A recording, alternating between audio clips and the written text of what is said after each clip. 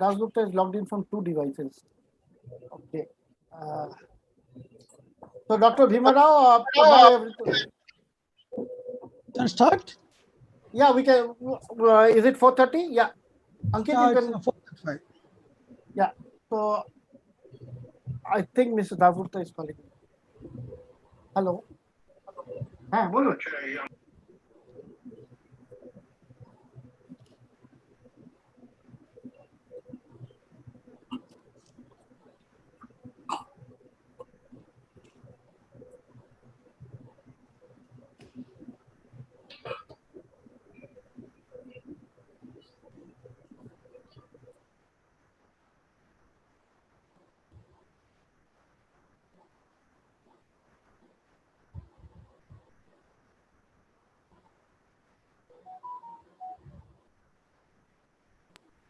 Ankit. Yes. Anirban Dasgupta is having a problem connecting to the video. If you can just, reconnect him because he's having a problem connecting to the camera. He's not getting access to the camera. तेरे पास तो बैठ तो लगा लिया कर. अरे पीले कपड़े पहन रहे हैं. Access to the camera is not there with Mr. Anirban Dasgupta. You can just help him a little bit. I don't think I will be able to do anything from here. You can, what you can do is you can move him out from the panel and bring him back again. I don't think that will be helpful. I think maybe he can rejoin and try to rejoin, and that might be that might solve the problem. You're sure? No, I'm not sure. I don't know.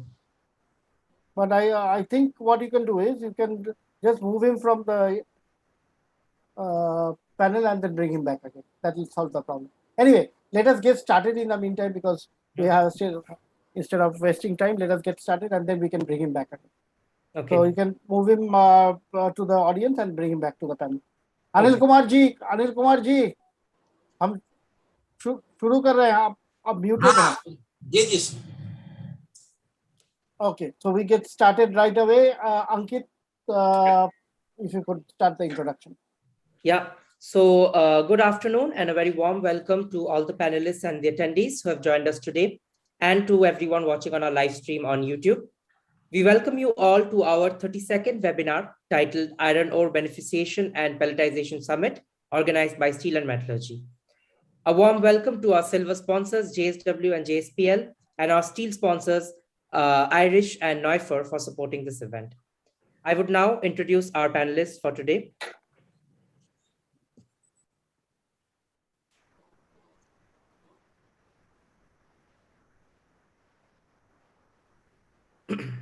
So our first panelist is Dr. R. Bhimarao. He is ex-chief scientist, CSIR IMMT, Bhubaneswar, and director, Aryan Institute of Technology, Bhubaneswar, honorary editor of Mines and Minerals Reporter. Then we have our keynote speaker, Mr. V.R. Sharma, managing director, Jindal Steel and Power Limited. Mr. Anirban Dasgupta, director in charge, Steel Authority of India Limited, Bhilai Steel Plant. Mr. T. Saminathan, chairman cum managing director, KIOCL Limited. Mr. Thomas Schramm, Chief Technology Officer, Neufer GmbH. Professor Shuddhashatto Basu, Director CSIR IMMT, Bhubaneswar. Dr. N.K. Nanda, CEO, Minces Mining Consultancy. Mr. Modekurti Ravindranath, Executive Director, Vizag Asset, ArcelorMittal, Nippon Steel India. Mr. Atel Umashankar, General Manager, Beneficiation, JSW Steel Limited. Mr. Anil Kumar, PS to Honorable Minister of State for Steel and Rural Development, Government of India. Then we have Mr. Christoph Eischinger, Head of Agglomeration Technologies, Prime Metals Technologies. Dr. Onrin Bhattacharya, CEO, Resairon, Austria.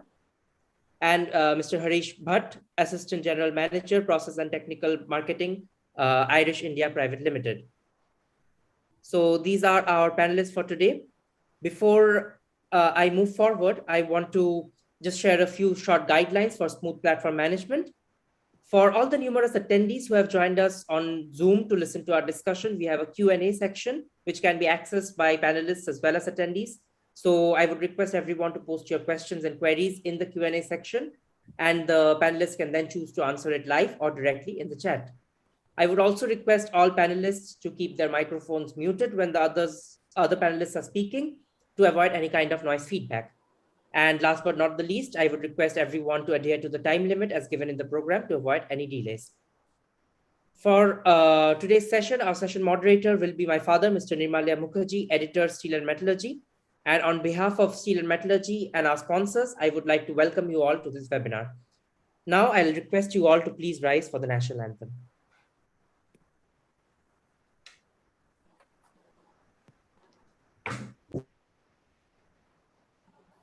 जनगण मन अधिनायक जय हे भारत भाग्य विधाता पंजाब सिंध गुजरात मराठा द्राविड उत्कल बंगा विंध्य हिमाचल यमुना गंगा उच्चल जलधि तरंगा तव शुभ नामे जागे तव शुभ आशीष मांगे गाहे तव जय गाथा जन गण मंगलदायक जय हे भारत भाग्य विधाता जय हे जय हे जय हे जय जय जय जय हे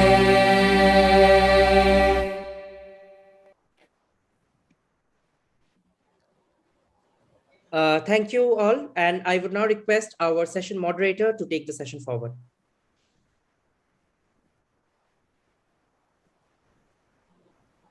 Yeah, thank you, Ankit. I have just realized that by an oversight, Dr. Mukesh Kumar has not been included in your slide. Can you see if Dr. Mukesh Kumar is there so that we can upgrade him to the panel? Yes.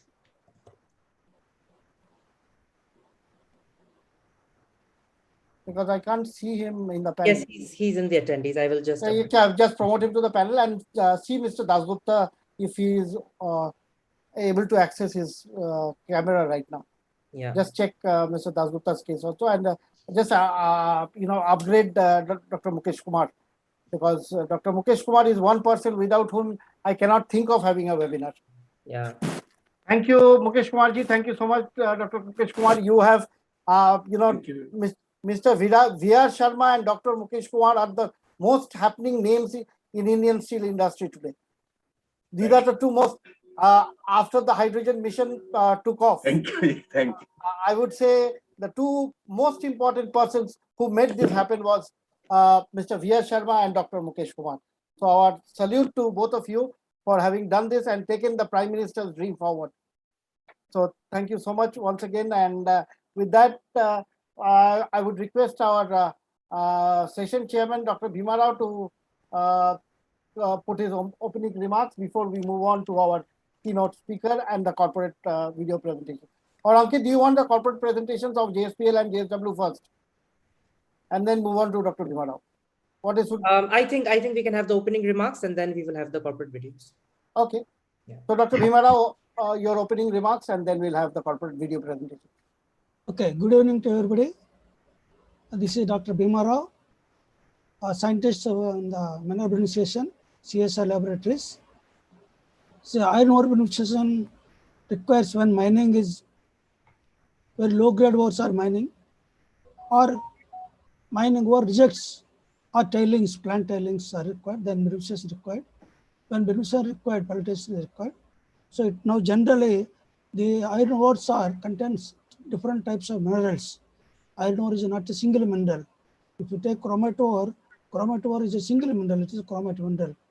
But in iron ore, hematite is there, goethite is there, magnetite is there, carbonates are there. So many types of ores minerals are there. Depending on the mineral type, the iron concentration changes. Magnetite, one type of concentration, hematite, one concentration. If goethite, it comes down. It comes down to 52 grade will get.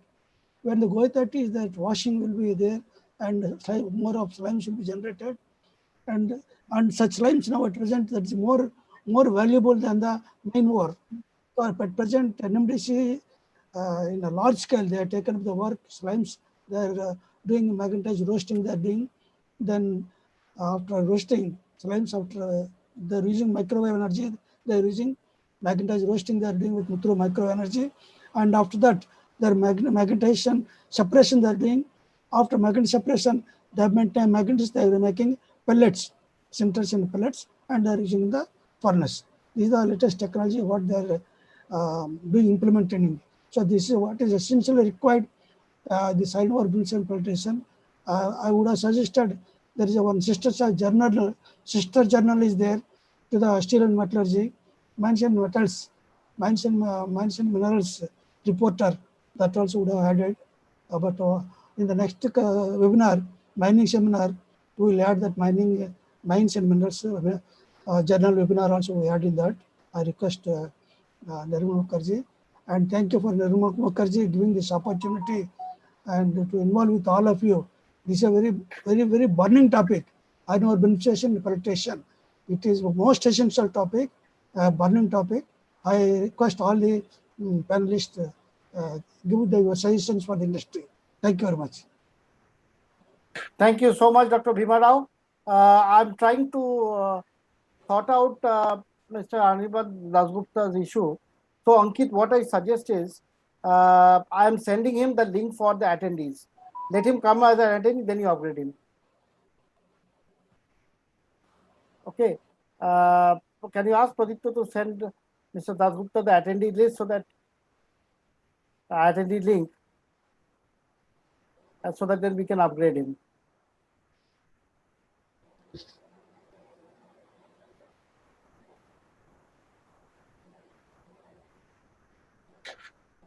Pradipta can send the attendee link. Okay.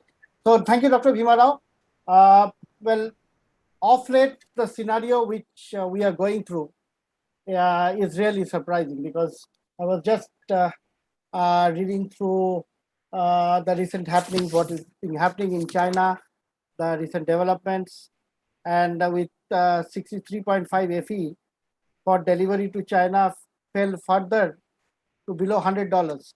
Andrin, I think you are aware of this scenario. It's now now again, this is something Mr. V.R. Sharma had predicted quite some time back. That's why I say, whatever he predicts becomes true. He has that magic wand in hand. This is something he posted in our group some time back, those of you know. So this has happened again. This is what he said will happen, and it has happened. So without much further ado, I would move to our keynote speaker and someone who speaks for the industry, our industry leader, Mr. V.R. Sharma, Managing Director, JSPL. Sharma Saab, the floor is yours. Thank you, Nirmala. Thank you. Good afternoon, everybody. Good afternoon, namaskar, everyone. Ladies and gentlemen, it's my privilege to speak to you through this platform.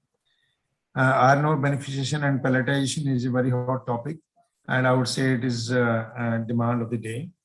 There are 2-3 topics nowadays in the world which are going on. Number one is how to produce green hydrogen, how to capture the CO2, how to reduce CO2 generation, and finally, how to reduce in terms of tons of CO2 per ton of making steel. So, all these factors are going on very well nowadays in the world. We, in India, we are blessed with a lot of iron ore and lot of other minerals. There are 3 major minerals or mining which is happening in the country. And one is coal, the other is petroleum product, that is crude oil, and the third is iron ore. So all 3 minerals or 3 natural resources are of very valuable and paramount for the nation. We as a steel industry, we are concerned directly with the 2. Number one is iron ore and the other is coal. Of course, we are also concerned about the oil and other energy sources, but unfortunately the country meets out only 25% of the total demand in terms of fossil fuel, liquid fossil fuel and gaseous fossil fuels.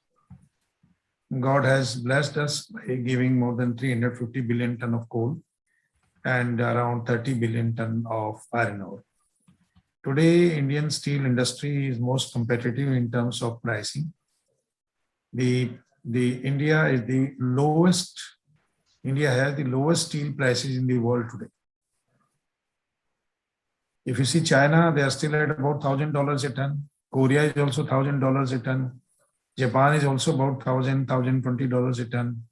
America is more than $2,000 a ton. Europe is again about 900 euro or say $1,000 a ton. Whereas in India, the steel is being sold at a price of $700 to $800 a ton. The major region or the primary region is natural resources. So we have coal available to generate power and we have iron ore available to produce steel. Unfortunately, the iron ore what we have is not being utilized rightly as of now. Below 58% of iron ore we try to export whenever the market is good. Above 58% iron ore we do not try to use till it is more than 60 or 61%.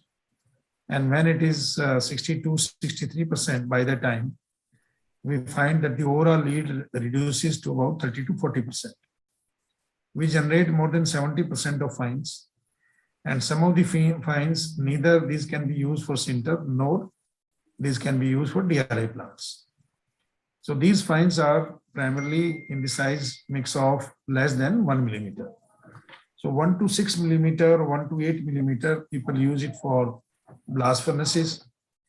Below 1 millimeter in a fraction of 200 microns or 100 microns or 300 microns, these are not usable unless we beneficiate them.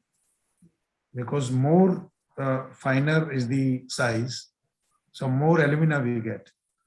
And the overall iron contents, Fe contents are reduced to 56 or 55%. So the only answer is how to beneficiate this ore and how to pelletize it. After pelletization, this ore becomes as virgin ore, or you can say high grade CLO of 62, 63 or 64%, even 65%. Then we can utilize it wherever we want to use, whether blast furnaces or DRI plants. So in times to come, we have to start working on this particular theory that we must beneficiate iron ore and we must preserve iron ore for our future requirements. We are going to produce about 300 million ton steel by 2030. In fact, government is working. Earlier, this 300 million ton was the total crude steel production. But now government is estimating that this may be about 280 or 290 million ton of finished goods which are going to be required in times to come in India. Out of that, maybe 30 to 40 million ton will be exporting, say about 10% of the total sale. Fortunately, this year we will be exporting steel worth about 1,50,000 crores, which is about $20 billion. So this is a huge amount, huge foreign exchange generator for the country. Honorable Prime Minister has given a target that we want to be 1 trillion export economy. So today our ratio is coming about 30 to $35 billion per month. Though we are surplus in that case, if we see the overall export imports. But when we reach to level of 70 or 80 billion dollars, we have to double it. So to double it, including all products, services, IT, agro products, or the engineering goods, that means a very Herculean task is going to be completed. And for that, we need to be export-oriented, focused organizations. So there are so many challenges in terms of connectivity, railway network, in terms of no waterways, in terms of no ports available, especially out of the total 7,000 kilometers of the coastal line. The active ports are only 11. And then there are so many other ports. The total ports are 45 or 46. but the active port for the heavy cargoes are only 11. And out of that, on the east coast, the 4 ports which are most congested as of now, these are Dhamra, Paradeep, then Vishakhapatnam, Gopalpur. These are very, very congested ports. The vessels, they do come, whether for incoming or outgoing, the waiting time is very high, damage charges are very high. It takes about 7 to 10 days time sometimes to place the vessel or to take a bath. Now coming back on our major subject, what to do with the iron ore beneficiation. JSPL put up the iron ore beneficiation plant in 2013. So we had a plant from Germany, and we had some of the magnetic separators from Brazil. The plant was established to upgrade iron ore from 58% to 62% to 63%. So 70% was the yield, 30% was going into slimes, and this 30% was of Fe 45 to 47%. We were unable to catch the iron particles from these slimes even after putting a very specialty made Longi or Sloan magnetic separators. But maybe sometimes 2-3%, 4% additional yield could be taken out. The second plant in the country of that magnitude that came in Bhushan Power and Steel, that is in Jharsuguda. Nowadays, this is known as JSW Bhushan. So they put up again a 4 million ton of iron ore beneficiation plant. This plant was given at so. And again, they have also put up the complete jigs mechanism overall, ball mill, then jigging, and then finally the magnetic separators. Again, they have also bought from Brazil. And they also put up some Chinese make Sloan and Longi magnetic separators. That plant is also working. It was down for a couple of years, but now it is running. Then there were so many other plants came in the country in a small scale. That was about 1 million ton, 1.5 million ton, 2 million ton, 500,000 tons, various locations. So then the theory turned again. We started getting some of the companies, those who are offering dry beneficiation of the iron ore. It was again a very interesting subject, but unfortunately, neither the wet nor the dry, they could pick up the pace, except for 5 or 7 plants which are working. KIOCL had a plant way back, say 2-3 decades back, a similar plant for the beneficiation. They had a complete grinding lines, but finally, again with the cyclone system, and but they lost their minds, and after that, I think the plant was not so effective, as far as my knowledge is concerned. The other plants came in the country on high-grade pellets. Vizag was owned by SR, and that was also a large-scale plant, again through the cyclones, hydrocyclones, and that was doing well, and they were making good pellets through the pipeline. They were bringing the iron ore from all the way Bacheli, Jagdalpur area to Vishakhapatnam. And there they had their grinding lines and ball mills and the hydrocyclones. So all these areas, people, they tried their best, but finally we could not convert the more than 100-150 million tons of iron ore fines lying in the country, which is adding to a disaster in terms of dust pollution and in terms of several thousand crores of wealth lying in the form of mountains. I think the time has come today to meet out the demand of the environment policies and the environmentalists, and also the government. Everybody wants to reduce dust pollution. Everybody wants to reduce CO2. Everybody wants to be effective. But the directions are missing somewhere. Since all of you are the industry champions, decision makers, consultants, equipment suppliers, My request to everyone is that let us start working very seriously on iron ore beneficiation and then finally making pelletization. Sometime pellet industry or the pellet manufacturers, they come into the firing range of many of the end users in the country, those who are DRI producers or sponge iron producers, because they always say that the pellet export should be banned. It is their interest, yes, they are right. If the pellets are available in the country, then the burden on the iron ore buying will be less. There's no doubt. But you know, the beneficiation pelletization industry is a very, very expensive industry. So the industry is free to export, and also industry is free to sell in the domestic market. The problem is the usage has not yet started or not yet picked up faster, because many of the induction furnaces people, they do not have the adequate capacity of the DRI plants. In the absence of inadequate capacity, they are not in a position to consume the country's total pellets. Today, India produces about 100 million tons of pellets put together. We in JSPL, we are the largest pellet manufacturers in the country. We produce about 9 million tons at one location.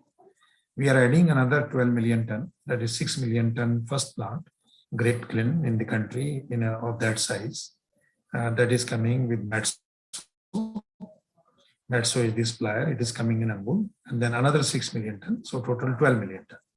By 2023, we will be producing total 15 million ton pellets, and by 2024, we will be producing 21 million ton pellets.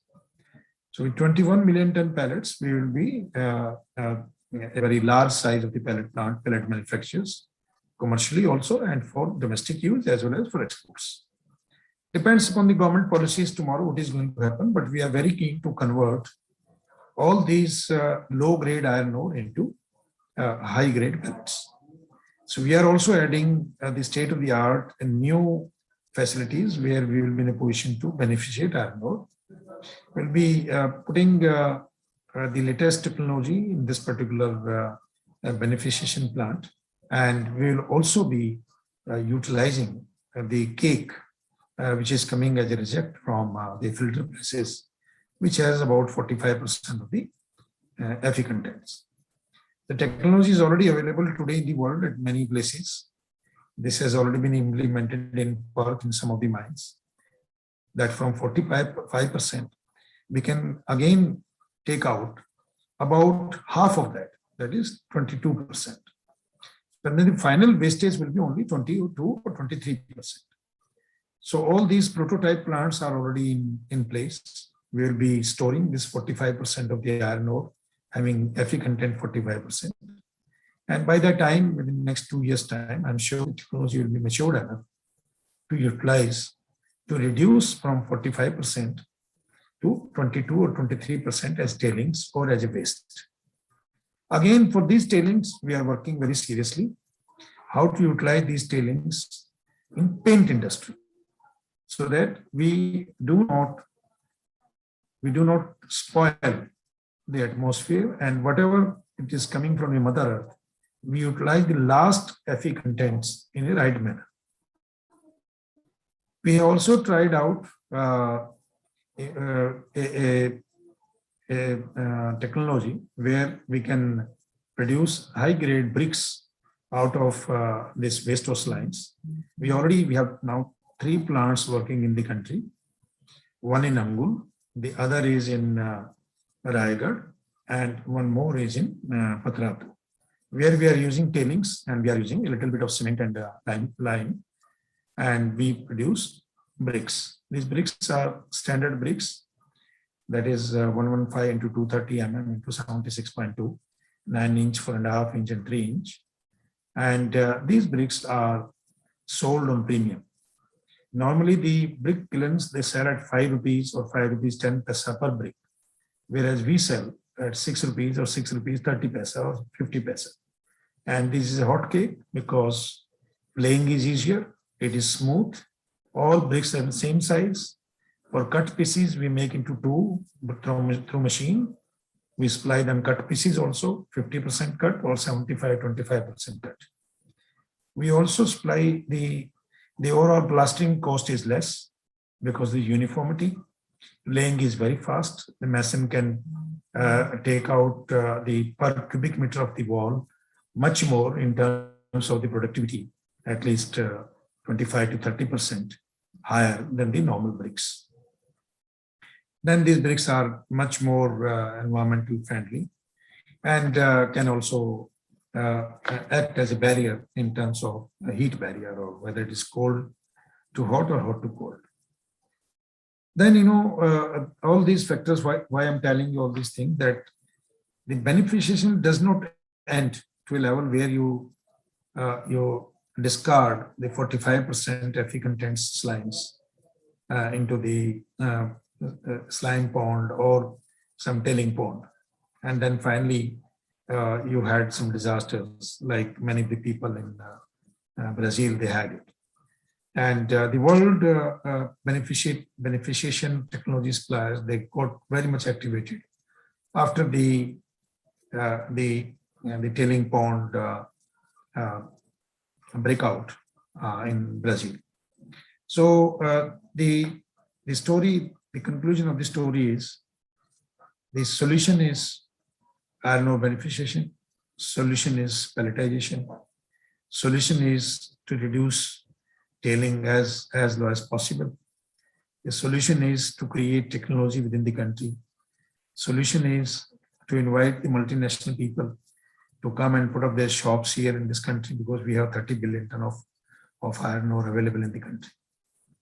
Many of the miners, they have exported iron ore in last 4 or 5 months to China, because the iron ore prices reached to $230 a ton. Now the prices are down, of course. It will be very difficult to export iron ore now. But at $200 or $230 per ton, it was very viable proportion. 56, 57, 58% iron ore was also being sold at $160 a ton. So when China can buy and they can beneficiate, why can't we? So this is what we have to see. The future belongs to pelletization, whether we use in our blast furnaces or use in DRI making. That is the future in this country. When you have DRI and then we produce steel through the electric arc furnaces, we reduce automatically the CO2 generation to at least to 65 to 70% of the total. As against 2.4 or 2.5 ton of CO2 per ton of making steel to blast furnace route, we can manage at below 1.4 ton per ton of steel making as far as the CO2 is concerned to the electric arc furnace route, if it is produced, if the feedstock is DRI and a little bit of scrap and pig iron. So these research and these practices are being adopted by the steel industry. We are working very closely with the Ministry of Steel and with SRMTI, Dr. Mukesh Kumar. He is very actively involved in day-to-day developments. So I request everybody, please work as to how we can do the beneficiation, as to how we can bring the technology in the country, and as to how we can maximize the pellet productions. So that's all from my side. I'm available for the question answer in case any. Thank you very much. Goodbye.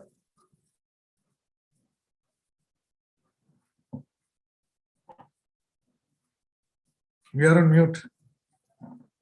Oh, I'm so sorry. I'm so sorry. Sharma Sahab, thank you so much. In fact, if you see in the Q&A section, ex-chairman of Coal India, Mr. N.C. Jha, has once again repeated what I normally keep on saying, that it's always a pleasure listening to Mr. V.R. Sharma. Ankit, if you can promote Mr. N.C. Jha to the panel so that he can interact with Mr. V.R. Sharma directly. If you can just promote Mr. N.C. Jha, ex-chairman Coal India. Yes, I have sent him the panel request. In the meantime, I think we have a question from Dr. Honorin Bhattacharya. Oh, thank you very much, Ankit. And Mr. Sharma, as usual, with one of your very, very progressive and very, very insightful views about the whole iron and steel industry, starting from the mining to until the finished product. This is great. And of course, what you have said, when the iron ore price went through and bubble, and all we know, whatever bubble the economy has, it has to collapse in terms of the price. This 230 was not really a price that people had looked onto, and we knew that the collapse is imminent. But we also didn't think that the collapse will be so fast. However, on the side of the iron ore exports and whatever the exports, not only iron ore, pellets, and even steel, we all know right now the freight costs. It doesn't matter if it's bulk or container right now. It's possibly one of the highest in the whole history. And the container freights from Europe to USA have increased maybe 6 to 7 times in the price. That's a huge increase. And also the bulk freight rates have increased quite high. Now, when we talk about the Platts index, it has the material price component and the freight price component. Now, if the freight price is so high, that means immediately the price will also drop on the mining side. Now, the big boys like Vale or Rio Tinto, who can operate their own fleet, they're in a position that they're not affected by the high freight rates. But however, the merchant miners in India or the smaller miners are very much affected by the high freight rates.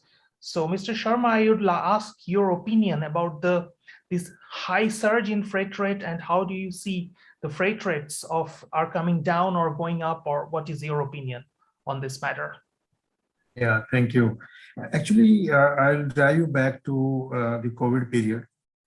So during COVID, we had so many seminars. I used to always tell that, once the people, they come out from their homes, so demand will be so much that the entire world will be in trouble, because we'll be unable to meet out the demand, be it consumer goods, or be it steel or iron ore or foodstuff or clothing or anything.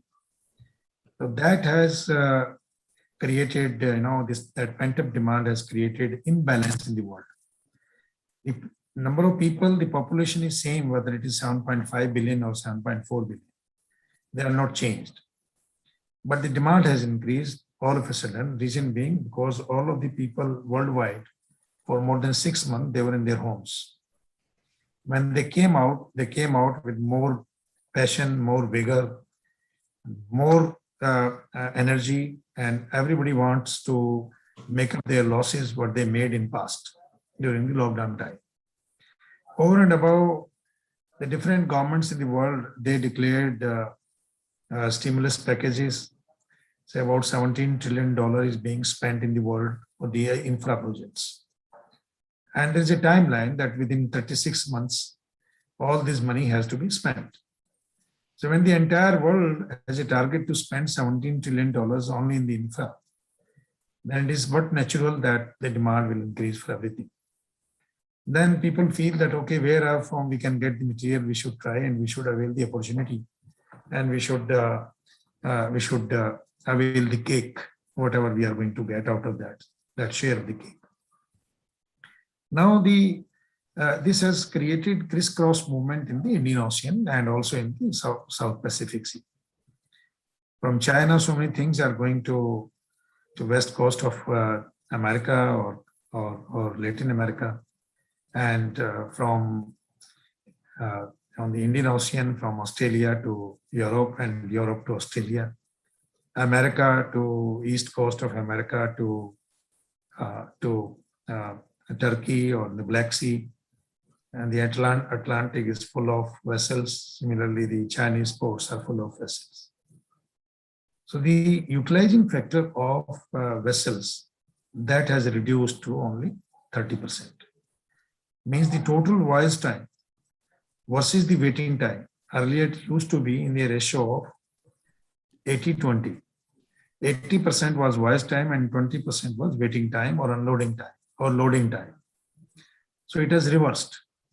So now for 50 to 60% of time, the vessels are waiting either at the port, discharge port, or at the load port. That has created problem. So shipping industry has also taken it very as an opportunity and very beneficial for them.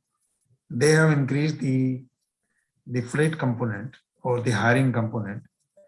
For example, for a Supramax from Black Sea to Vizag, this was about $18,000 to $20,000 a day, plus fuel.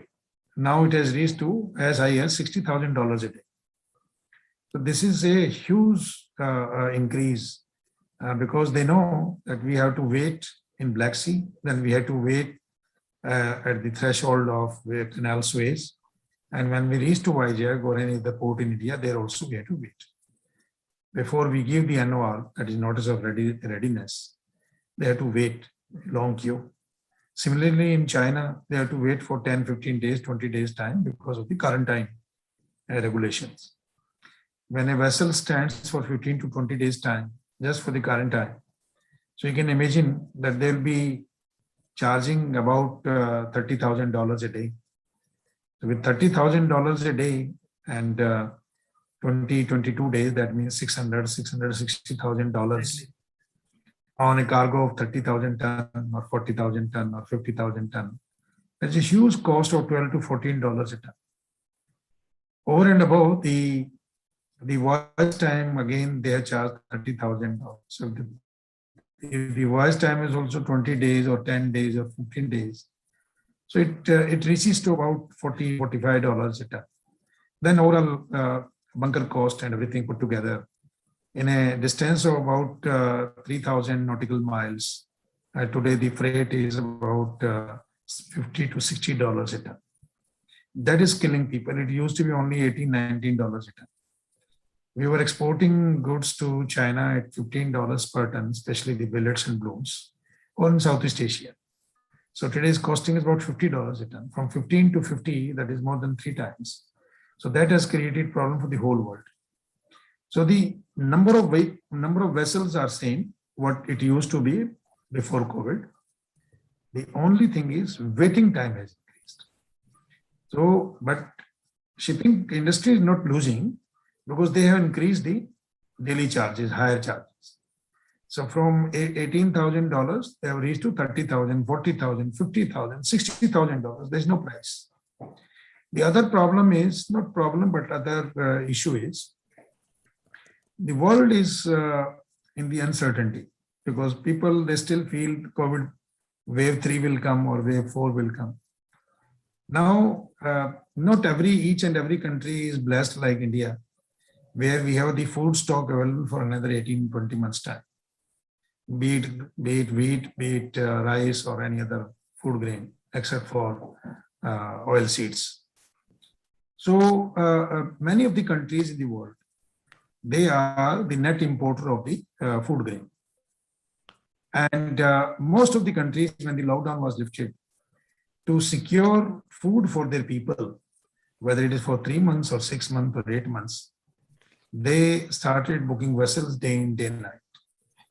So today, the most lucrative business today is food business. In terms of bringing wheat from Ukraine, in terms of bringing wheat from Argentina, in terms of bringing rice from other Latin American countries, in terms of transporting something, rice or pulses from Myanmar to Philippines and back. So, this is again a very, very crisscross mode. This has created problem for the vessels availability.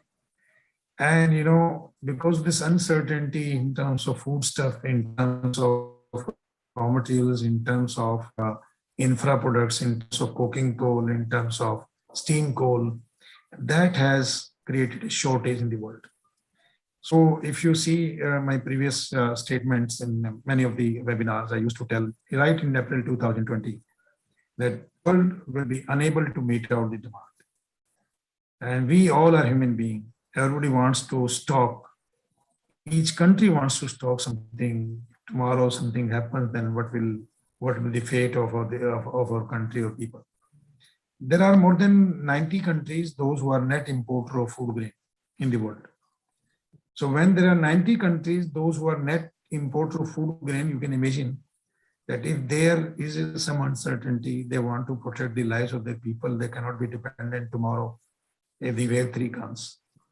So you can imagine the cost what they are paying, and how the sea freights will behave in such a situation. So these are my views. Hope I have answered your question. Thank you very much. I mean, there are so many parameters and variables in this point. It's very difficult to predict what happens in 6 months and 1 year. But thank you very much for your views. Thank you, Andrin. Thank you, Sharma Sahab. Just one, I would say, a minute if you could spare to just answer Mr. NC Jha if he has a point. Jha sahab, boliye. Mr. NC Jha. Please unmute yourself, Jha sahab. Namaskar, Jha sahab.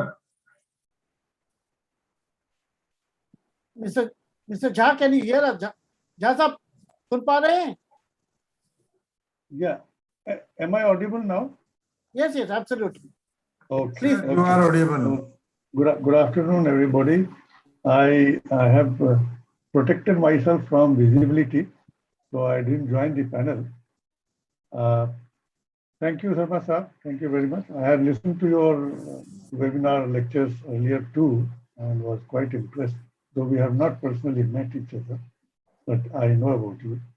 And your lecture on this is really quite fascinating, very educative.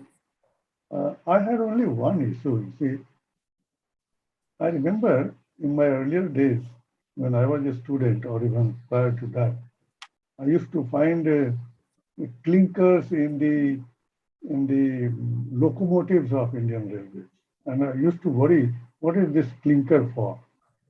And then later on, when I learned coal mining, I understood that these were coking coals burnt in the locomotives. And today we are facing that difficulty of availability of coking coal. Similarly, for iron ore, currently we are using 62%, 63% concentration of iron in steel making.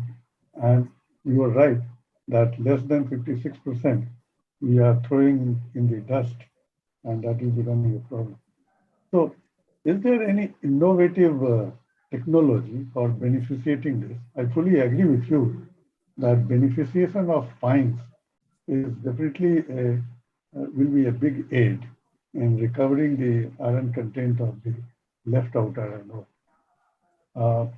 I was also looking at some literatures where the micronic size of coal used to be or is being beneficiated. It's not beneficiated. In fact, it is through nanotechnology we are extracting carbon content of that and utilizing that.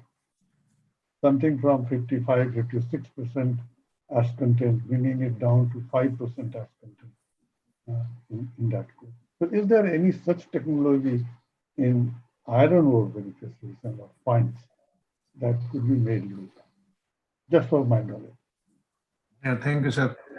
Thank you, Jasab. Thank you for your whatever knowledge I have, I'd like to share with you.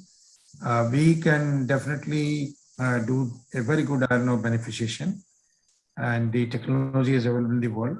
It is a little expensive in the beginning, right from spiral beneficiation to reverse spiral, screw beneficiation to magnetic separators. All these technologies, either singularly or jointly, are being used in China and many other countries, also in South Africa and also in Australia.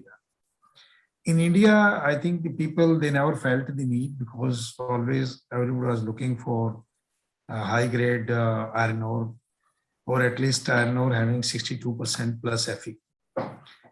So in India, people used to do the beneficiation to reduce the alumina contents, if it is possible, after grinding and then finally reaching to a level of 45 microns and then producing pellets. So that story actually, it has gone, or it has taken a back burner because the pellet plants and the usage of pellet was not developed in the country. Everybody is looking for best of the best iron ore mines. Everybody is looking for lumps. Everybody is looking low alumina. Everybody is looking low silica. So that is a problem. Like you were chairing the Coal India, and with the coal having 50, 48 or 45% of ash, if you don't wash, then it is not usable, especially for the most effective or environmental friendly manner. We buy coal from Coal India and Manadi coal field having more than 40% or 45% of ash.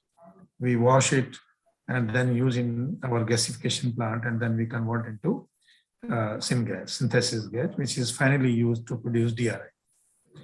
So I think the answer is the split to do. And Government of India, with they have to encourage how people can come forward, investors can come forward with a very, very user-friendly policies to convert all these iron ore fines into a high-grade pellets. Unfortunately, the royalty and some of the taxes are same on 64% of iron ore or 62% of iron ore or 55% of iron ore. So these are the anomalies, or these are the areas of concern, and which only Government of India can address. So I think time has come to conserve, preserve, reserve the resources, and time has come to utilize the unwanted minerals to a most wanted mineral in terms of pellets. So here we need support from the technologists, consulting groups, equipment suppliers, those who are in this field, to set up a prototype laboratories, maybe in some of our premier institutes, those who are already working, like IMMT is already working on this. And then finally, we should be in a position to come on mass scale of plants. But all these things can be driven by Government of India. You see, the steel consumption or the coal consumption today, or any other minerals consumption, it depends upon the government's projects. Sometimes we say per capita steel consumption will be 50 kg or 100 kg or 200 kg. That has no meaning in my view. Because in a country where we had to feed 70 crore people during pandemic as a free ration or free food, I mean, they don't have money to buy steel. In the other way also, I mean, how much steel as an individual you buy? Maybe in lifespan, 3-4 cars or 3-4 motorcycles, maybe 3-4 refrigerators, maybe a flat or a house. So put together, a family of 4 consumes about 30 ton or maybe 40 ton of steel. And very rich family, those who make big villas and they change car every 2 years, they may consume 100 ton in their life, but not more than that. So when we consume only 20 to 30 ton as a common man, the most ordinary person who is banking upon the food support from Government of India, he or she will be consuming only 5 ton or 7 ton. So you can imagine that the consumption of steel cannot be from the people. It has to be from Government of India, any government.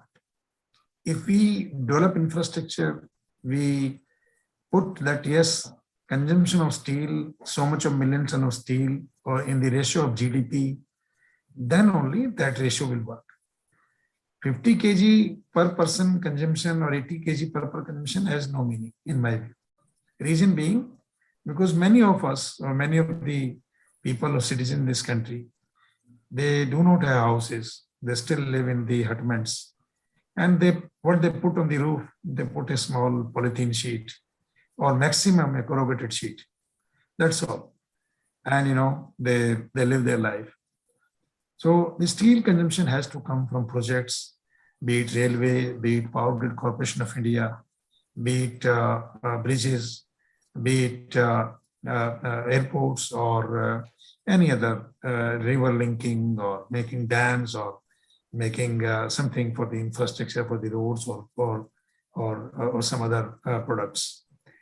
So your question, just to conclude the answer, will to use iron ore, will to beneficiate iron ore, will to make pellets is required. And that will be coming from Government of India. They have to incentivize people. They have to incentivize the entrepreneurs that they come forward and consume this more than 120 million tons of mountains. And each day when we do the mining, we take out another 60% of iron ore fines, which are going to be converted finally into pellets, and we cannot use into sinter or DRI plant directly. So with 30 billion ton of iron ore, if we have to consume in next 50 years or 70 years time, then at least 18 to 20 billion ton of iron ore we have to beneficiate. Otherwise, we'll be exporting it to China or to other countries. They'll be beneficiating and utilizing.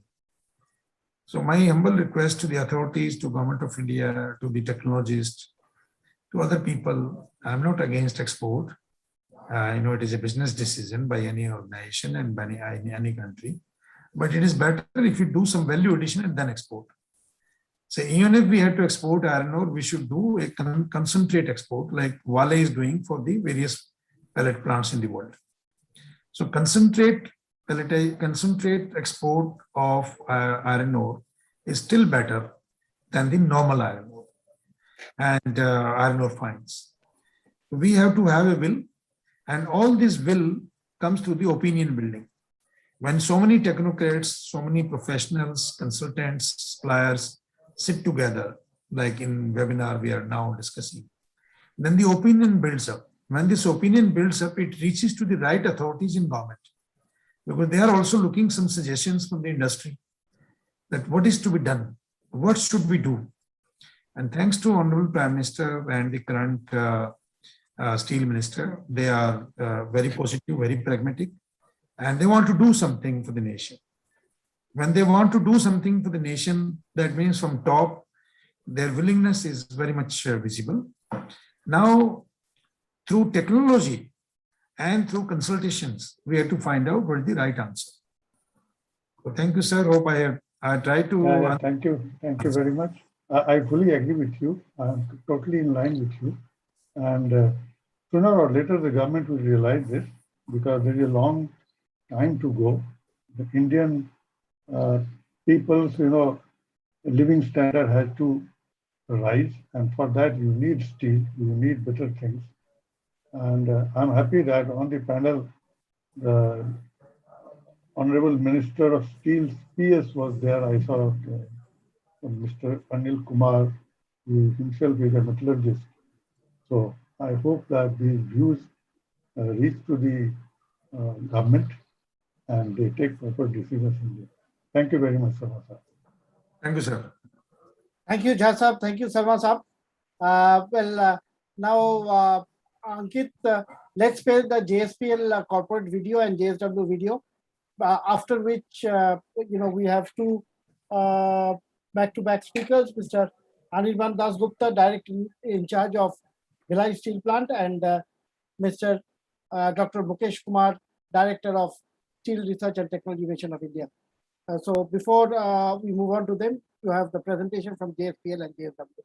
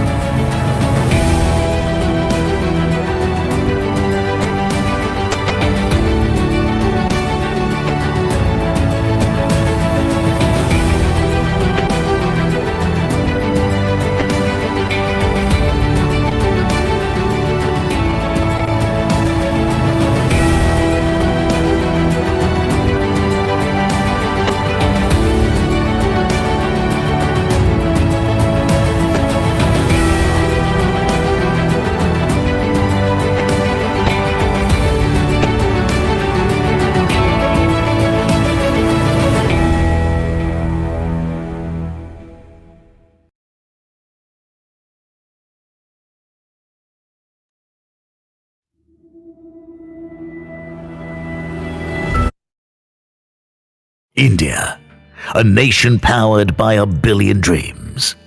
Dreams that we aspire to fulfill every day.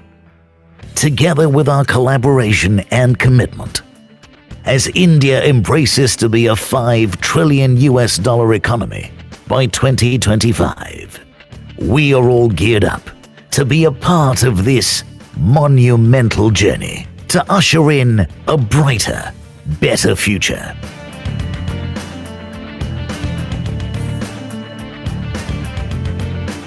Together, we touch ordinary lives and make that difference. We better every day. Together, we make steel that you carve into your agri-equipment. Together, we sow the seeds of success. We make steel that gives the grit and grind to your heavy equipment. Together, we change the landscape of our country. We make steel that you beautifully mold into your automobiles, just to drive our nation on its path towards prosperity. We make steel that you transform into solar energy. Together, we steer our nation towards a greener tomorrow. We make steel that relays your transmission lines, just to brighten the future of millions. We make steel that styles your appliances. Together, we bring happy smiles. We make steel that adorns your development projects. Together, we provide shelter to millions. We touch lives, make them better together, every day. We empower communities, make them better together, every day. We nurture dreams, make them better together every day. As India embarks on its accelerated growth journey, we are firmly placed to leave our mark in it. Together, we touch millions of lives and make them better every day.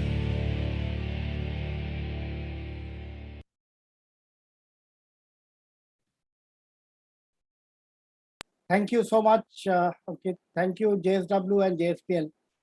Especially, I must thank JSW and JSPL, especially because whenever I have approached Mr. Sharma or Mr. Jayantacharya of JSW, they have never said no to me.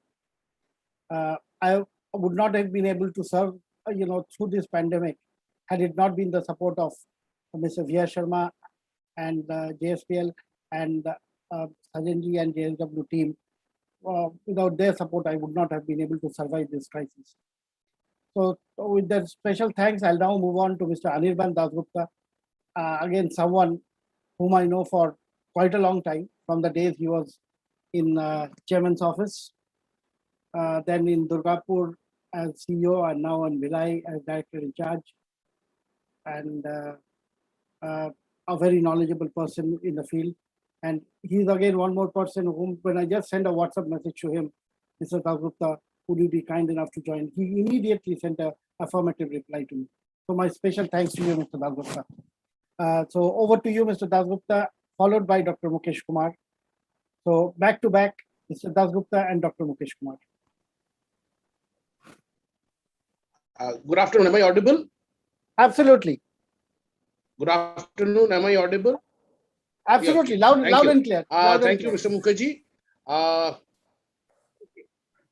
Yeah. Okay. Dr. Bhima Rao, Mr. Mukherjee, and my distinguished panelists, and the guest of this today's webinar. I mean, the topic is very apt, and we all need to dwell upon it as aptly described by Mr. V.R. Sharma. I will just my small presentation or my talk would be on 2-3 issues which I'd like to dwell upon. First, why beneficiate? Second, if beneficiate, why pelletization? And thirdly, our efforts in Bhilai Steel Plant and in Steel Authority of India Limited towards this beneficiation. Now, the first question is why beneficiate? It's also linked with decarbonization. I mean, as you know, if you don't beneficiate and a lot of gangue material, namely silica and alumina, goes into the blast furnace either through sinter or directly through lumpo, the gangue is converted into slag after addition of additional flux like limestone, dolomite. And when you make slag, you have to melt them and you have to devote additional energy to get them melted. So if you can reduce the amount of gangue upfront without melting, that itself would reduce a lot of CO2 emission going forward. So it's very, very important that we beneficiate to reduce, to decarbonize, and that's the aim of today's technologies for sustainable steel industry. Second, beneficiation also allows us to use inferior quality of ore. As you all know, that IBM has designated anything above 45% Fe as usable iron ore as a resource.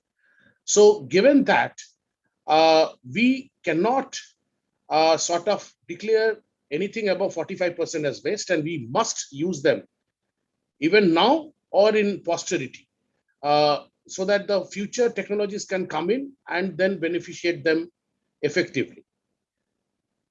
Third, second point is why pellet. As you know, when we try to liberate iron ore, beneficiate iron ore, we need to liberate alumina.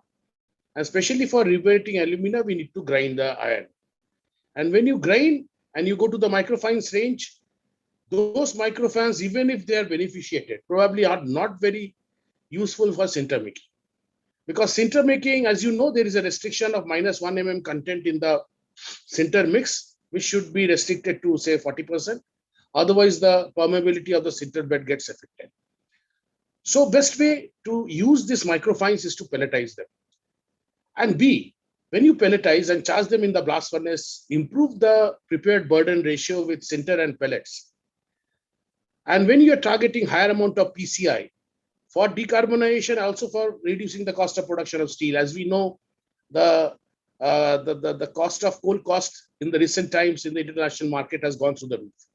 I mean, coal cost today, metallurgical hard coal is going at around $375, which was still in April, May was hovering around $120. So there is an urgent need to reduce the use of metallurgical coal, be it hard or soft, and replace them with PCI. And when you go for PCI, as the coke rate goes down, the blast furnace, especially the big blast furnaces, which you have now in the country, quite a number, will need a good mechanical strength in the column to withstand the tall burden level which is above it.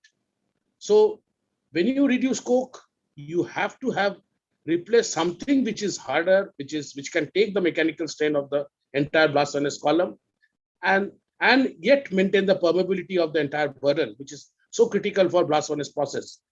Then pellet comes in. So we see that beneficiation is a must, pelletization a must. And this go hand in hand in reducing the carbon footprints, in improving PCI coal injection into the blast furnace, PCI injection into the blast furnace, which in turn also aids in increasing the hydrogen-based reduction in the blast furnace. So that goes also into decarbonization and bit of hydrogen usage in the blast furnace for reducing iron ore. Now, so this underlines the requirement of why we should beneficiate, and we must not throw any useful Fe. So beneficiation comes here. Now, in SAIL and especially in Bhilai Steel Plant, we started a unique project, which probably has no, so far probably is the first kind of project of its kind in the country, is the beneficiation of the tailings. Our old mine, the Dalli mine, has a wet washing circuit. And since 1960, iron ore fines are getting washed here. And the tailings, which is around 53 to 54% Fe, was going into a dam called a Hitkasa dam. Over the years, we have accumulated more than 21, 22 million ton of this slime or the tailings, out of which we have already taken out around 8 to 10 million ton outside the dam, dried them, and about 14 odd million ton are still inside the dam or the tailing pond, which we are extracting out. And we have put a beneficiation plant exclusively for this tailing, which beneficiate 50 to 53% tailing of minus 1 millimeter size. That's the key. This minus 1 millimeter size is getting beneficiated into concentrate, having an Fe content of around 64%. So this concentrate we started using partially in the sinter plant, but there is a limit to it. As I explained earlier, there is a limit to which you can use minus 1 mm in sinter making. Now the second option or the way out is the converting this BIOS, what we call the BIOS, that is beneficiated iron ore slime, into pellets. So we tried with some conversion agreements with the local pellet manufacturers in and around Bhilai. Of course, we started it, but there was some technical issues which came in. Let me share that with you also. This minus 1 mm beneficiated concentrate is, as far as blade number is concerned, as you gentlemen know, that blade number is an important aspect of pellet making. So that the blade number post grinding should be around 2000 plus. But unfortunately, this material, when it was ground and wet ground, the blade number was coming to around 1300, 1400. So we got tests from NMDC. So there was an issue with the blade number. Underlying that, conventional grinding circuits probably are not suitable for this. We have to design a suitable grinding circuit for this, so that pellet making can be easier and we obtain the desired kind of blade number. So what we are proposing now is to mix this concentrate with normal fines, and even if at the cost of a bit of a sacrifice in the Fe content, can be used for pellet making. So this we are now working on, and soon probably we'll be having this getting converted into pellets. And we are on these lines, we are also putting a pellet plant in our mine, so that this concentrate can be easily be converted into pellets and used in our steel plant. The other project which we have taken up, apart from this slime beneficiation, is to have another additional beneficiation circuit in our existing beneficiation washing circuit in Delhi mines.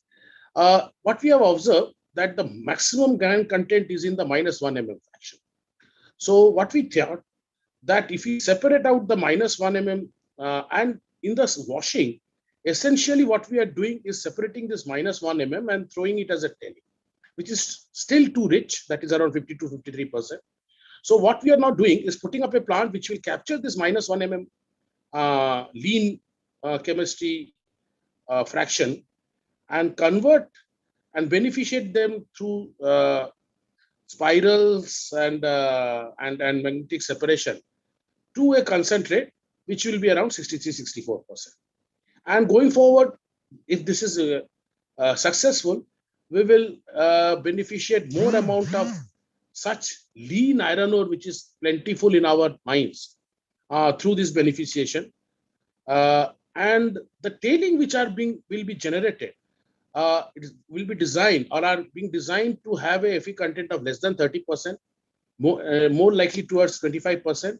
And we will get rid of this not in wet form, but in dry form through high pressure filter presses and get them used for land filling or for brick making, as was being talked about by Mr. Sharma. So this is in brief the plan, so which we will be following. And in the meanwhile, we will also be working with other institutes to find out ways and means to economically beneficiate the lean ore which we have in the mines, that is 45 plus, average to around 51-52% Fe, which we need to beneficiate going forward to utilize this complete material which we have in the mines. This will be a part of our sustainable growth, because we need to utilize this and find a way to utilize these fines, which we think are possible. And as we are seeing that many good work is going on in this, including dry beneficiation, which can possibly liberate this very lean ore to usable kind of 63-64% Fe for use in the blast furnace. The point being, we must do everything possible to separate the gangue content outside the blast furnace so that the CO2 emissions can be reduced in the blast furnace in form of lower coke rate or fuel rate and increased use of PCI. So thank you very much, ladies and gentlemen. That's what I wanted to share with you. Thank you. I'm open for any questions if you have. Yeah, any questions for Mr. Dasgupta? In the Q&A section, there I think was Q&A or in the chat section. Ankit, can you check in the, I think in the chat section, there is a question. Anirban sir, thanks for expressing candidly on beneficiation and pelletization. The other need is also having a right man for the right job. That is to have qualified mineral processing engineers in all mining. So this is more of a suggestion from his end. It's not really a question. Any other question which is there, Ankit, if you can just check? We have a question from Mr. Gautam Banerjee. He says, can the use of -1 mm concentrate in sinter be increased by adopting hybrid pelletized sintering process widely used in China? This can be done without investing on new pellet plants. What are your views? Yes, thank you. I mean, we are also working on that if you can convert that into a micro pellets and use this micro pellets inside the sinter plant, then probably part of it, this concentrate, which is -1 mm, can be gainfully utilized in the sinter. Yes. And another question from Mr. Jitin Kaushik. He asked, can we pelletize with below 55% iron grade? What will happen if we do? Yes, theoretically, but we'll have to see the swelling index, the coal crushing strength. I mean, if you get, and the chemistry is too lean, again, we'll be increasing the slag volume in the blast furnace, leading to higher fuel rate and thus higher CO2 emissions. Plus, we have to see the mechanical properties of the pellets thus generated, the swelling index, and especially the coal crushing strength, which should be minimum 220 to 230 for big blast furnaces. Otherwise, the pellets will simply crumble inside the blast furnace, especially the big ones. Okay, thank you. And yeah, and lastly, we have a question from a student, a second year BTech metallurgy student from Jadavpur University. He asks, I wanted to know the topics or domains I need to focus or research that will be useful for me in the industry. Do you have any suggestions for him? Yeah, definitely. I think lean ore beneficiation can be one topic. I mean, which will be highly welcome if you can find very economical and viable way of beneficiating lean ore. I mean, say less than 54-53%, going up to as low as 45%. That would be extremely good.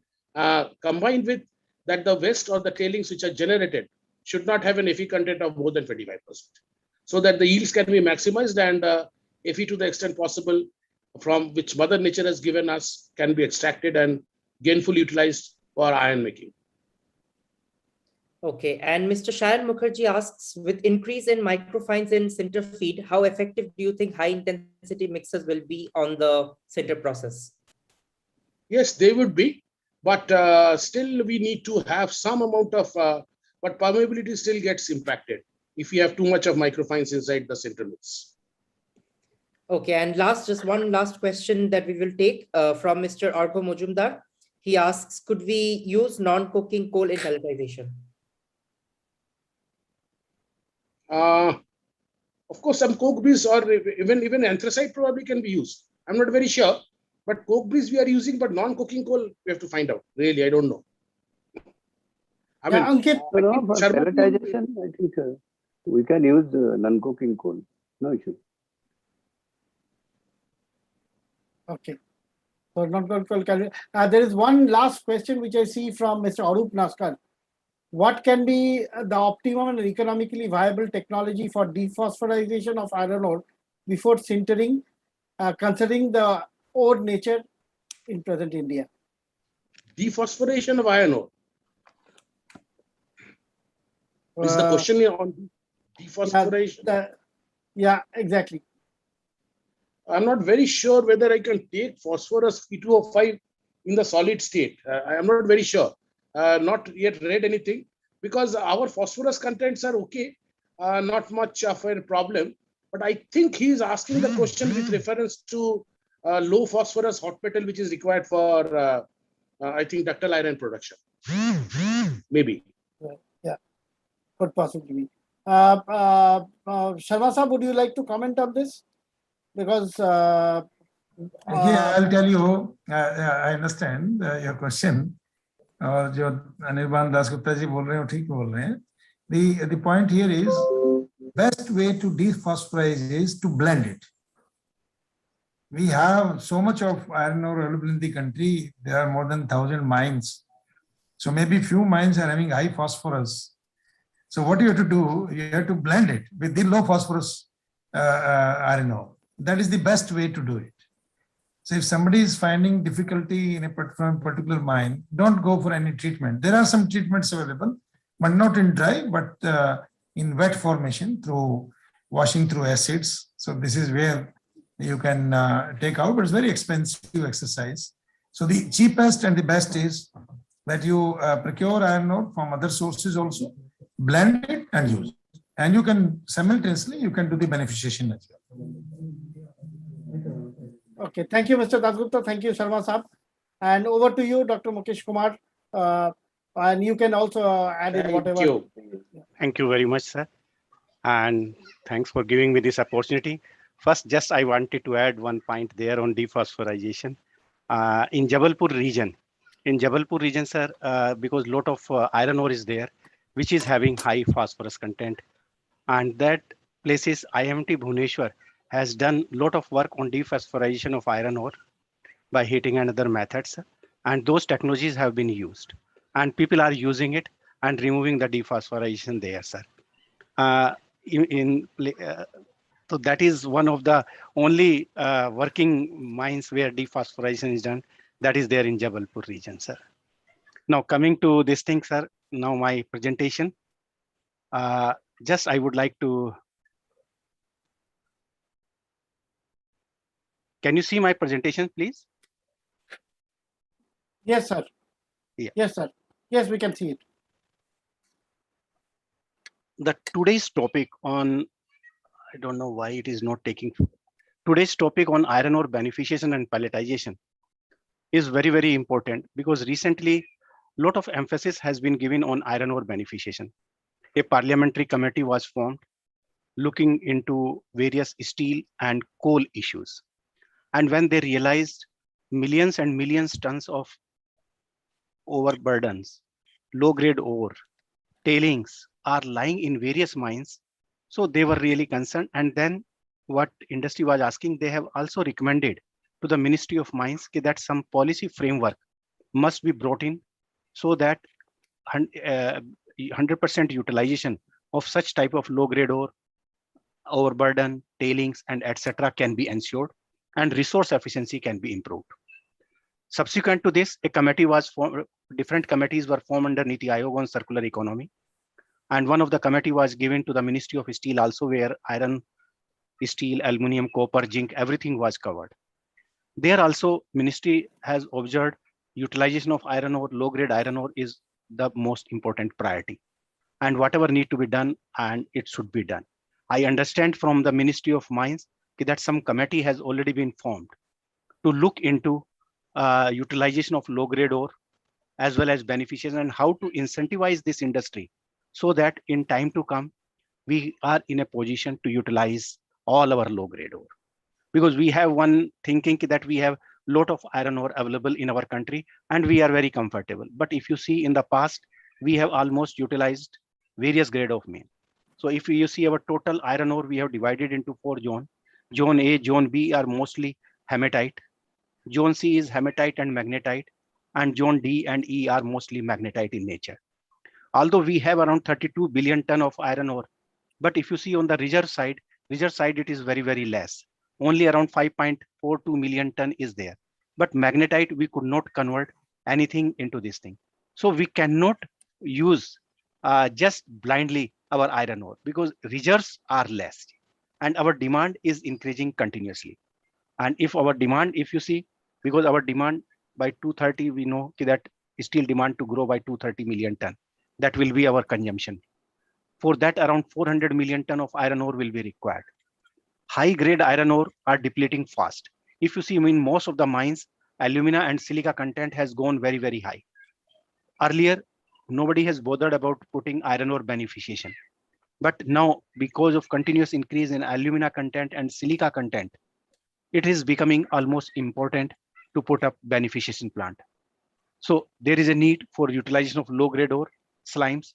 But if government policy comes, incentivization is done, I think this sector will grow like anything, because most of this overburden and other things, whatever is there, that can be utilized. So beneficiation and agglomeration in time to come will become a necessity. It is not this thing, but it is a compulsion, because we can't say we are having sufficient quantity of iron ore available with us. On the other hand, transportation of iron ore is also becoming an issue. We require pipelines, and pipeline is the most preferable one. And when we are going with pipeline, again, we feel the iron ore pelletization becomes the necessity of this thing, sir. But there is a necessity for using advanced technology. What we are using in our country, most of the technologies what we are using today are the old technology, like jigs are there, other things are there. But throughout the world, technologies are changing. Technologies are changing the shape of the industry. And even people are using low grade ore when it is there, sir. So if we see requirement for optimization, resource optimization, as I mentioned, Sarmaji also has mentioned very well that today there is a need that we have to optimize our resources. And when we are talking resource efficiency is the word when we say that we should not put unnecessarily burden on our nature, and whatever we can utilize, we must try to utilize. And this alumina today removal is becoming a necessity. Silica removal is becoming a necessity. And what Das Gupta Sahab has recently told, they are using slimes and they are beneficiating that thing. Those were having high silica and alumina. But other things are also there, like Blaine numbers and other things, which need to be looked into, because ultimate objective is either to use it in sintering or to use in pelletization plant. If we don't do this thing, this is becoming very, very difficult. If we see the countries like South Africa and Australia, most of these countries are using iron ore, which is having around 48 to 50%, even 52%. And they are going up to 66% also. I will just show some of the slides, what type of technologies they are using, sir. If what Sarmaji has told very, very right, we cannot continue with our tailing ponds. We have to use new technology like dry stacking or powder making, so that it can be used in the backfilling, because the time has gone. Number of dam failure has taken place. And Sarmaji has given very right example of Vale mines in Brazil, where hundreds of people have died and billions of dollars of fine has been imposed. So either we have to look for those things or this thing.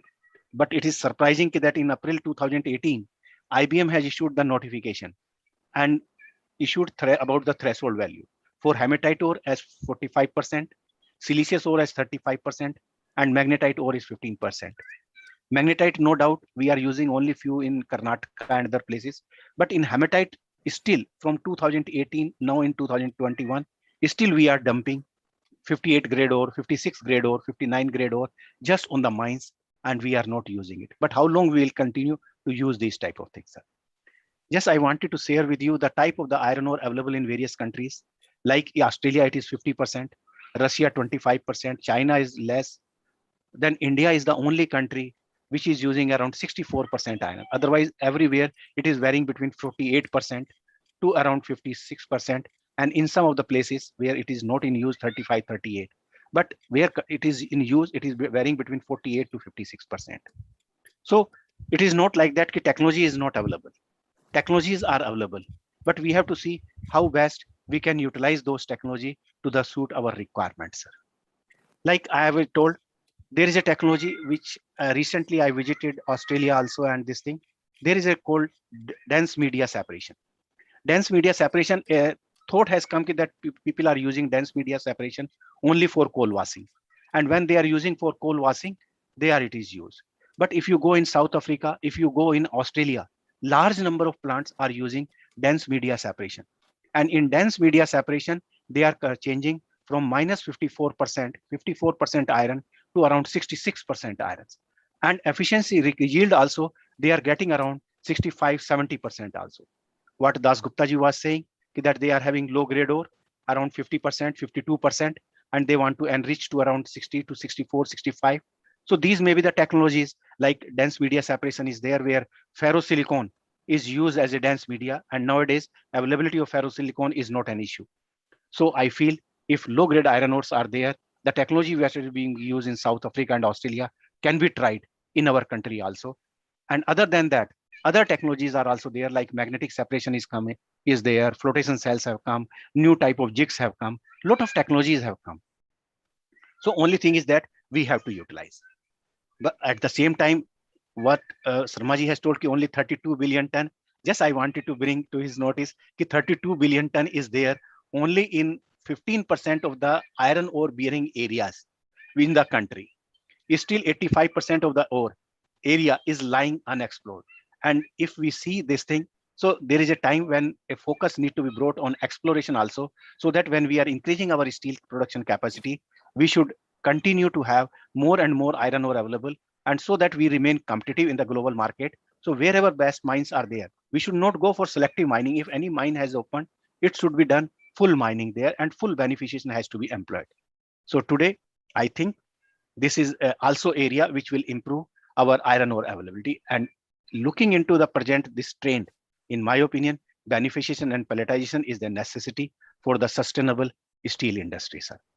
Opportunities, if you utilize low grade ore, that is up to 45, 50%, silica and alumina up to 15%, that can be utilized by advanced beneficiation. Nowadays, NMDC also is doing a lot of research on dry beneficiation, but dry beneficiation technologies still need to come. But other technologies are already there, sir. Minimizing operating costs by increasing yield through advanced beneficiation. Already Das Gupta ji has very well mentioned that if we go with the advanced beneficiation, we can minimize coke rate out, we can improve our productivity, and those things are there. Somebody has mentioned about addressing issue related with high phosphorus. In my opinion, Dr. Basu is there, and I think he is going to cover on this thing, high phosphorus expertise IMMT is having, and they can handle this type of high phosphorus. They are working on reduction roasting also for a low grade ore. That is also one of the technology there. But again, commercial application is not there. So when I was talking dense media separation, it was talking only from commercially proven and running technology. That's what I was taking there, sir. So there is another need on the pelletization side also, because nowadays we are using pelletization where temperature is around 1200 to 1400 degree temperature.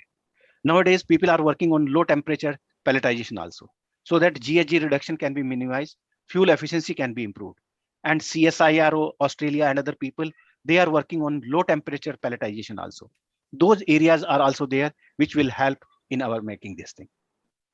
Then just I wanted to say, coming to the pelletization side, just I want to compare, because sinter and pelletization. If we see the sinter feed, when we are putting into this thing, what is the chemical composition? Somebody asked, why don't we make pellets of 50% iron ore also, sir? 50, but just see the advantage and the objective behind using pellets. Because pellets, when we are using, we are saying high grade iron ore we are using for making pellets, because when we are doing the beneficiation, so normally pellets are having around 62 to 66% irons, whereas iron, when we are using in the sinter, it normally contains around 55 to 58% iron. Similarly, basicity also, Ca to SiO2 ratio is, in case of sinter, is around 1.7, whereas in this case it is only around 0.8 to 0.1.2. So because of these high iron content, we improve the blast furnace productivity.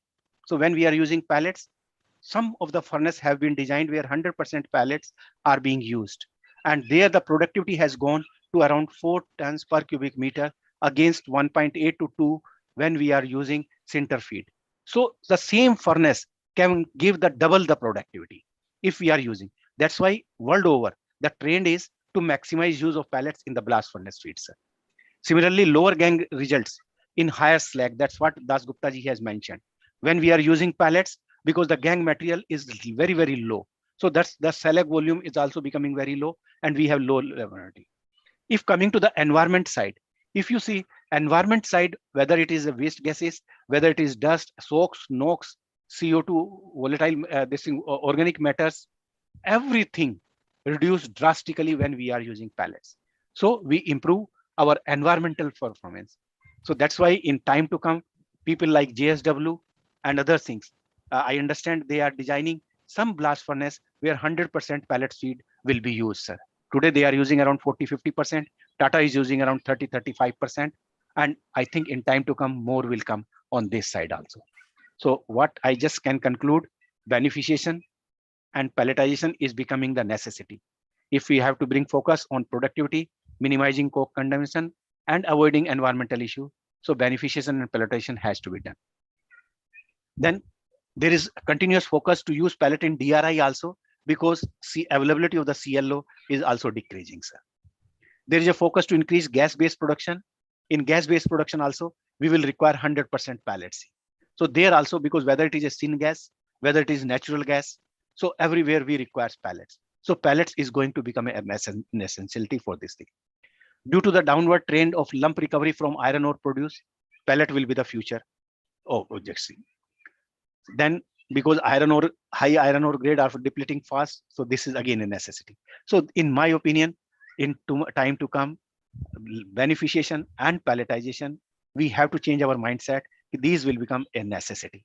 And considering increasing demand of pellets with opportunity to utilize low grade iron ore, as I mentioned, government is already working on a policy framework where they can incentivize beneficiation of low grade ore as well as pelletization.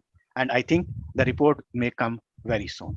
So in brief, I can say beneficiation and pelletization is in the interest of the industry, and people must think for that.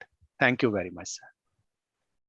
Thank you, Mukesh Kumarji. You actually, spoke all our minds together, because all of us are of the same opinion that in national interest, we must ensure that beneficiation and pelletization is implemented, and also to convince the blast furnace users to use more of pellets in the blast furnaces, which could, save an enormous amount of national resources. Yeah.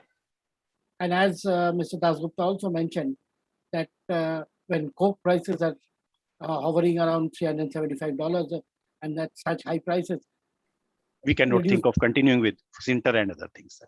Exactly. So very rightly mentioned. Any question for Dr. Mukesh Kumar? Ankit, any questions? Yes, we have a question from Mr. Ravi from the audience. I will allow him to talk. Yes, Mr. Ravi, yeah, you may ask your question.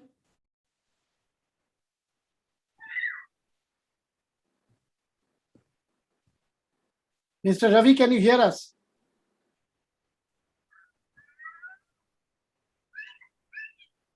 Mr. Ravi?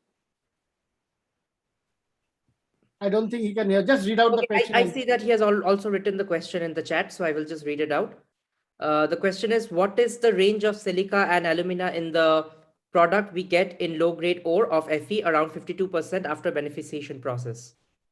As I mentioned, because once we are having low-grade ore having 52 to 54% iron, so it means silica and alumina is very, very high, going be around 15 to 20%.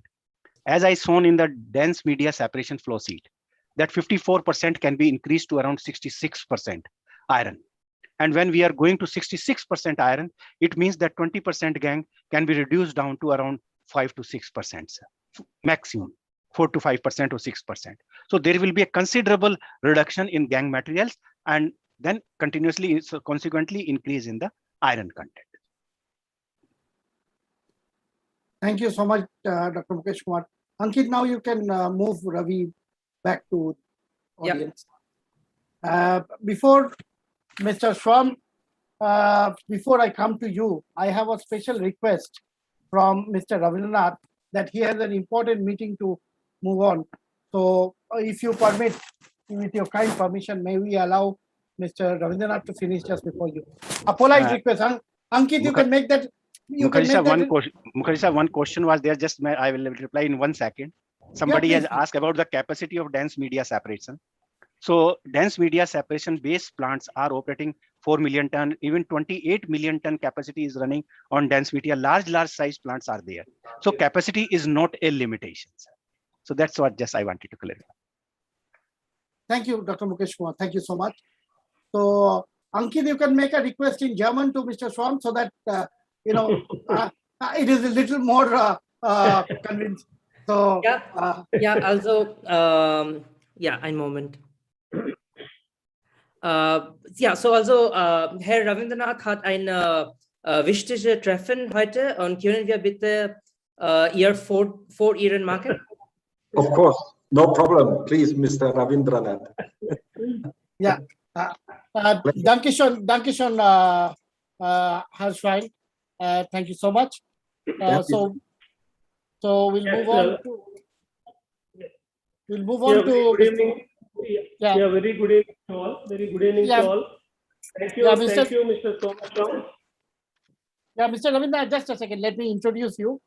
Mr. Ravindranath is the executive director, and he's the head of the Vizag pelletization plant, Vizag asset of ArcelorMittal Nippon Steel India. So over to you, Mr. Ravindranath. Thank you, Mr. Mukherjee. Good evening to all. And a special thanks to Mr. Somasham for giving this time swap. And I know Somasham very well. We together commissioned our plant 1 at Visakhapatnam in 1996. So Thomas very well aware of Vizag and me. Good. Coming back to the subject, the beneficiation and the pelletization, as our eminent speaker spoke about that, that is the need of the hour. Why need of the hour? Because today's steel capacity is only 100 million tons, and we have to go to around 300 million tons in 2030 as per the national steel policy. Though there is a difference of almost like 200 million, it's a very tough challenge in front of every one of us. The capacity is today is only rather against 144 million tons of steel, we are producing about 100 million, and we have to go to around 300 million plus, means at the rate of almost like CAGR of about 11.61%. It is really tough. And coming back to the role of the beneficiation and pelletization, why it is so critical? Because the iron ore is constantly depleting right from the last 5 or 10 years. And when we commissioned our pellet plant in 1996, we used to get the runoff mine as about 65 and 65.5. There is no beneficiation done at that time. And for every 1 ton of iron ore mined, almost like only 30% used to be the fines, and the 70% is the CLO. In today's context, it is almost reverse. It is for every 1 ton, 70% is almost like fines and 30% is the CLO. And that too, the depletion with respect to the iron content. It was 65, now it is coming down, it has come down to as low as 63, and in many places it has come down to even 60 also. So considering that, and now the greater than the 45 is declared as the iron ore fines by IBM. So need of the hour is to effectively beneficiate of the low grade ores. Then only is it possible to achieve the tough challenge of around 300 million tons by 2030. And if you see around 2010, the pellet capacity is hardly about 21 million tons. And today at 2020, we have crossed 100 million tons, almost like 5-fold increment. That itself is showing how the pellet capacities are increasing in India. And going forward, many pellet plants are coming up, and definitely maybe another 10 years down the line, maybe another 100 million plus capacity is going to put up. And the beneficiation plant is also at the same time about 124 million tons.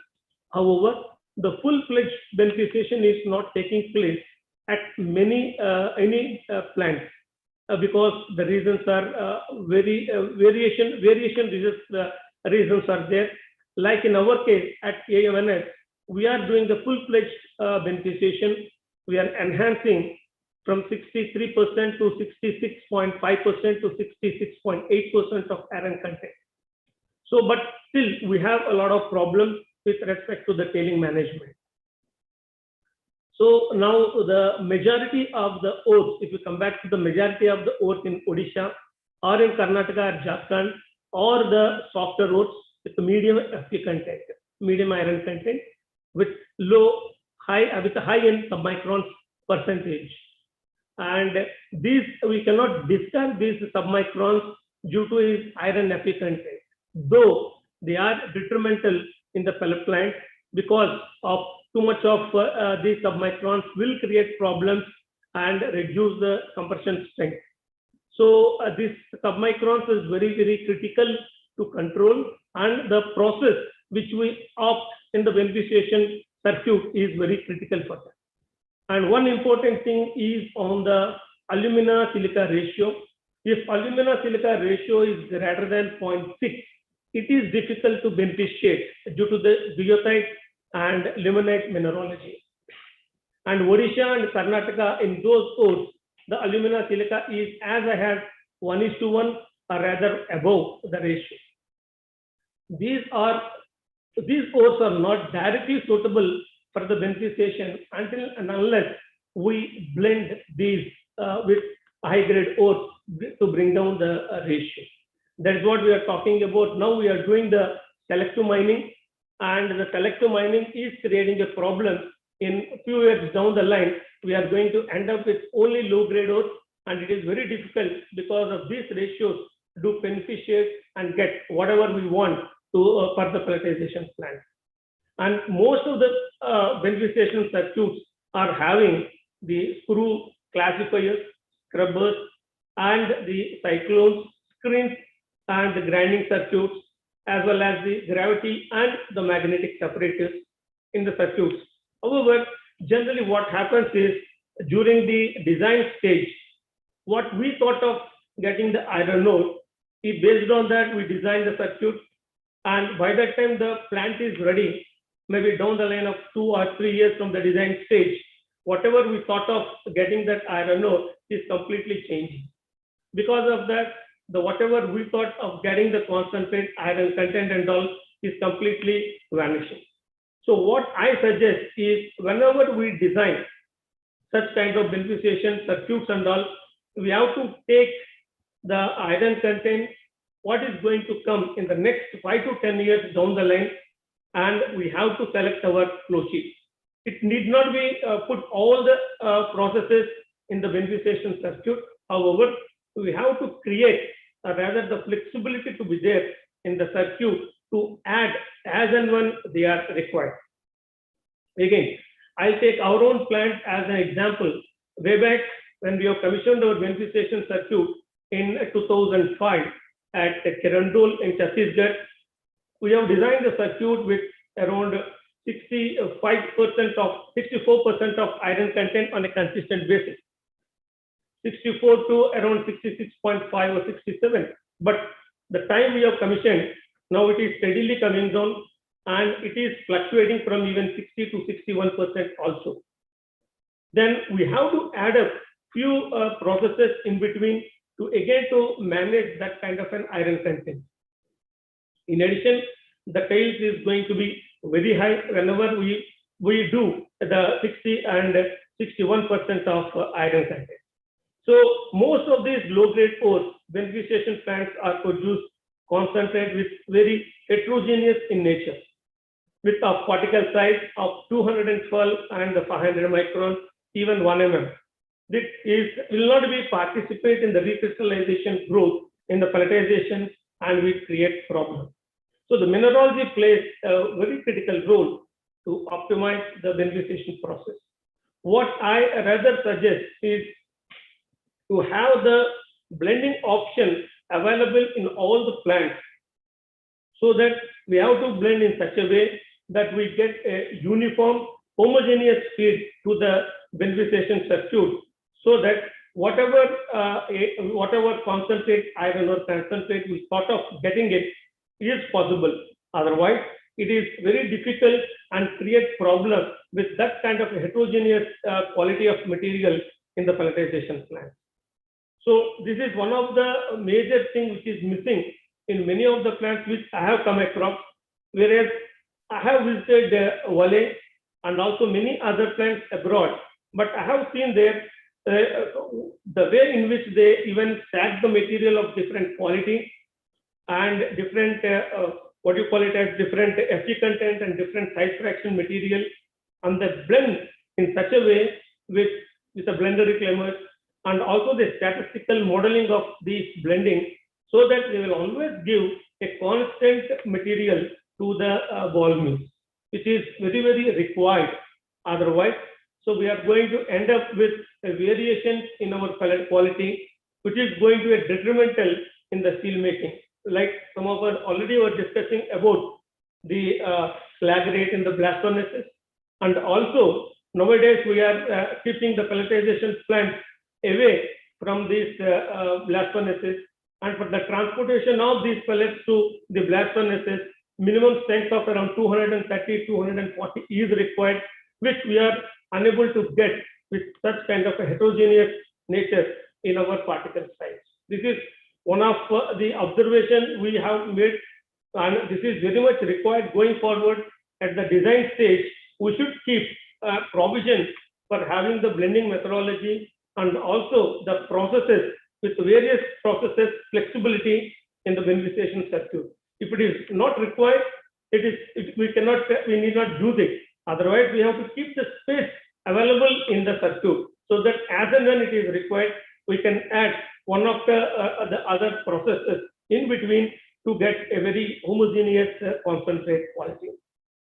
In addition to all the above, the tailing management is one of the critical problems which the beneficiation plants are coming across with.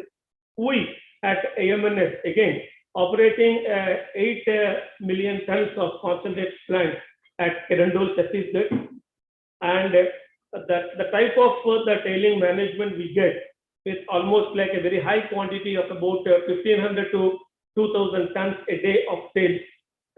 And we don't have the proper tailing management, and nowadays everybody does only the conventional tailing method of disposing the tailings. Now, the way after that Valais incident, way back of 5 years back or so, now everybody is scared of doing it. Even government is pushing for changing over from conventional design to the paste thickener and the dry filtration circuits. We have already initiated that. We have already commissioned the paste thickeners, and we are currently doing with the paste pumping, and also working on converting that also into the dry filtration. Very soon we will go across to that technology also. So coming back to the tailing management, land availability is one of the biggest problems in the current scenario. So the government has to support whoever is coming up with these kind of beneficiation plants, have to support with the land for the tailing disposal also. Otherwise, everybody will do only the partial beneficiation, or rather end up with hardly increase of about 2% or 3% increase from the feed iron. And nowadays, everybody is only working with 58%, 60% iron content only. If it goes like this in future, again, we are going to end up with very low iron content of about 50, 55, whereas the technologies are not, very few technologies are rather not available to beneficiate this kind of material today. I rather urge the R&D department like IIMT and the other eminent R&D unit to work on these things and rather come up with some sort of a solution to even beneficiate the 55% of iron content or even less than that iron content, so that at least for future it will be of great help. We rather at our AMNS plant in Kerandul, we have already incorporated the tailing recovery management system. That means whatever tails we are disposing out into the conventional tailing management, tailing thickness, now we are again taking it back into this recovery system, and further we are getting the values, very high iron values back into the concentrate.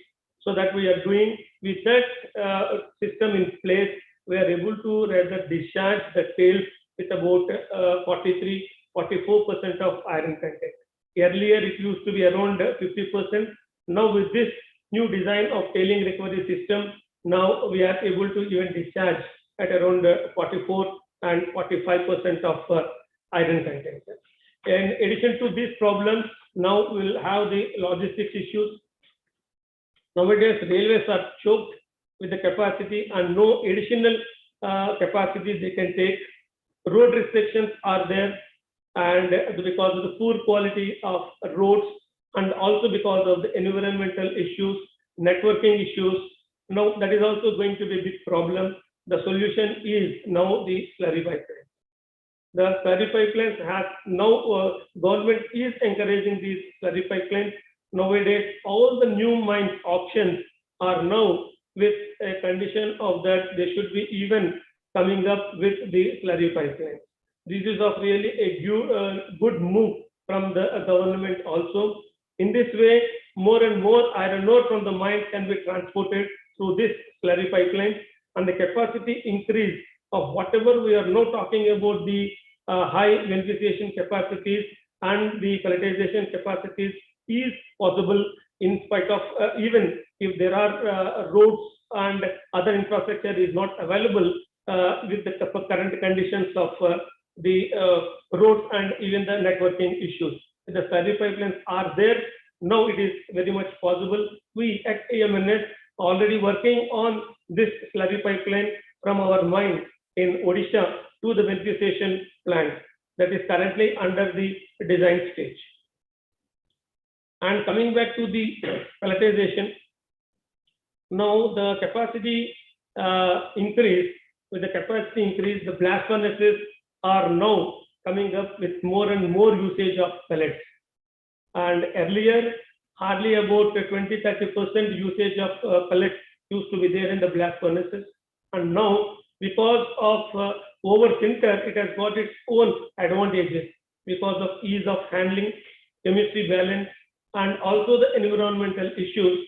Now more and more pellets are being used in the blast furnaces. We at AMNS have already increased the pellet usage from around 20-30 earlier days to almost now 70%. And now our DRI plants at Hazira are running with 100% of the pellets. And also the Corex, we have got all three types of iron making units in our steel plant, and in the Corex also we have changed over completely to around 100% of the pellet and getting a very good yield. So what I'm going to conclude with is the beneficiation, as the other eminent speakers spoke about, the same. It is the need of the hour, and it is very much required and to be encouraged by the government with good policies of giving even the land for the tailings at the time of even the installation of the beneficiation plant itself, and a good blending management to be brought in so that a consistent homogeneous feed to the out from the beneficiation plant or to the pelletization plant is possible, so that a consistent quality to the beneficiation, to the pellet, to the blast furnace or the DRI unit is possible, and a good quality of steel can be definitely manufactured, and the target of around 300 million tons is very easily reachable and achievable by 2030. Thank you very much. This is all from my side. Thank you very much, Mr. Ravindranath. And now we will move on to our next speaker, Mr. Thomas Schwalm. Thank you, Mr. Schwalm, for allowing Mr. Ravindranath to speak before you, because he has to leave for his meeting. So now I would request Mr. Thomas Schwalm, CTO, Neufer GmbH, to please deliver his address. Over to you, Mr. Schwalm. Yes, thank you. Thank you, ladies and gentlemen, Mr. Mukherjee, Mr. Sharma. Thanks for the opportunity to address this webinar this afternoon. I hope I'm audible and my presentation can be seen. Yes, perfect. Very great. This afternoon, I would like to quickly introduce our new company, Newfair from Germany. I would continue with 3 small case studies related to pelletizing technology, and close my presentation with a short view on what we see are the trends in pelletizing these days. Newfair is a small company which we were establishing about 2 years ago in Germany, and we are dedicated with our services to the design, manufacturing, installation, commissioning, and also operation of iron ore beneficiation and pelletizing plants. We are located near Frankfurt in the center of Germany, and we have foreign representations in India, Brazil, China, and the United Arab Emirates. India, of course, and Brazil, because there is plenty of iron ore and there's plenty of pelletizing capacity which needs to be taken care and also needs to be increased. We are working with various partner institutions, universities, engineering companies around the world, specifically with engineering companies from India and from Brazil. And we are currently implementing iron ore pelletization projects in the Middle East and in Turkey. I will not bother you with too many details of our references, which we have gained, which our staff, our team has gained over the years. But summarizing, we have been exposed totally to the installation of about 100 million ton of additional pelletizing capacity. Some of them in India. Mr. Ravindranath was mentioning the ESA pelletizing plant. We have been involved also in setting up the pelletizing plant of Tata in Jamshedpur, or for former Bushan Power and Steel in Jharsuguda. With that, we have contributed with the addition of about 12,000 square centimeter grade area. So we are specifically working on traveling grades, but we are also providing consultancy for grade kiln systems. And we have industrial experience in average of about 30 years in the industry. The services we are providing to the industry cover the typical range of services for project development and project implementation through the different disciplines, research and development, process engineering, the different engineering disciplines, procurement, commissioning, and also technical consultancy after startup of plants. The scope of supplies is compared to traditional OEMs rather reduced. What we are offering to the market are key process components, key technological components, like burner systems, like pellet size measurement systems, or like expert systems for pelletizing plants covering green pelletizing and induration. All systems focused to improved and smooth operation of the pelletizing plant at minimized energy consumption and maximum.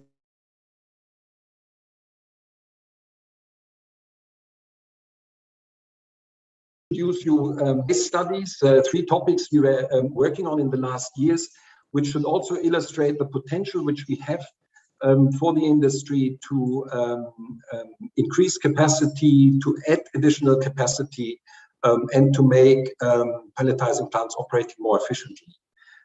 Since 2019, we are working for a client in the Middle East for increasing capacity of 2 existing pelletizing plants. From 2 times 5 million tons per year to 2 times 7 million tons per year. We have just concluded a very comprehensive fact-finding, measurement, and analyzing phase. We have concluded the basic engineering of the capacity increase, and we are now moving to the procurement of the systems, which will later on be installed. The interesting thing in this project is we were analyzing very thoroughly the operation of the client. We did a very comprehensive operating data analysis over the last 3 years of operation in order to see how plants are operated, where are the bottlenecks, what can be increased. We have then been doing a very comprehensive test work campaign in the pilot plant of the client, which the client has at site. And we were developing optimized heating profiles for the pellets in order to reduce the remaining FeO content of the ore, in order to reduce the residual sulfur content, and we were evaluating the impact of bed height changes and also the optimization of pellet size. We were then doing samplings in the industrial plant, focusing on green pelletizing, on the efficiency of green pelletizing, the efficiency of the different screening concepts which we have, including roller screening, green pelletizing, excluding roller screening, green pelletizing, evaluating the effects of single deck roller screens, double deck roller screens, and now also the recently offered triple deck roller screen in front of the indurating machine. And we were doing gas flow measurement campaigns, measuring the current operation of the process gas fans in the two plants, and by that establishing a basis for the basic engineering and now for the capacity increase. Looking into the specific topics which we were addressing while modifying the plants, this is one example, one plant of 5 million ton capacity. We were adding a third mixer to the two existing ones. We had to relocate an emergency stockpile just for space requirements and space limitations. We are adding 4 new pelletizing discs plus undersized roller screens to the 9 already existing pelletizing discs. We are going to install a triple deck roller screen in front of the indurating machine in order to increase the available screening area for the increased capacity operation of the plant. We are adding a second cooling fan. We are installing a new plant dedusting system, a central plant dedusting system based on electrostatic precipitators, which is dedusting or cleaning dust-laden air which is captured throughout the pelletizing plant. We are adding a new substation to feed the additional equipment, and we are installing a new exhaust fan and a new ESP to take care of the additional process gases which are needed for the increased capacity. And finally, we are also installing an additional screening station, and we are installing a half-layer screening station with the target to improve the quality of the half layer and also improve the quality of the fired pellets, which are then going to the downstream consumers. Second case is a pelletizing plant with the capacity of 2.5 million tons per year, which we are engineering now since beginning of 2021. The project is planned to be completed and put into operation in 2023. In this pelletizing plant, we are going to process high-grade magnetite ores, and we will have the possibility to also process hematite ores. The interesting thing is the feed end of the pelletizing plant, where we will be having a rotary dryer followed by a HPGR, a high-pressure grinding roll, in order to further increase the specific surface of the pellet feed. And then we have a rather standard configuration of the mixing station with 2 drum mixers. We will install 5+1 pelletizing discs, single deck roller screens, a double deck roller screen, and an indurating machine of 351 square meters, followed by a product screen and the pellet coating station, because the pellets are supposed to be fed to direct reduction furnaces. For this project, we are doing supervision of the test work for design of the plant, then the basic engineering, detail engineering of the furnace, supervision of local engineering, support and procurement, and supervision of erection, commissioning, and training. The interesting element here, which I wanted to highlight, is that we choose which is 120 meters long. We were analyzing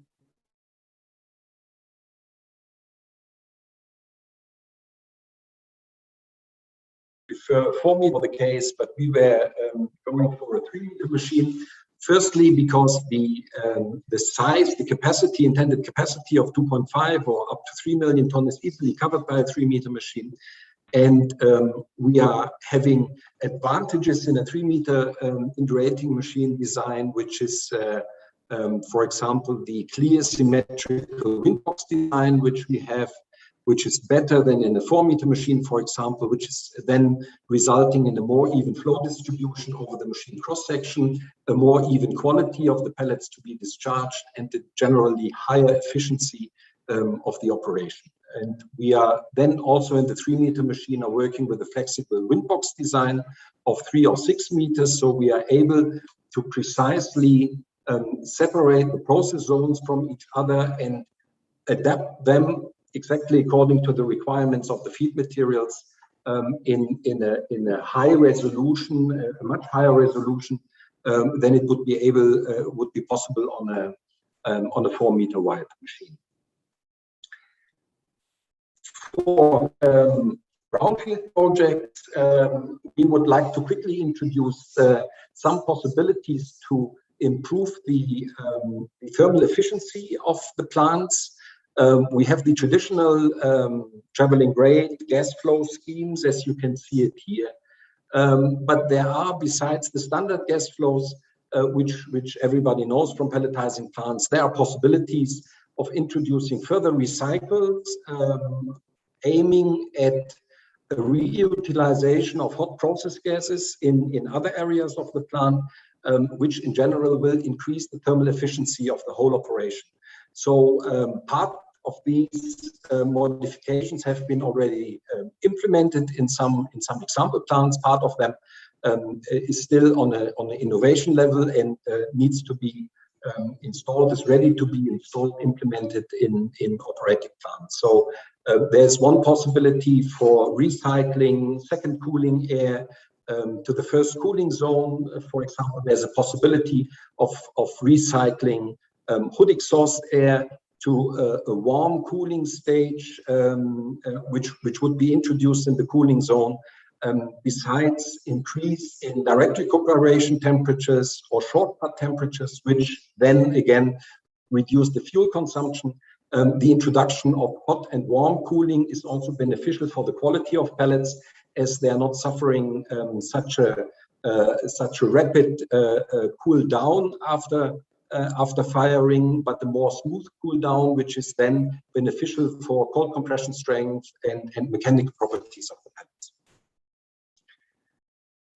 So these are the internal recycle possibilities. And then another very interesting subject we are working at are external heat recycling concepts, where we are utilizing off gases from different parts of the indurating machine for the recovery of heat, either for the use inside the pellet plant or for the generation of steam or electrical energy. And in the next stage, even the generation of hydrogen, which then again can be used in the pelletizing plant as additional fuel.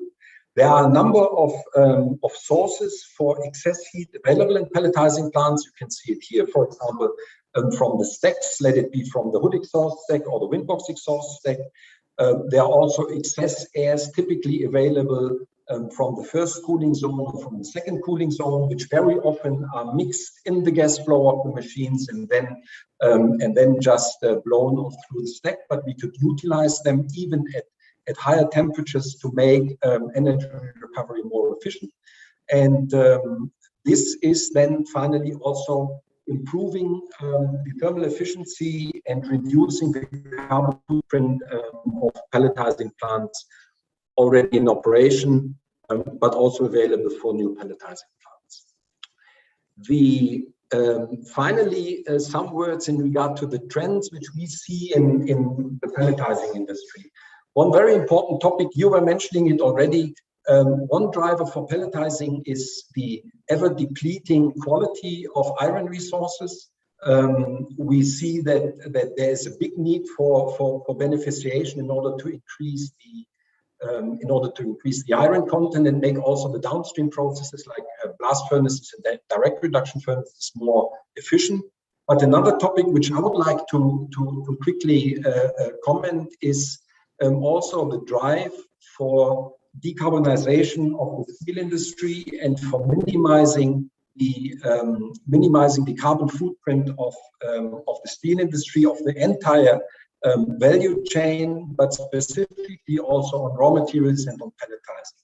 We see today in Europe a big trend, a surprisingly strong trend in converting existing blast furnace-based steel plants to direct reduction-based steel plants, because direct reduction has the advantage of using natural gas, which already generates less carbon emissions. But it will also be possible to operate direct reduction plants completely with hydrogen. And we see today in Germany, for example, that all the big steel plants in Germany, which we have, which is ThyssenKrupp, ArcelorMittal,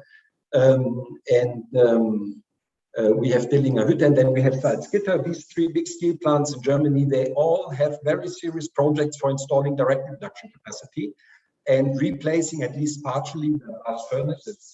And now the big question, the $1 billion question, is where the iron ore or where the pellets for these direct reduction furnaces are coming from. And they need to be, of course, higher in iron content. Typically, we are talking about 65, better 67 or 68% iron in the direct reduction pellets. And here, beneficiation is a precondition for that. We need to have beneficiation. When we have beneficiation, we have fine concentrates, and we need to pelletize. So in order to cope with the future trends to converting the steel industry to make them carbon-free, pellet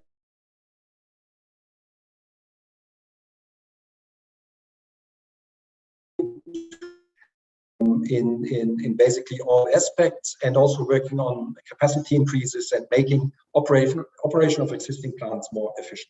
Thank you very much. That was what I wanted to say this afternoon.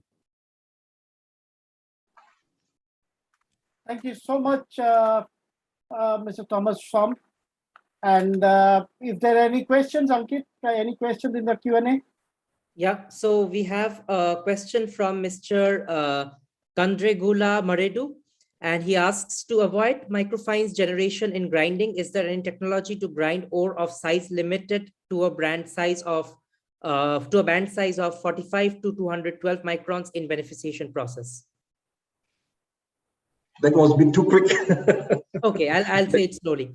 To avoid microfines generation in grinding, is there any technology to grind ore of size limited to a band size of 45 to 212 microns in beneficiation process?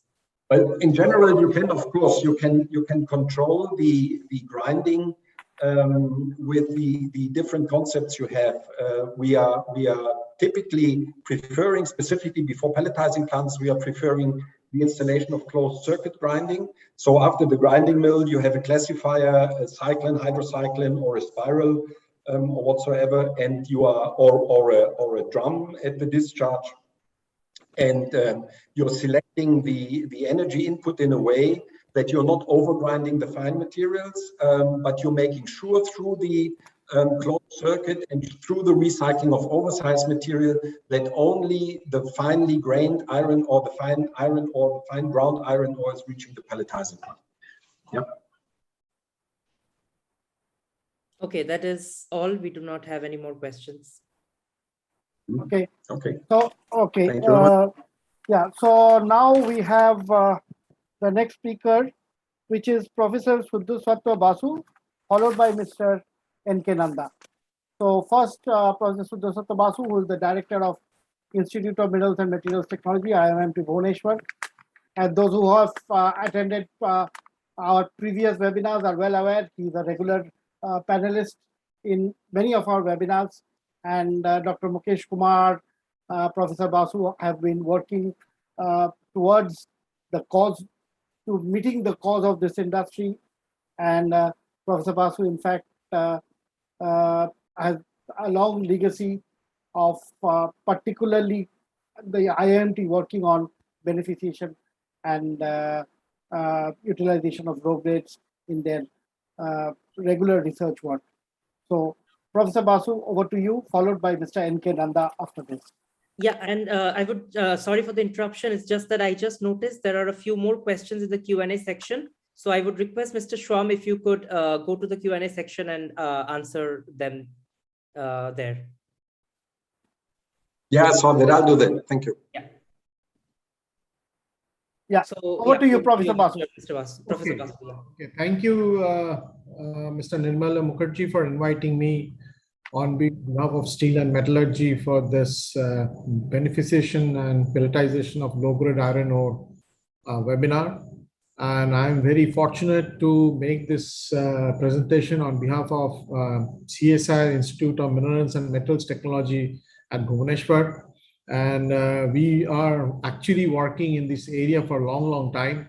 We are primarily an industrial research lab. So we take the technology from the lab scale to the bench scale to the pilot scale, and then we transfer the technology. Of course, we are not doing business in terms of we can give you the engineering drawing, plant layout and circuits and all those things, but then we have a intermediate partner who would take this technology to the to commercialization. That's the model we work on for any other R&D labs in any parts of the world, also in a similar firm. I do not want to spend much time on this. I think it is very well documented by this time by every speaker that if you have to go for such a high amount of steel production, of course, there is a requirement. The GDP growth goes to 10% for India. The use of steel, at least, per capita average world, if we have to touch, which is pretty low in term currently right now, per capita steel use in India is very, very low. If you have to go to an average value, then at least you have to make 300 to 400 million tons of steel. And the goal was to make by 300 million tons of steel, which is currently about 110 million tons per 12 million tons per year. We are second largest steel product producer after China, but we are well behind China in terms of use and in terms of demand and production. And if you have to go for about 300 million tons per year, then we have a long way to go. And there's a requirement of iron ore, and where is it going to come from? You can see that if I mentioned here that if you have to go for you have to use the low grade iron ore, you required about 700 to 800 million tons of iron ore. I mean, our iron ores are low grade, and you do not like to obviously import iron ore, high grade iron ore from outside. That will be sustainable for a country like India. So I think the scope is to use low grade iron ore, which is plenty available in India. And of course, then use the industrial waste like scrap, slimes, fines, or slags, where a lot of iron ores are already lying and unused. So the major concern also in terms of the environmental impact of the tailings and this dumping of this low grade iron ores or the gang material, which contain reasonable amount of iron. And that can be concentrated to at least about 60 to 65%, which can be fed to the blast furnace or induction furnace. So these are some of the examples where we have the source of different grades of iron ores or fines or slimes or BHQ or BHJ in our country, and then why not using them? That's the goal we had. I mean, we have been working on this topic for last about 12 years, 13 years, and we have come up with a reduction roasting as a process. This shows the challenge. The challenge is, of course, is as well very well known and well documented that you have a high clay. We have high clay in the low grade iron ore, and the high LOI is really a problem in such kind of ores which we have to deal with. And then, of course, if you have to use fine slimes, they also contain other material like silica, alumina, which of course detrimental for making a pellet of the nature that you want with correct CCS, so that that can be fed to the blast furnace. So these are the some of the point that is mentioned, that the liberation of iron, the presence of silica, alumina. I talked about the phosphorus, titanium.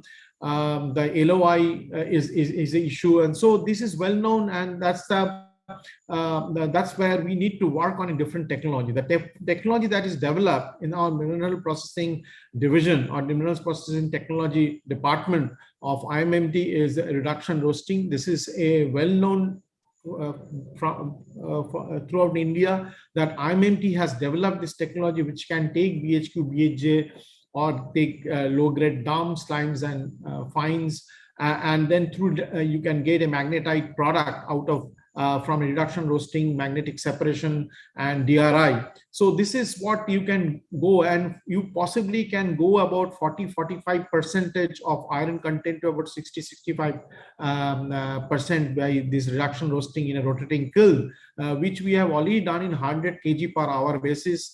And we have demonstrated it. We have given this technology to FL Smith, who is our partner in commercialization of this technology. And yield is quite good in this process, and we have given this flow sheet to different companies, and I'm just going to present a few of them here. So little more elaborate part, that what are the challenges we have in this lean or low grade iron ore or fines and slime that we have, which where we want to go from 35-45 to maybe about 60-65% upgrading it through reduction roasting, beneficiation, reduction roasting, and then of course then magnetic separation, possibly in wet high intensity magnetic separator, or medium or low magnetic separator. Whatever we do, depending on the ore, we can do that, and then we can of course produce this after magnetic separation. We can pelletize and make this pellet for the either for DRI or BF use. We are also working on a unique technology which is first time will be demonstrated we have done it in the lab scale, but we are doing right now in the pilot scale for fluidized bed roaster. So that will be, of course, if you have a fines and you do roasting process, reduction process in fluidized bed using coal gas or high ash coal converted to coal gas, natural gas, or syngas, and that will be the best thing to do. And we have done it in the lab scale, but we are currently working on the pilot level. So now I'm just talking about some of the process commercialization that we have done in one of the company in MP, which is Eurasia, where we have used wet. I was just talking about wet high intensity magnetic separator for low grade or lean grade iron ore. You can see that iron content is mentioned here. You have a high silica alumina. The LOI maximum could be 10%. And then you want to have a kind of output, which is shown you here, of about 65% iron, very good recovery. You have rejects are within the threshold. And this is the circuit that we have given, and this has been taken by as I say, Eurasia in MP on 150 TPH. So this is what we have done on the reduction roasting process, and that's what WIMS that is shown you here, and then you have the product coming out from here.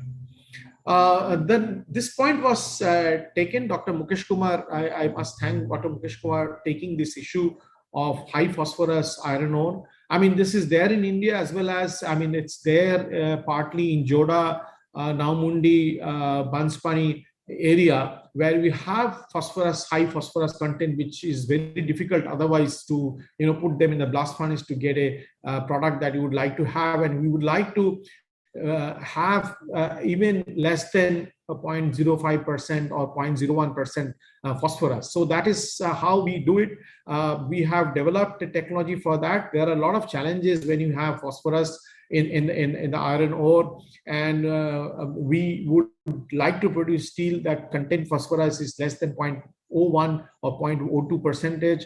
And we do crushing, and then we do scrubbing studies. We can have a physical as well as chemical leaching, a physical beneficiation and chemical leaching, then reduction roasting and usual process. And through this process, the phosphorus content really can be reduced to a minimum level as required for making steel, because you cannot really go beyond above 0.01 or 0.02% amount of phosphorus. We have done similar work for a company in NRML in Nigeria, that we have shown high phosphorus, high titanium ore, how this can be handled.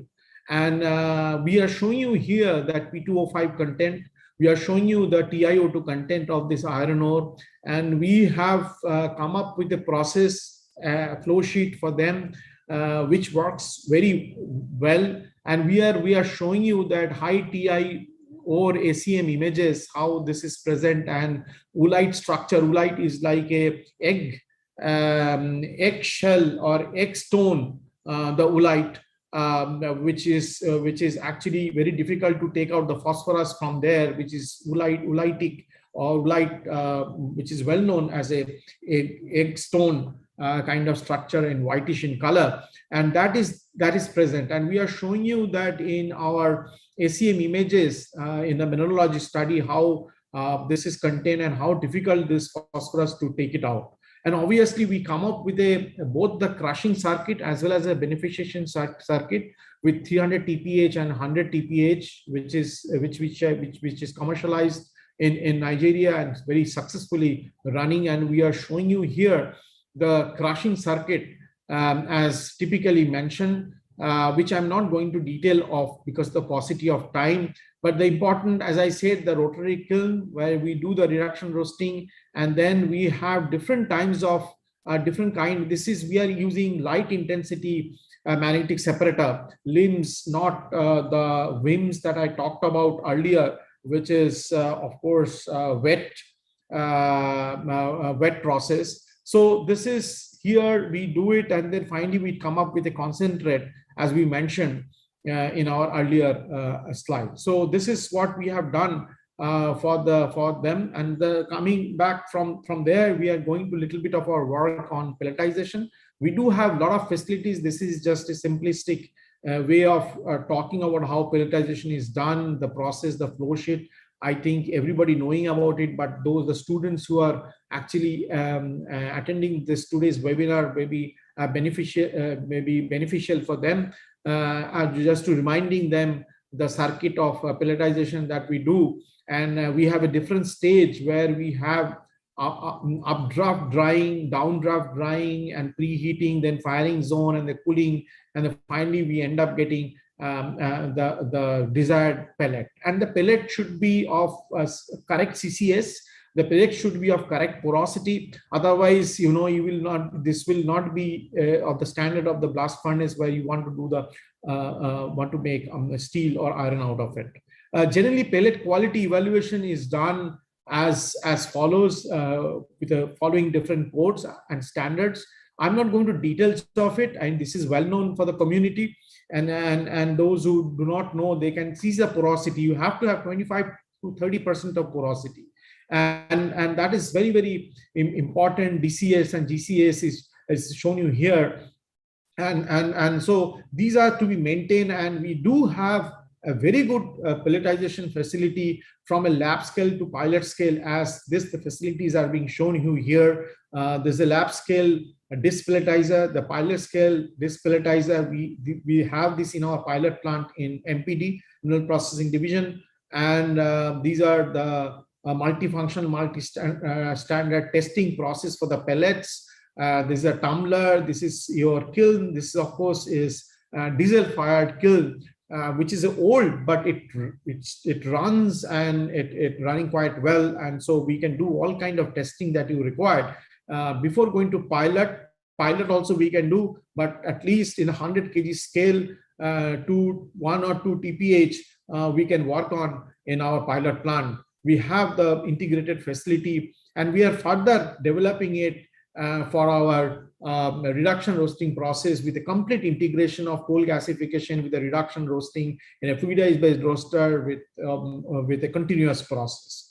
A little bit of effect of feed mineralogy on CCS, that cold compressive strength, which is very important, a parameter for a pellet to be made, and then the strength to be achieved. As I said, that there are two mark A and B, the 50 kg and then the 250 kg, I think you have to do. And we are showing you here for different type of ore, whether magnetite or hematite, or synthesized magnetite pellet, that how you reach the point where you achieve the strength of 250, which is the desirable, and 50 to 250, the zone is shown you here, and how there is a change in the structural change that takes place while the pelletization takes place, and of course then the firing and the heating process goes on.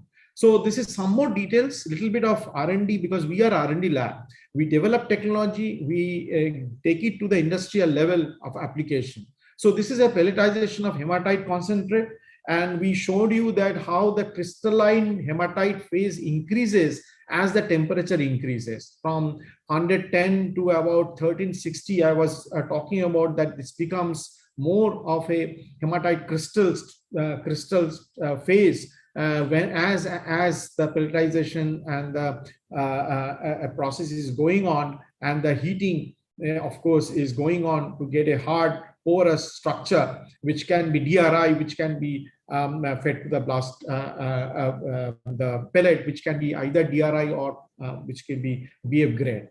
This is for magnetite ore, and we are showing that how magnetite ore phase is going into the hematite phase, how it is slowly changing as the heating process is going on. And so this is how the step by step the pelletization process and increasing the strength and with the sintering is happening. We do have a facility of CT scan or X-ray, to be precise, X-ray tomography, and from there we can find out the structure of the pellet, the porosity of the pellet, the concentration and the pore size, the pore distribution. 3D picture of such kind of things are available, and we do it, and some example is shown you here. Okay, then a little bit work that we are currently working on high grade pellet, and the high grade acidic, basic and flux pellet that we are currently working and develop. The flux material is magnesium or calcium is being used. Shown you here that pyroxene, olivine, serpentine is material that is being used and available, and how it can give you the better physical strength, lower swelling in index, increase in melt formation by COA, good strength. Then MgO would give you the high softening and swelling, increase the melting point, reducibility will be better, and reduction disintegration index will be, of course, is better. So these are the things we were working on. The last one I want to hit in this case is about the recycling of the waste that you get from the green pellet while you are trying to from the green pellet or pellet process, pellet fines. So there are at least, I would say, I was reading it, that there are about 24 million tons of waste generated in the pelletization plant worldwide, and that contain high iron. But of course, that has gone through an oxidation process because already heating has been done, so it is difficult and is being thrown away. But we have developed a process by green ball milling or heat hardening and handling with screening and ball milling. We have come up with a process that we can increase, because once you have done that, it is difficult to get the CCS that you want to get from this already oxidized pellet fines, which is lying somewhere in your plant. So we have come up with this, and that is what I just wanted to present, that we have done work. The last one that I want to touch on the pelletization is the process engineering and instrumentation division.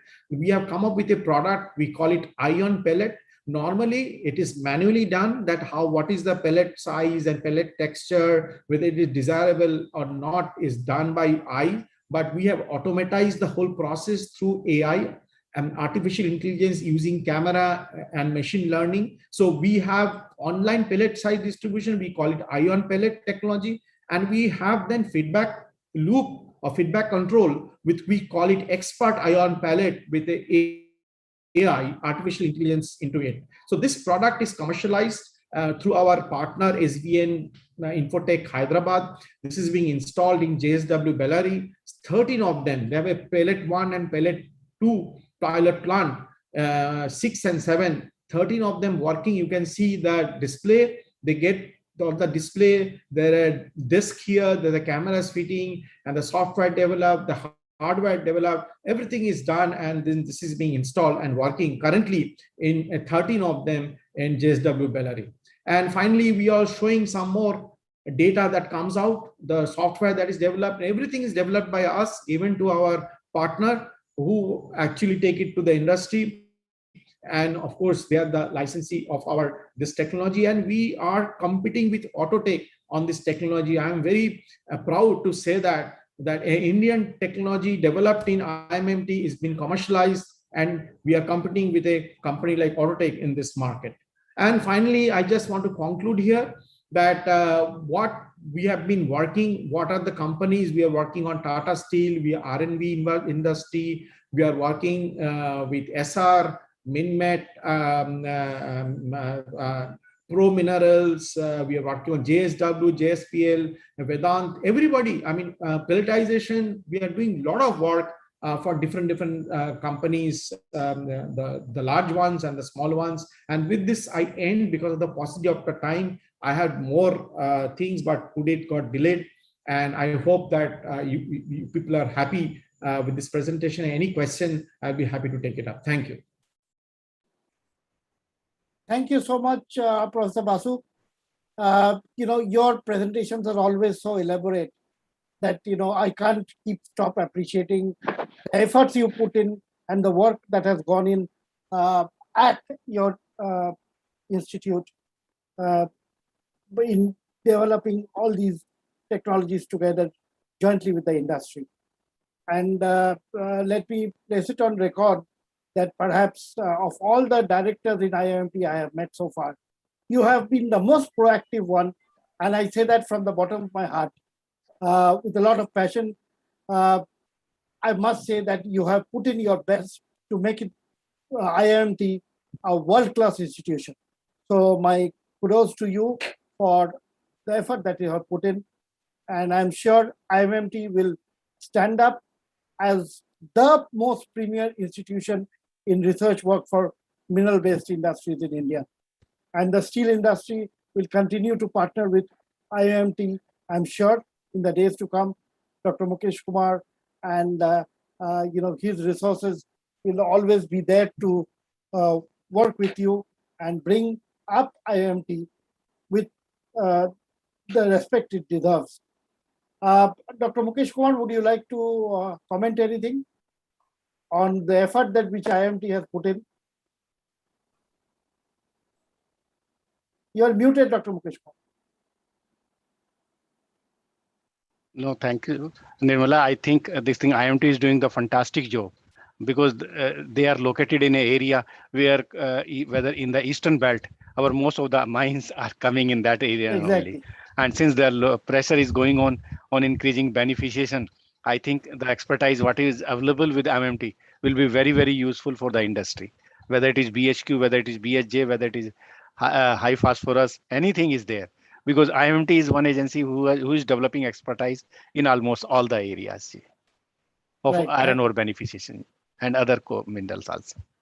Thank you, Dr. Mukesh Kumar. I have been visiting IIMT when Professor H.S. Rai was director. So since then, it's been long years, almost 20, I think more than 2. Dr. Bhima Rao, if you are there, when was Professor H.S. Rai director? Dr. Bhima Rao? In 1990s, I think he was long back, yes. Yeah, so that's why. So as I said, more than 20 years ago. So yes. So I must say that Professor Basu deserves a special mention among the list of directors which is there at those days RRL, of course. Now IIMT. So he deserves a special mention. And one of the plans, Professor Basu, let me tell you, I was discussing with Dr. Bhima Rao, is we understand Madam is specialized in civil engineering. So the plan is to take Madam also as a panelist in one of our sessions that we wish to do on civil and structural engineering. So for that, through you, we would like to request Madam to be a panelist in one of our webinars in future. So I'm sure Madam will agree once we make a request to her. And with that, I'll move on to Dr. N.K. Nanda. Dr. Nanda, as you know, is again someone who needs no introduction. Dr. Nanda was the last president of MGMI. He was previous president of Mining Geological and Metallurgical Institute. He was the director technical of NMDC, and he was acting CMD also of NMDC for some time. And Dr. Nanda is one of the most respected professionals in the mining sector. So over to you, Dr. Nanda, to take us through what the journey of beneficiation and pelletization would mean for the industry. Over to you, Dr. Nanda. Thank you, Mr. Mukherjee. It is nice to be here among the stalwarts of mining steel and metal mines. In fact, from the 4:30 onwards, I am attending this webinar, and I am finding that this is very informative and many things to be learned. Starting from Mr. B.R. Sharma, whose speech or whose discussion was marvelous, and I think Mr. Jha interrupted in between and also discussed. So, Mr. Mukherjee, thank you very much for inviting me to be here. Till now, I think most of the things on beneficiation and pelletization has been discussed. I would not go repeat them again because there is a sort of time. Actually, in fact, my experience with beneficiation and pelletization is that the future belongs to it, because beneficiation is the key to mineral conservation. And if you want to, for a country to grow and conserve its non-renewable resources, it has to do beneficiation. It is not only for iron ore, it is also true for all type of minerals. In this context, I will say that when there is a lot of change in the mining legislation and auctions are being happening, and even some mines which are being owned by someone else and being now taken over by someone else, perhaps in that condition, in that state of affairs, this concept of beneficiation and pelletization will be key to them, because someone who was operating the mine for last 20 years might have thought of that he will keep the lean grade ores somewhere and may not be exploiting now. But when the mine goes to his other owner, he has to now has a lot of low grade iron ore which he has to beneficiate, and he has to exploit, and he has to make a commercial utilization of that.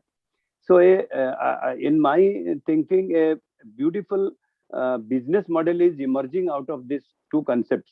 I am not going to say the technology of the things, because so many hours we have already discussed what is the benefit of pelletization in the blast furnace, and what is the benefit of and how to do iron ore beneficiated.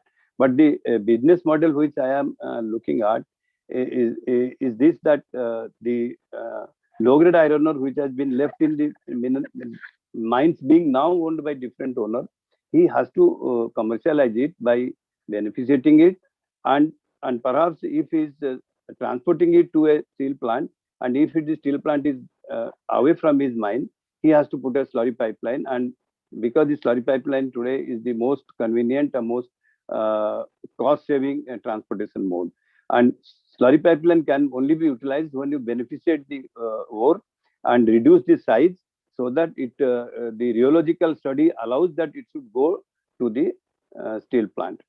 So, this business model, I think, is an emerging model which will be adopted by many, and this will be supported by R&D, which I was just watching the presentation of Professor Basu, which was excellent. And my previous engagement with NMDC has a lot of association with IMMT, and this R&D is one area which has to be coupled with this new business model, because each mine has its own mineral and its own mineralogy, and for each mineralogy there have to be different flow sheet. You cannot just generic the flow sheets that this will be done for pellet beneficiation flow sheet. like whether you should use the WIMS or you should use the spirals or you should do the thickener or classifier. All these things have to be studied by a R&D center and it should be given to the user. So in that way, I think I have seen that Professor Basu has shown number of flow sheets and he has number of clients for this. And these development of these flow sheets is now restricted to, I feel, only one renowned R&D center, which is IMMT in the eastern sector.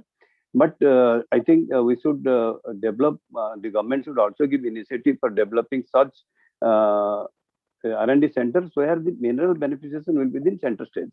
There are number of CSIR R&D centers like a National Metallurgical Laboratory in Calcutta, but they give more importance to metallurgical studies.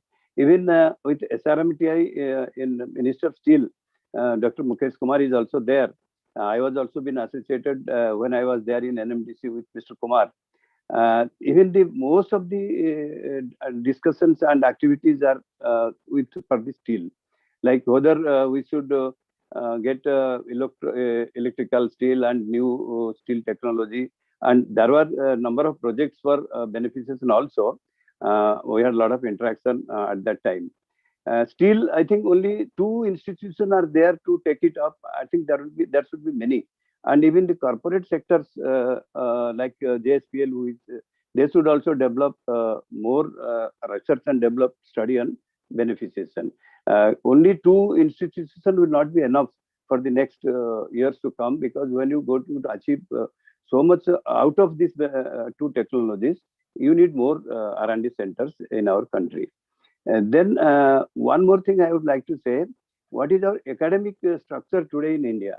If you, there are a lot of mining engineers, lot of metallurgical engineers are coming out of IITs and many education institutions.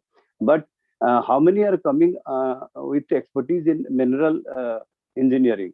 Because in our country, there is a dearth of academic institutes to train students for this.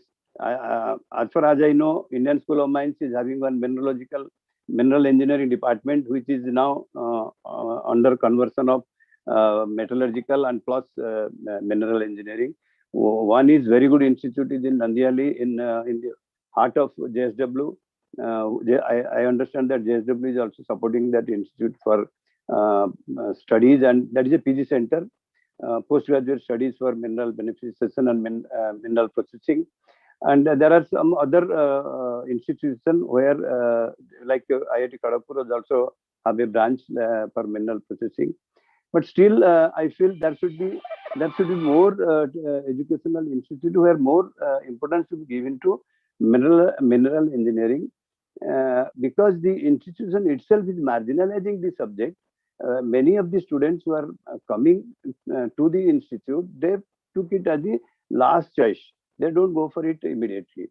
So I think that part is also to be taken care by the government by giving some incentive somewhere, that if the for the postgraduate studies, some scholarships or something like that. Apart from that, what thing I was also saying, the one Mr.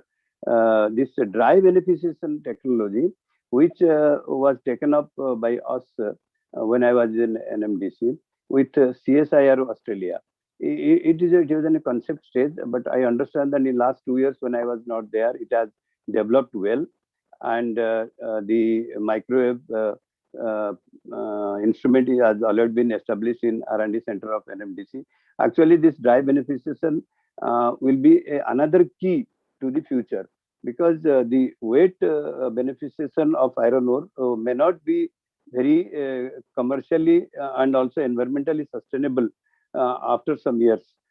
As you understand that a lot of discussion was happening for tailing dam management. And when Mr. Rabindranath was talking about the SR plant, sorry, it is now ArcelorMittal plant at NMDC Kirandul. That plant was developed for something, and then it has gone for the lower grade.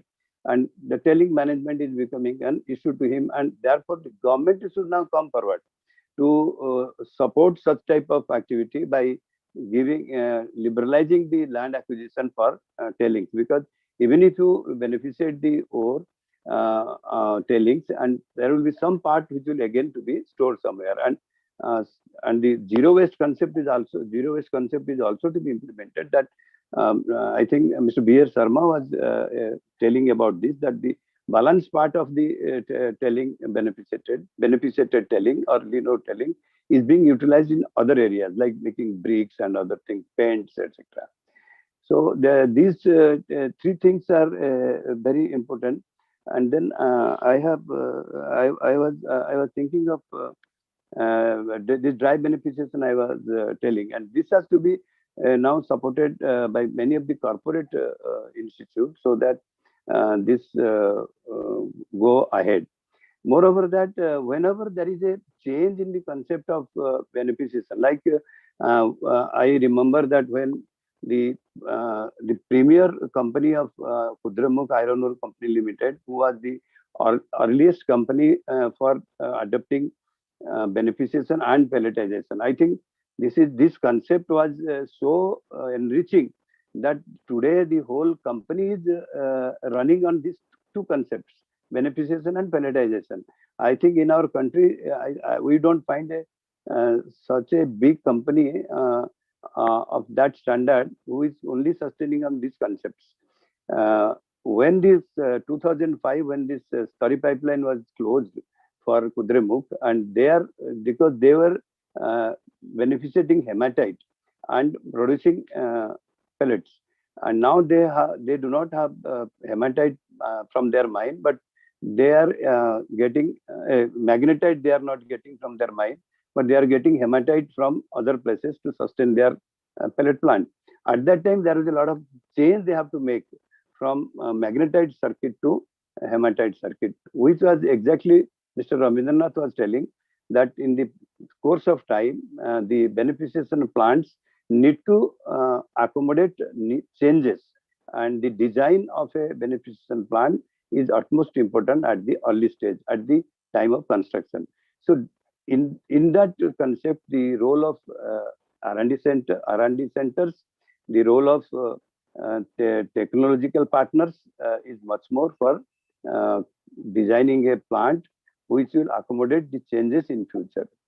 So I think these are the points which I want to tell, because so many things has already been discussed on this subject. So I will conclude like this, that this beneficiation and pelletization industry needs impetus in R&D, impetus in academic and industry interaction, and also there is government support for academics for coming good mineral engineers coming out, and there should be dry beneficiation should also be encouraged, and it should be taken out from pilot stage to commercial stage. Thank you, Mr. Mukherjee, for giving me this opportunity for discussion. Thank you, Dr. Nanda. Thank you, Nanda Saab.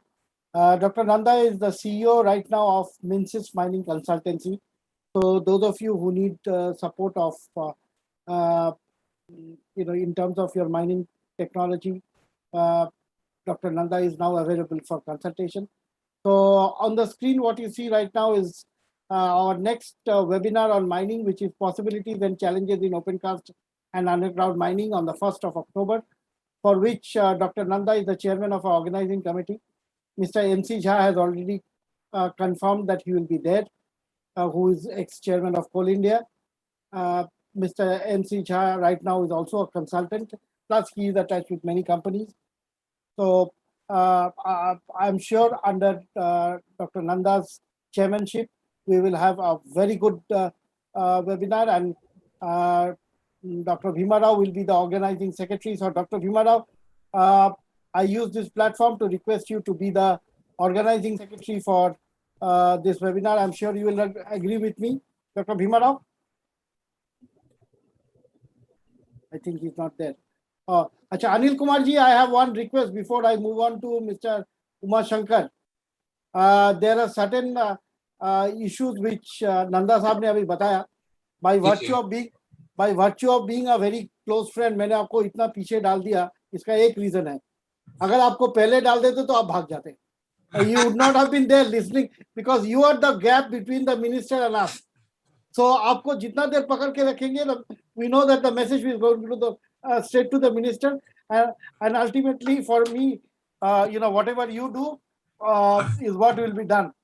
So to keep the minister fed with all updated inputs for today, मैंने आपको जानबूझ के थोड़ा पीछे, in spite of being such a good friend, आप मतलब इतने अच्छे दोस्त होने के बावजूद मैंने आपको इसी तो लिए इतना देर पकड़ के रखा, so that you get to hear all the presentations. Anyway, तो बस यही है. No problem, and I am waiting for my turn. मैं तो जानता हूँ उद्योग भवन में किसी को 7:30 बजे तक रोक के रखना कोई मतलब इजी बात है नहीं.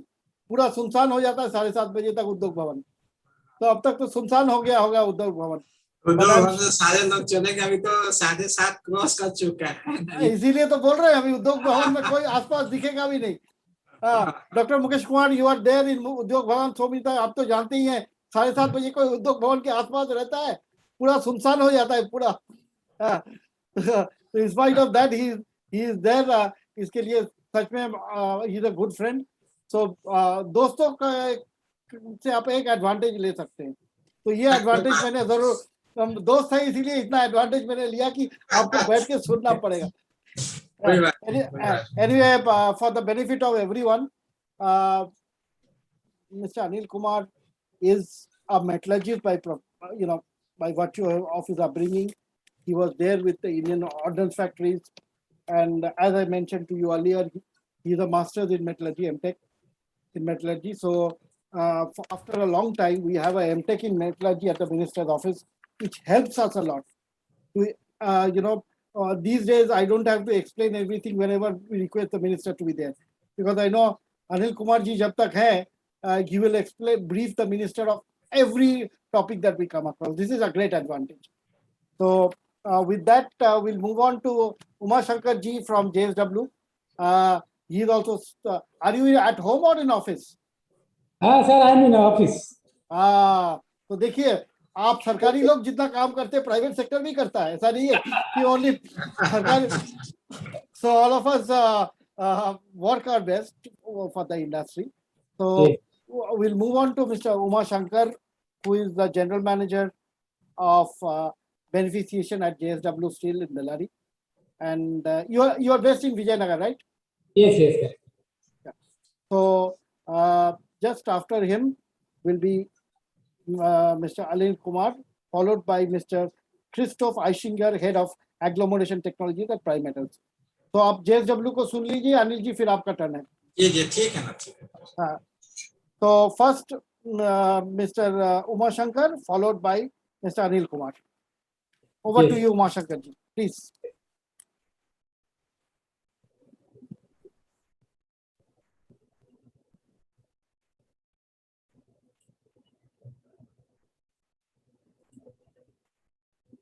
Good evening, everyone.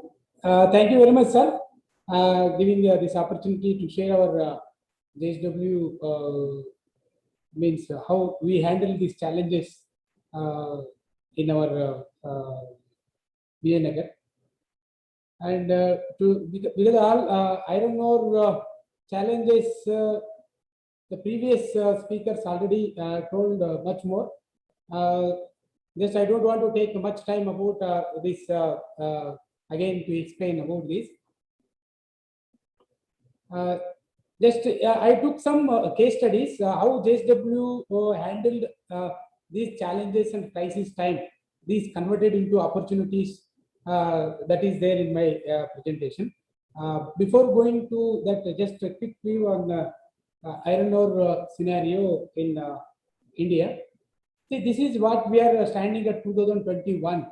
There is almost 110 crude steel, and we are projecting that by 2030 by another 200.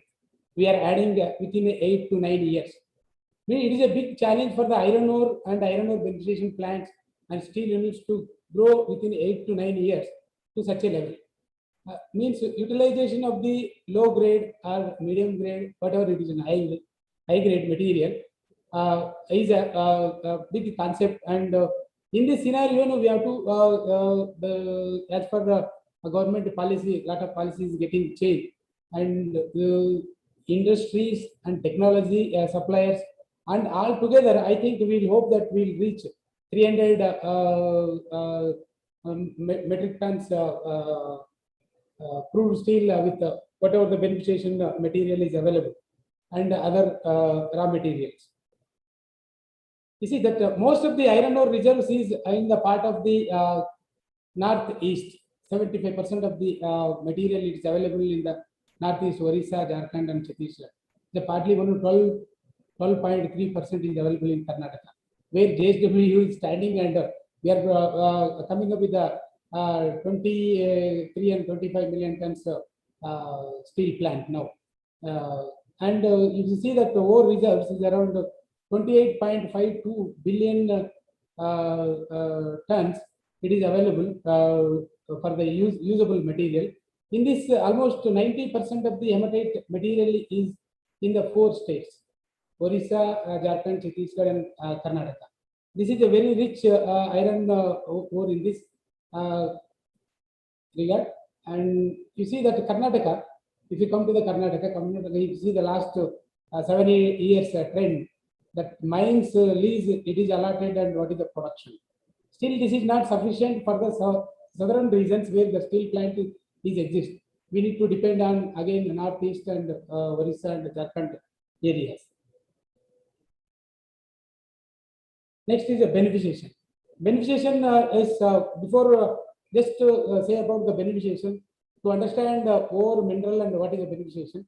Ore, it is an aggregate of several minerals from which we can extract 1 or 2 minerals economically. This is economically is a big word, to extract all low-grade minerals into the next process. And a mineral is an inorganic substance and having a definite chemical composition and internal atomic structure and occurring in the nature. The iron ore examples minerals are magnetite and hematite, goethite and siderite and pyrite. And ore beneficiation, if you talk about, this is defined as a separation of wanted mineral from the unwanted gang by a physical or chemical process. Now it is a pyrometallurgical process also is coming into the picture. You see that liberation is a more important factor in the mineral beneficiation. Without liberation, we cannot separate any minerals. That's why that liberation to this process is carried out by crusher and grinding and other process. And sizing we have screening, cyclone, and classification. These are the process available. And separation, we have so many that gravity and magnetic separation, electrostatic.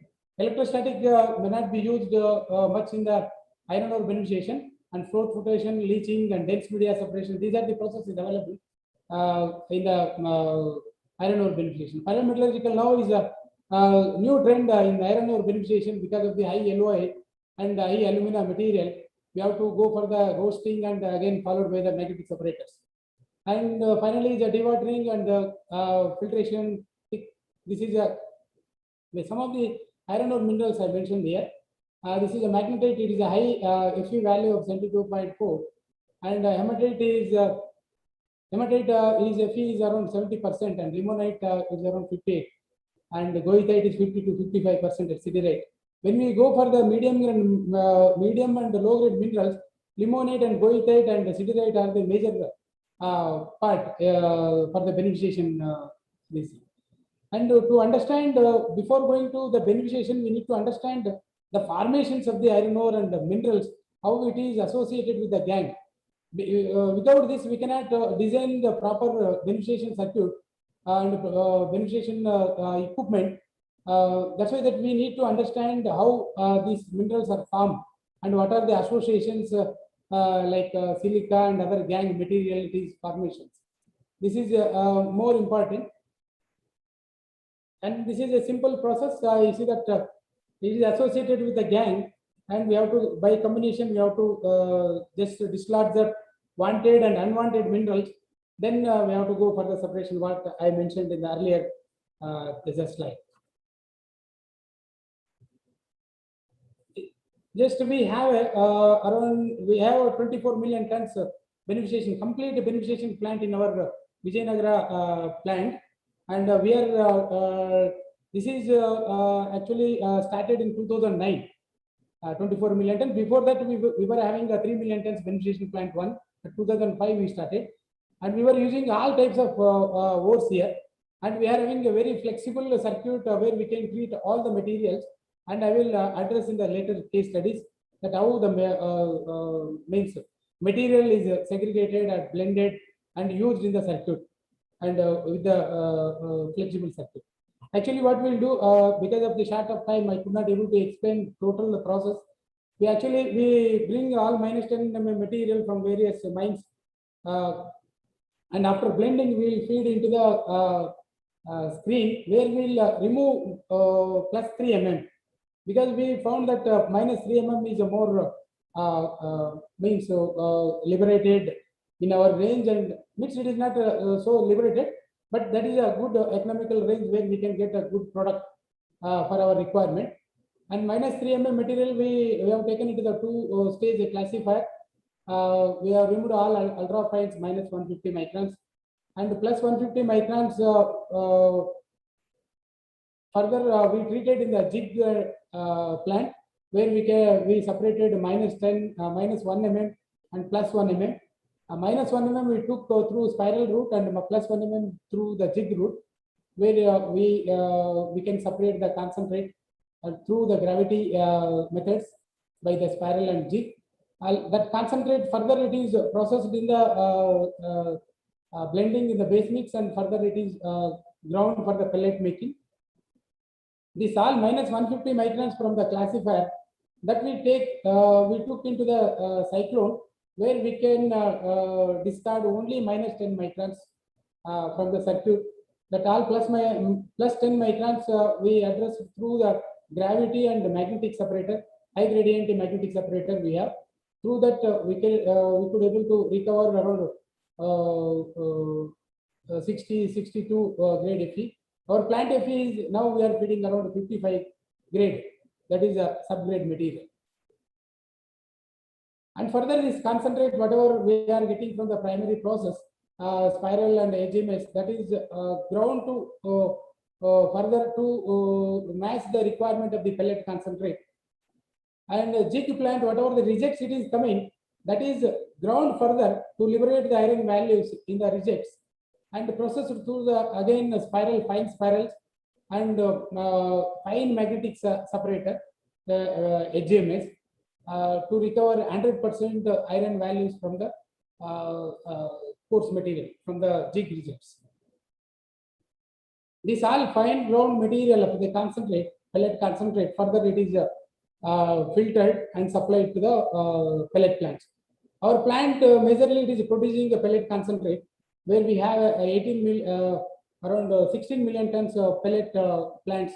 8 million tons we recently we installed, and we have 4 million tons 2 plants earlier. And whatever the tailings it is generated from this system, what I have shown that in the primary beneficiation, that is of -10 microns. Again, we have a tailing beneficiation plant where we can use this -10 microns in the two-stage magnetic separator and recover almost 30 to 40% weight percentage of Fe value, the final Fe value around 60 to 61. And final tailings, our tailings is less than 40 Fe. This is our feed and products. You can see that our feed is a 55, 56 range. We have a high silica feed, and aluminum is also 4.5 and high LOI.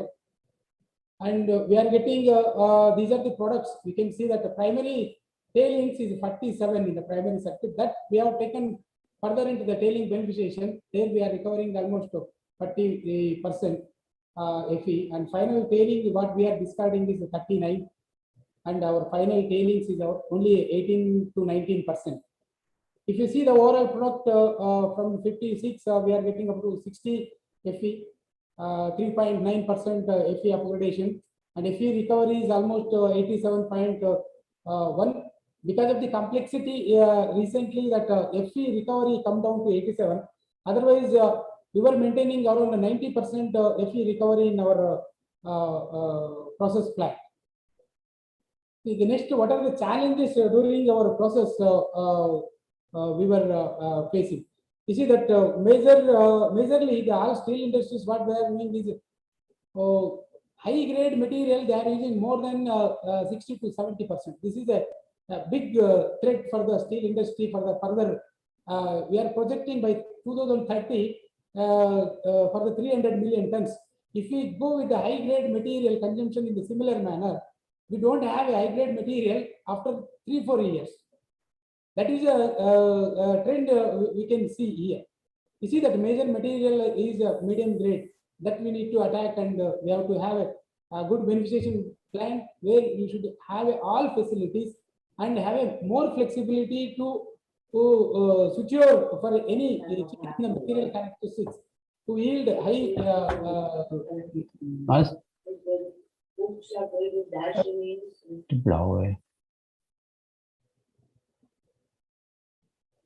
And some of the major challenges what we JSW faced during the process, you see the faster exploitation of the high grade that is already there. We are proudly say that JSW now using more than 50% of the low grade material in the beneficiation circuit for the steel making. And the sourcing of iron ore requirement of big steel plant. As a JSW, you see that we are now more than 40-45,000 we are feeding into the beneficiation plant. We are not getting from the single source. We have around 20-25 mines around JSW. We are bringing various characteristics and various mineralogies, and we are feeding into our plant. That is the biggest challenge, how these different heterogeneous material can take in a single beneficiation plant. And inconsistent, I told that quality and heterogeneous mineral characteristics fed into the single beneficiation route, and we can expect the same result recoveries. And we are also finding that high manganese ore usage in our blending, that is also a big challenge for us. And because this manganese again in the steel making process, it is a big means of issues like SMS side and other units, lining and other means wear and tear and other issues are there. That is that's why that we are what we are doing is here we are blending this material as per the requirement of our customer. Accordingly, we are processing in the beneficiation circuit. Again, we are finding that high alloy and alumina iron ore deposits where it is actually giving a low Fe upgradation and high alloy, which is actually transferring into pellet. There we are finding a difficulty in the pellet making, and pellets are getting cracked and because of the high alloy presence. And there also we addressed afterwards by changing the blend and the use of subgrade material. This we got an opportunity during the crisis in 2012 to 2014, where all Karnataka mines got banned. During that time, less than 55 grade, around average of 50 and up to 40, 45 grade we utilized in our process circuit by modifying some process, and we have made a lot of changes in the circuit, and we utilized and we made sustainable steel production during that period, and we supported a steel plant by this beneficiation plant. And utilization of these slimes. Earlier we were dumping very high grade through what I told that 2005 we were having the one beneficiation where we are discarding around 50 to 55 Fe in that pond. Actually, we started recovering from the 2012 from this pond. In the later stage, I show in the case studies how it was done. And now it is a big challenge for us. Fe cutoff for the mining has been revised less than 35. And this is big challenge for the beneficiation and mineral engineers how these 35 and above iron ore bearing material can be recovered through the various process. And also you see that moving this material, high gang material into the steel plants and processing with the logistics, whatever it is available now, it is high challenging. That's why we have to plan how this can be taken into the steel units. And also there are several environmental issues to use this low-grade material during the mining and transportation and also processing and tailing disposal as an environmental issue. Just I am coming up with some challenges how we address, because I told whatever the material we are bringing from the various mines through pipe conveyor, and we bring through rake and also road. These three routes we are means how these material can be blended before feeding into the beneficiation plant is the biggest challenge for us. That's why what we adopted this. We see these are the around 20, 25, 28 mines. If you go through the each mineral and each chemistry of each mine, it is totally different. You can see that low Fe, it starts from 47 to around 60 Fe, and alumina and silica is also is a big range. Silica will start from 2.6 to 16, and alumina from 2 to almost 9%. These are the very heterogeneous material chemically and mineralogically. This is very difficult to make uniform to feed into the any beneficiation plant. That's why what we did, we have taken this as a challenge. We what we made before that, we made a matrix where we can map these all minerals or mines sources in a group: high alumina, low silica, like that. We map it. As you can see that these are the 4 quadrants. We can see that how the sources and as well as the chemically it was mapped, and accordingly we are making some typical blend before feeding into the plant. Just to, I am a small example I have taken here.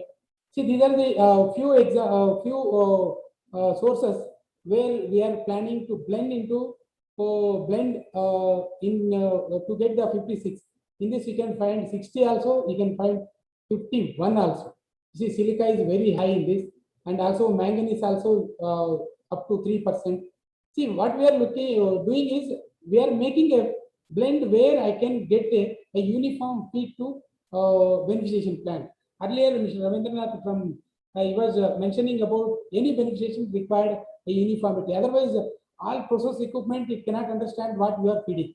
It only see that how that means whether it is a gravity or magnetic separator, it won't choose and it will separate it. If any variation in the raw material, and accordingly that product also it is getting changed. So by doing the, before we were doing without blending, directly we are taking material and we were feeding.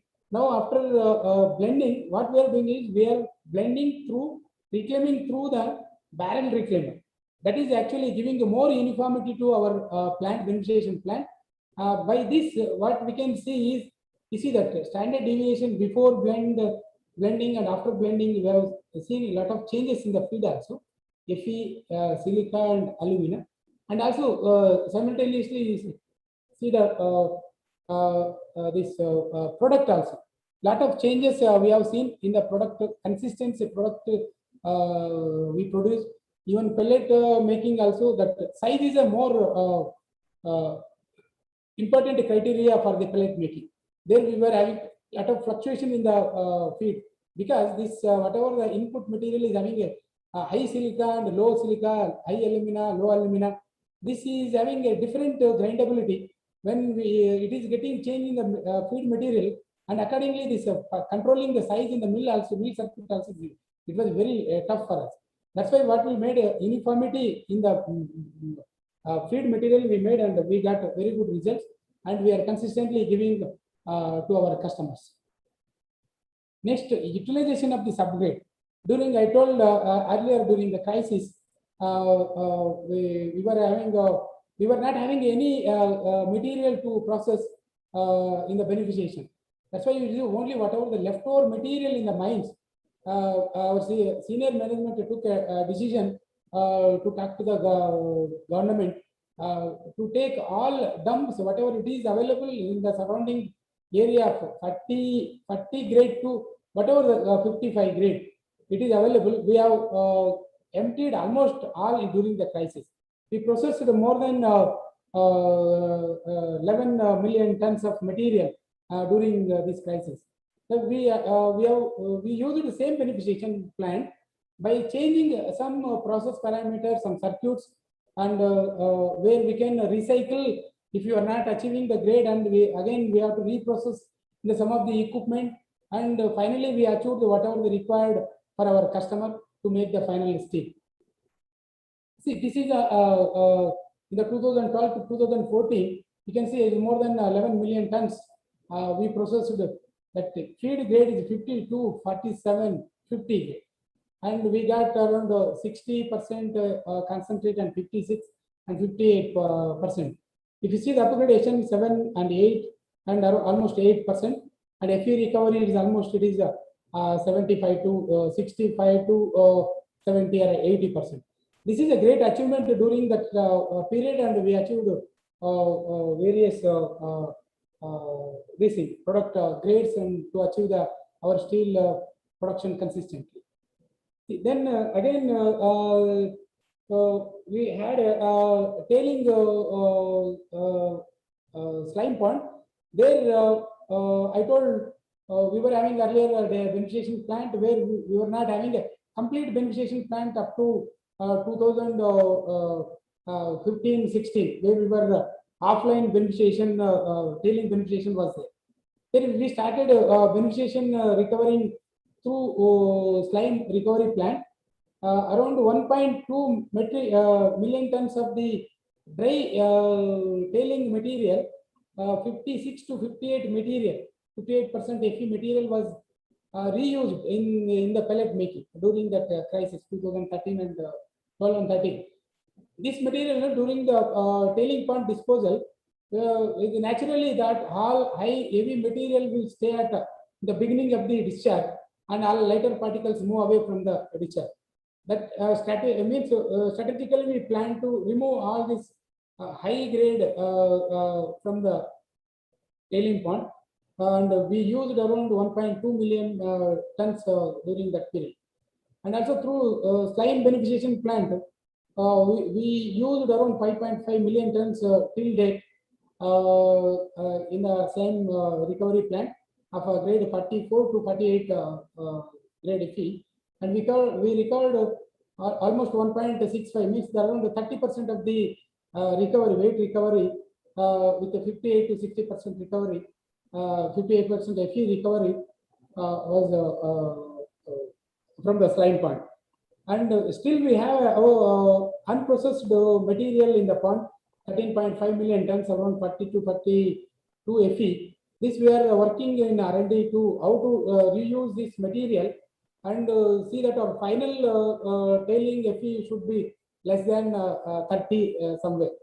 That work is going on in our R&D. We have a good process team, and there is we can adapt so many process like magnetic separator and flotation. Even we attempted recently roasting, and we got a very good recovery, Fe recovery in that. And this is just the slime pond, what I explained. Through dredger, we are taking material from the slime pond, and for desliming, we are taking into the magnetic separator. Earlier, we used to have a flotation system, reverse flotation. Then after a few years, the recovery went down, and Fe what we are getting from the flotation was not matching to our requirement, and also the cost of the production was very high. That's why we converted this process into gravity and magnetic separation circuit. Then we could able to recover around 20-25% now with this slime recovery plant. And we made an online tailing process. Earlier, our tailings was more than 30%. Then we installed the tailing beneficiation plant online, where we are producing around 40,000 tons today. It is coming around 10 to 13,000 tailings that we are taking into the tailing beneficiation online, and we are recovering almost 40%, 40% weight recovery, and FE is coming around 60%. Our final FE in the tailing is only 39, and our final tailings is 18 to 19%. And we have a two-stage magnetic separator. First stage we kept vertical pulsated Lanzi, and the second stage Metso HMS. See why this combination is required here. You see that any beneficiation magnetic separator, this magnetic separator directly taking into the Metso HMS is harmful. That's why we need to remove paramagnetic or magnetic material through this installing this Lanzi. Then further the fine minus 10 microns we are recovering in the Metso HMS. Even we were working with the Lanzi and other magnetic separator like Metso to develop the finer matrix where we can means recover up to 5 to 2 microns of liberated iron particles in this. The work is in progress, but still we are developing some of the equipments to improve further to recover iron values in this stage. This is a last few years trend about our tailings, and FE what we are feeding is earlier we used to feed 59. In between we went up to 49 during the crisis, and again in the 2017-18 we fed up to 60% FE in the beneficiation plant. Now we are feeding 55 to 56 range. Means we are almost we are in the process of subgrade material usage in the JSW, that we feel proud we are using all subgrade material in the surrounding area. And way forward, yes, there are so many challenges what I told earlier. Yes, we have to explore the usage of lean iron ore further deposits economically, but whatever we are doing at 50-55 is not enough. We have to go below 50 or because we are coming up with a big volume of the steel plant in the southern region. Whatever the deposits is available with a medium grade and high grade, it is not enough for us. That's why we are looking at a BHQ and other low grade material where we can take it into future processing and usage. And we developed recently, and we did a pilot scale test also, reduction roasting, and we got very good results, and we went up to 63 FE in the roasting and followed by the magnetic separation, and FE recovery 85 to 90%, even that is even more than 90% also we achieved. That is encouraging for us, and we are working further how to go about this process and develop the process economically, because this is a high capital cost and high operating cost, reduction roasting. And JSW is very interested to take such challenges and go further into such technologies to adapt and bring our values into the society. And utilization of the huge tailing we are already doing, and further we are working on that. And also we see that here is a big threat for us is a tailing management system for any processing plant or any beneficiation plant. If we go for the lean or low grade process, we produce a lot of tailing from these. The handling this is a biggest challenge for us. That's why we have to go for the technology is available. We are already having a paste thickener in our area, and we are working on the filtration and again pumping back into the mines, where we means these whatever we are pumping back into the mines is that is a future resource, because we may be end up with a 35-40 now today. Maybe the future it is required. If you don't have any mine, we have to depend on these tailings only. That's why this has to be stored very properly and very means a good manner. Otherwise, we should not get mixed with any other contaminations. That's why this area we need to focus. That's why we are working with the mines and IBM and other geological people how this can be done. And you see that a lot of lean ore, how to address means we are ending up, everybody is ending up minus 1 mm. The all process, whatever the equipment manufacturer, technology suppliers, they have to work more on the minus 1 mm processing. This is the biggest challenge because now we are talking about jigs and DMS and everything, it is available now. But finding a solution for the ultra fines, minus 1 mm and minus 10 microns is a big challenge. And I hope that all technology suppliers and technology developers and R&Ds, they are working towards this, and we'll hope that we'll get good results, and we economically it will be feasible for the steel makers to use this process and explore that already some of the few speakers already told about the dry process, because the disposal also is very easy for this, and we need to see that how dry process can be used economically. And this is now is it because of the complexity in the raw material and mineralogy and other materials, gang materials, we need to go for the high level automation, because this is very important for the process person. He cannot monitor and he cannot fine tune the process always. It requires self-automative equipments where it can take care all the process. This is very important now. Now, some of the recently we had a discussion with IMMT Bhubaneswar to have some automotive and artificial intelligence where we can have some mathematical and models where we can use and adopt this technology into the process and improve further processing way. And we have to see that there are a lot of rejects from the steel plants and cyclone dust and SMS sludge. There are so many sludge, it is going into the waste and dumping outside the plant. But JSW, this was addressed very early, and we are using most of the cyclone dust and SMS sludge in our process, and we are using by well to well WWP well to, and we are recovering all iron values, and we are discarding only that where we cannot use, because in this one good thing is we can recover some of the coal also, where we can reuse in the process like pellet making and other there. This can be added advantage for the fuel and other this thing. You see, next future is every day is challenging for the beneficiation people. How this material can be used in steel making. Yes, and this is ending my presentation. Thank you, Mukherjee sir and Steel and Metallurgy firm, giving this opportunity to speak about the challenges and opportunities what we have in the beneficiation in the future. Thank you, special thank you, thanks for Nanda sir mentioning about the mineral engineers.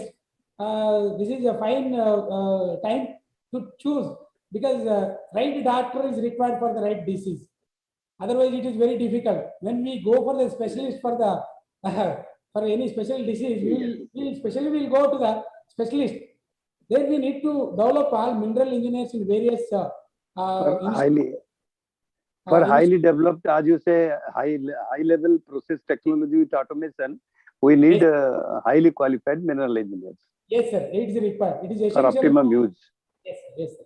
Thank you very much for everyone giving support and sharing my views about beneficiation and challenges. Thank you, sir. Thank you, Mr. Umar Shankar. Thank you so much. I was getting a comment in the chat box that the present speaker is taking too long. But your presentation was so interesting that there is no way I could have requested you to cut it short, because it was a very elaborate and well represented presentation with a lot of hard work that you put in and the efforts which JSW has put in. And this is actually creating wealth. So what you are doing at JSW is creating wealth for the country. Thank you. So thank you so much. And once again, my special thanks to entire JSW collective for all the support. And I'm always in appreciation of the spirit behind JSW. Yes. when I interviewed Sajan Jindal once, he told me very clearly, Sajanji told me, our reason why we excel is our aggressive DNA. Yes. So Sajanji's firm belief is that the team has aggressive DNA. That is why JSW is going to become the largest steel maker in this country within this year. Once you add 5 million tons at Dolvi, you'll be already beyond 22, beyond sale, I would say. So that would make it the largest steel maker in India during the current financial year itself. Yes, so thank you so much. Yeah. One thing I want to just mention here. You see that in the beneficiation, whatever the challenges and whatever the research and we have done on BHQ, rejection roasting and tailing beneficiation, it is all initiation by the chairman, sir. Whenever he comes to the plant, he always give you some task and he is very innovative and he is very encouraging about the beneficiation. Yeah. Thank you to sir also. Yeah, exactly why I would like to place that on record. Which other chairman, tell me, can drive for 14 hours from Bombay to, if you remember when the pandemic began, Dr. Sajanji drove from Mumbai to Vijayanagar. And that was a time he proved that he needed to be with his team. So he has immense, I would say, zeal and the aggressiveness which this industry needs so very much. So hats off to Sajanji for what he has done. So thank you so much. And now I'll move on to my very close friend, Mr. Anil Kumar, whom I kept waiting for so long so that he could hear you. And Anil Kumar ji, as I told you, has a lot to contribute because besides being a metallurgist himself, he keeps himself abreast of what is happening. And I can vouch for one thing. The last discussion when he came to Calcutta, he invited me for dinner. So I was fortunate to enjoy the hospitality of Mr. Anil Kumar, of having dinner with him. And that time, we were discussing about the industry, and he keeps himself abreast of what is happening in SAIL, what is happening in JSW, what is happening in JSPL. So he's a very well-informed man, a knowledgeable person, and my special thanks to him for his consent in being with us today, because normally you will never come across a PS to a minister addressing a conference. So this is one of the rare instances which I would like to place on record to Anil Kumar ji, and the floor is all yours. Anil Kumar ji, आपको इतना देर wait करवाएं. Now you can take any time you want. The floor is all yours. धन्यवाद है ना मुखर्जी साहब, है ना, हम ये हिंदी माह चल रहा है, हम भारत सरकार में है तो हम इसकी जो है ना थोड़ा सम्मान करते हैं और हिंदी में ही अपने वक्तव्य हम भी इसे चाहते हैं, किंतु क्योंकि यही एक जरिया है जिससे हम पूरा देश जुड़ सकता है, जोड़ सकते हैं। जी जी एग्जैक्टली। तो आपको जो है ना बहुत बहुत धन्यवाद मैं जो है ना देता हूँ कि आपने मुझे ये अवसर दिया, क्योंकि मैं जो है ना कभी भी जो है ना इस तरह के जो वेबिनार और सेमिनार है उसमें बस जो है ना प्रेजेंट होता था लेकिन बोलता नहीं था, है ना, सिर्फ सुनता था। लेकिन चूंकि माननीय मंत्री जी आउट ऑफ स्टेशन है, दिल्ली से बाहर है, तो क्योंकि वो ऐसे स्थान पे जहाँ पे नेटवर्क की जो है ना समस्या रहती है, तो मैंने आपसे आग्रह किया था कि मैं ही इसमें यदि शामिल हो जाऊं तो कोई दिक्कत तो नहीं है, तो आपने बोला कोई दिक्कत नहीं है, जिसके लिए मैं आपको बहुत बहुत धन्यवाद देता हूं कि आपने मुझे अवसर दिया बोलने के लिए। आज के पूर्व वक्ताओं ने बहुत सारे जो है ना विषय पे डिटेल से विस्तार से जो है ना इस पे बेनिफिशिएशन और पैलेटाइजेशन पे डिस्कस किए हैं, वार्तालाप किए हैं। तो मेरे को लगता है चूंकि मेरा तो इस फील्ड में जो है ना प्रैक्टिकल अनुभव नहीं है, चूंकि ठीक है आज से 20 साल पहले मैंने इसके स्टडी किया था, पढ़ाई किया था, लेकिन इस विषय पे मतलब जो हमारा जो है ना जो प्रैक्टिकल है उसमें जो है ना एक्सपर्टाइज नहीं है। लेकिन बड़े बड़े जो है ना इसमें विशेषज्ञ जो है ना अपना संबोधन दिए हैं, जिसमें जो है ना उपस्थित है आदरणीय मुकेश कुमार जी है, प्रोफेसर बसु है, प्रोफेसर भीमा राव जी है जो साइंटिस्ट है, मुख्य वैज्ञानिक रहे हैं, जिसके जो है ना मिस्टर उमा शंकर, मिस्टर रविंद्रनाथ, बहुत सारे वक्ता, मिस्टर भिया शर्मा जो कि लेफ्ट आउट हो चुके हैं, क्योंकि बहुत सारे चूंकि समय बहुत ज्यादा लग गया, तो बहुत सारे वक्ता जो है ना जा चुके हैं। तो मेरा जो है ना उस पर तो ज्यादा नहीं रहेगा, उसके जो है ना क्या उसकी प्रक्रिया है, प्रोसेस क्या है, और प्लेटाइजेशन कैसे बनाए जाते हैं, बेनिफिशिएशन की क्या क्या प्रक्रिया है, तो इस पे तो चूंकि वक्ताओं ने बहुत ज्यादा विस्तार से बता चुके हैं। तो जिसमें चूंकि मेरा फील्ड व्यू से हट करके है आज के दिन में, मैं जो है ना मंत्रालय की जो होती है कि भाई एक्सपोर्ट इंपोर्ट क्या है, उसको कैसे हम इम्प्रूव कर सकते हैं, उस पर हम थोड़ा सा ज्यादा विस्तार से यहाँ पे चर्चा करेंगे। क्योंकि बेनिफिशिएशन जो हम करते हैं वो लो ग्रेड को हाई ग्रेड में कन्वर्ट करने के लिए करते हैं।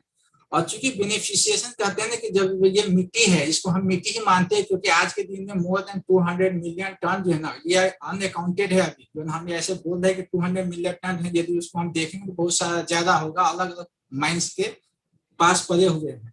अब इसको यदि हम बेनिफिशिएशन से इसको हम हाई ग्रेड यदि बनाते हैं, तो कहीं ना कहीं हमें बहुत सारे फायदे होंगे।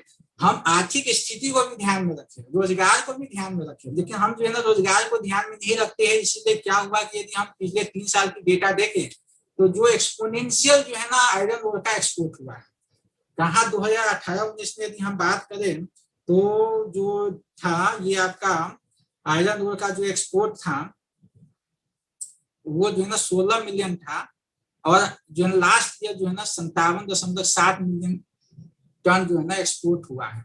मतलब ये एकदम जो है ना इतना इंक्रीज एक्सपोर्ट हुआ है, तो कहीं ना कहीं इससे हमारा जो है ना आर्थिक जो ग्रोथ है वो भी प्रभावित करता है।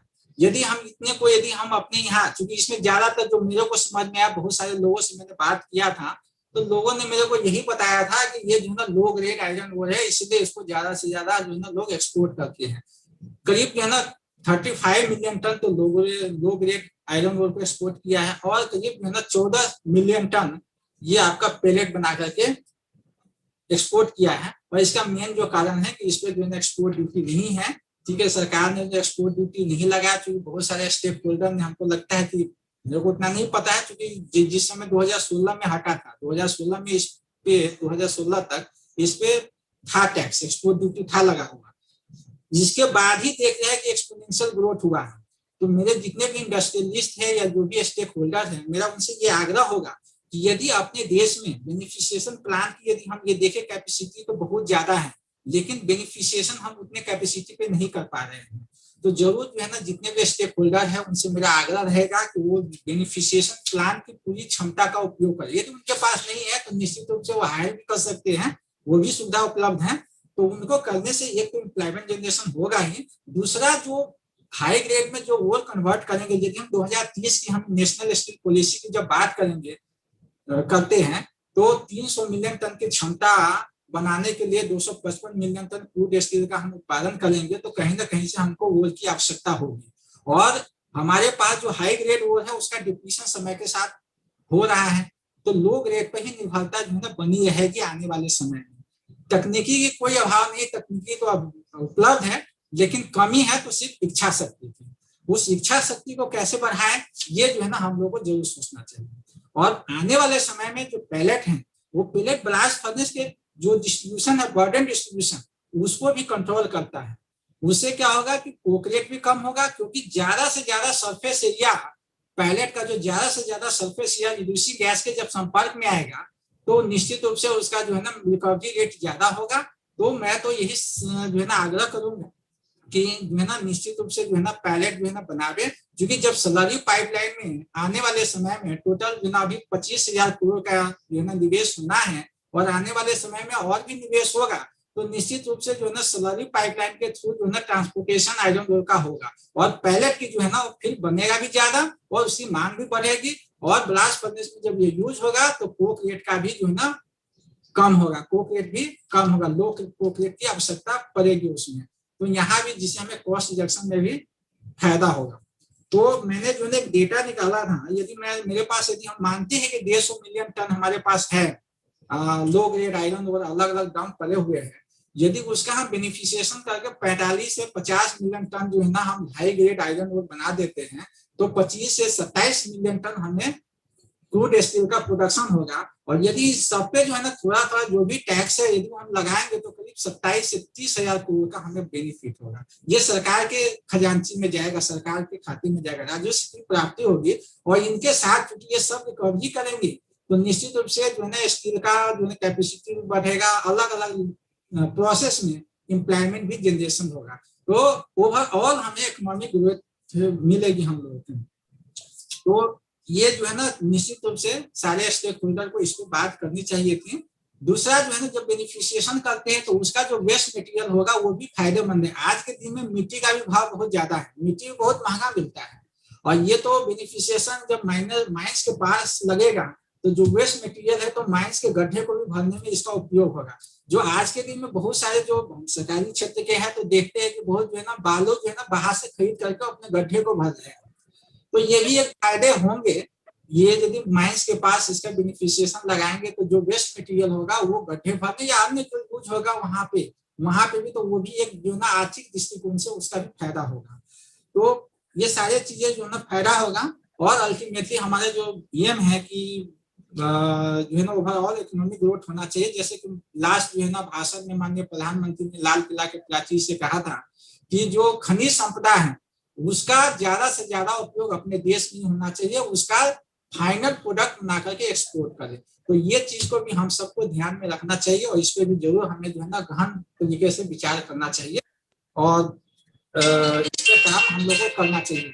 मैं ज्यादा इस पे नहीं आपको बात करूंगा, लेकिन डिटेल तो सभी लोगों ने बता ही दिया है। मेरा जो इकोनॉमिक गतिविधि था कैसे हम इसको इम्प्रूव कर सकते हैं, हमें अपने देश में जो है ना आर्थिक गतिविधियां बढ़ाना है, एम्प्लॉयमेंट जनरेशन करना है, तो इस पे हमने बात किया है। मैं सारे जो है ना अंत में मैं सभी जो है ना स्टेक होल्डर से यही आग्रह करूंगा कि निश्चित रूप से जो है ना ये मेरे जो सुझाव है उस पर विचार करें और देश की गति बढ़ाने में अपना सहयोग दें। धन्यवाद। मुखर्जी साहब। धन्यवाद अनिल कुमार जी।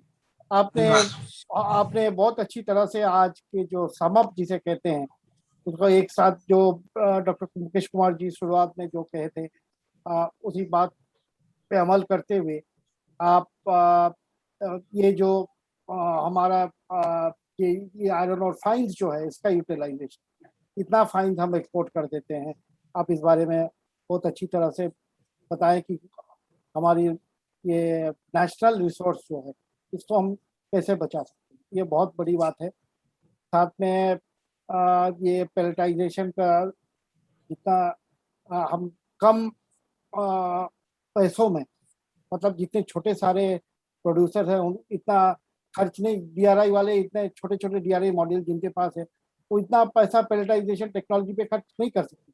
तो हमारे आत्मनिर्भर भारत की तरफ अगर हम बढ़ना चाहते हैं तो इसमें लो कॉस्ट, मुकेश कुमार जी मेरे ख्याल से जरूर इस बारे में चर्चा कर रहे होंगे कि कम पैसों में कम लागत से हम पेलेटाइजेशन प्लांट कैसे लगा सकते।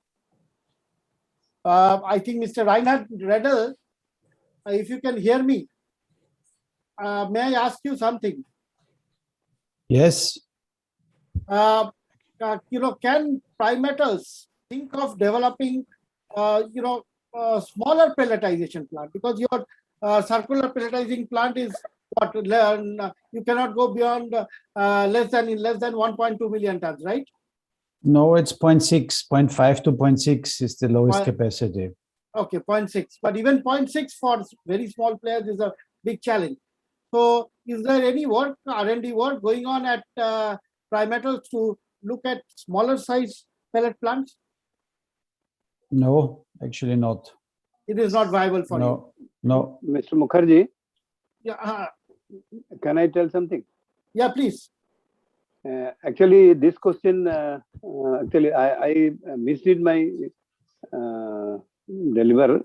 I wanted to tell that unless the government of India gives some incentive to Indian manufacturers to manufacture indigenous equipment, like now for the all pelletization plant as well as the beneficiation plant, mostly is coming. Many parts of many things are coming from outside, and that is why the cost of the plants are going up. Actually, I wanted to tell during my time that A lot of research is going on in different places to manufacture indigenous equipment so that the overall cost of manufacturing pellet will be under control in Indian context. Thank you. Yes, thank you, Dr. Nanda. In fact, I know quite a few individuals. There is one called Raghuvanshi Technologies. Yes.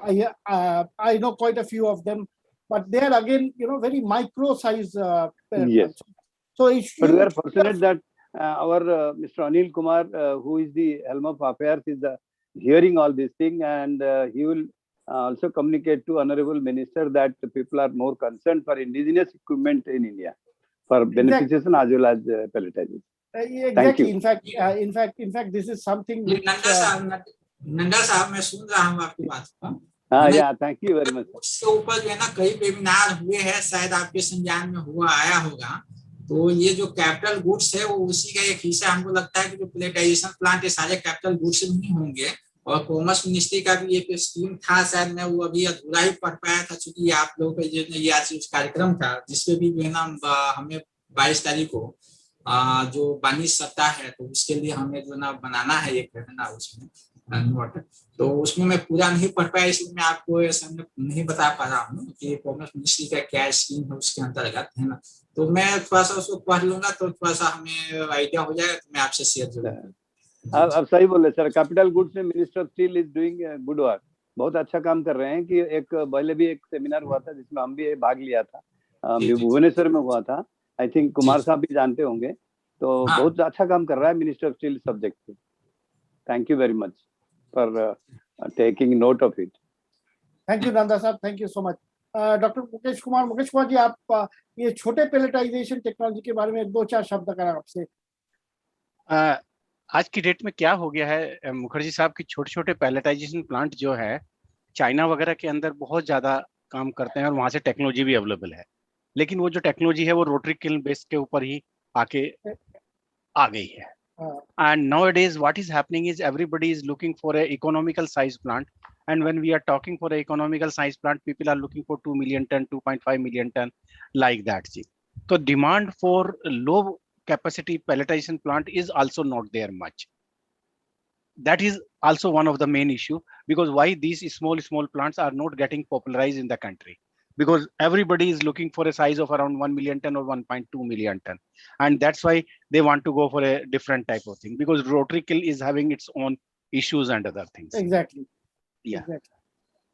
So I would say, Reinhard, if I may ask you, so what kind of demand do you see for this 500 million ton, 0.6 million ton pelletization plants in a country like India? Actually, the demand for such low plants is very zero, to my opinion. So we never have been asked for such a low plant in the recent years. It was in earlier years. So 10 years ago, it was quite common to get such requests, but now it's almost zero. Yeah. So rather for special metals from other country, like for nickel or something, they have such sizes in mind, but not for iron ore. Right. Yeah. So which is to say that it is good time for you to get big orders, big circular pelletization plant for something what you did in JSW or that kind. Let's say 2.5-3 million ton. Yes, this is correct. Yeah. Right. So the floor is now yours, Mr. Redl. Mr. Reinhard Redl, the floor is yours, and sell as many as circular pelletization plants as Primators can today. Okay, give me just, yeah. I want you to sell at least 10 plants today. That's great. Thank you very much. Thank you very much. Okay. Yeah, go ahead. Open the presentation. Yeah. Quickly. Yeah, please go ahead. Yeah. Actually, I'm making this presentation on behalf of Christoph Eichinger, who had to go to a very important appointment. Right, so, I know. He prepared this presentation, which I will go through to you right now quite quickly. Yeah, please use the share screen option. Share screen,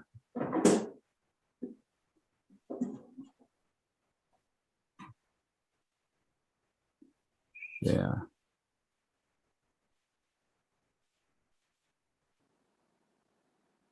Okay, I think now you should see it, isn't it?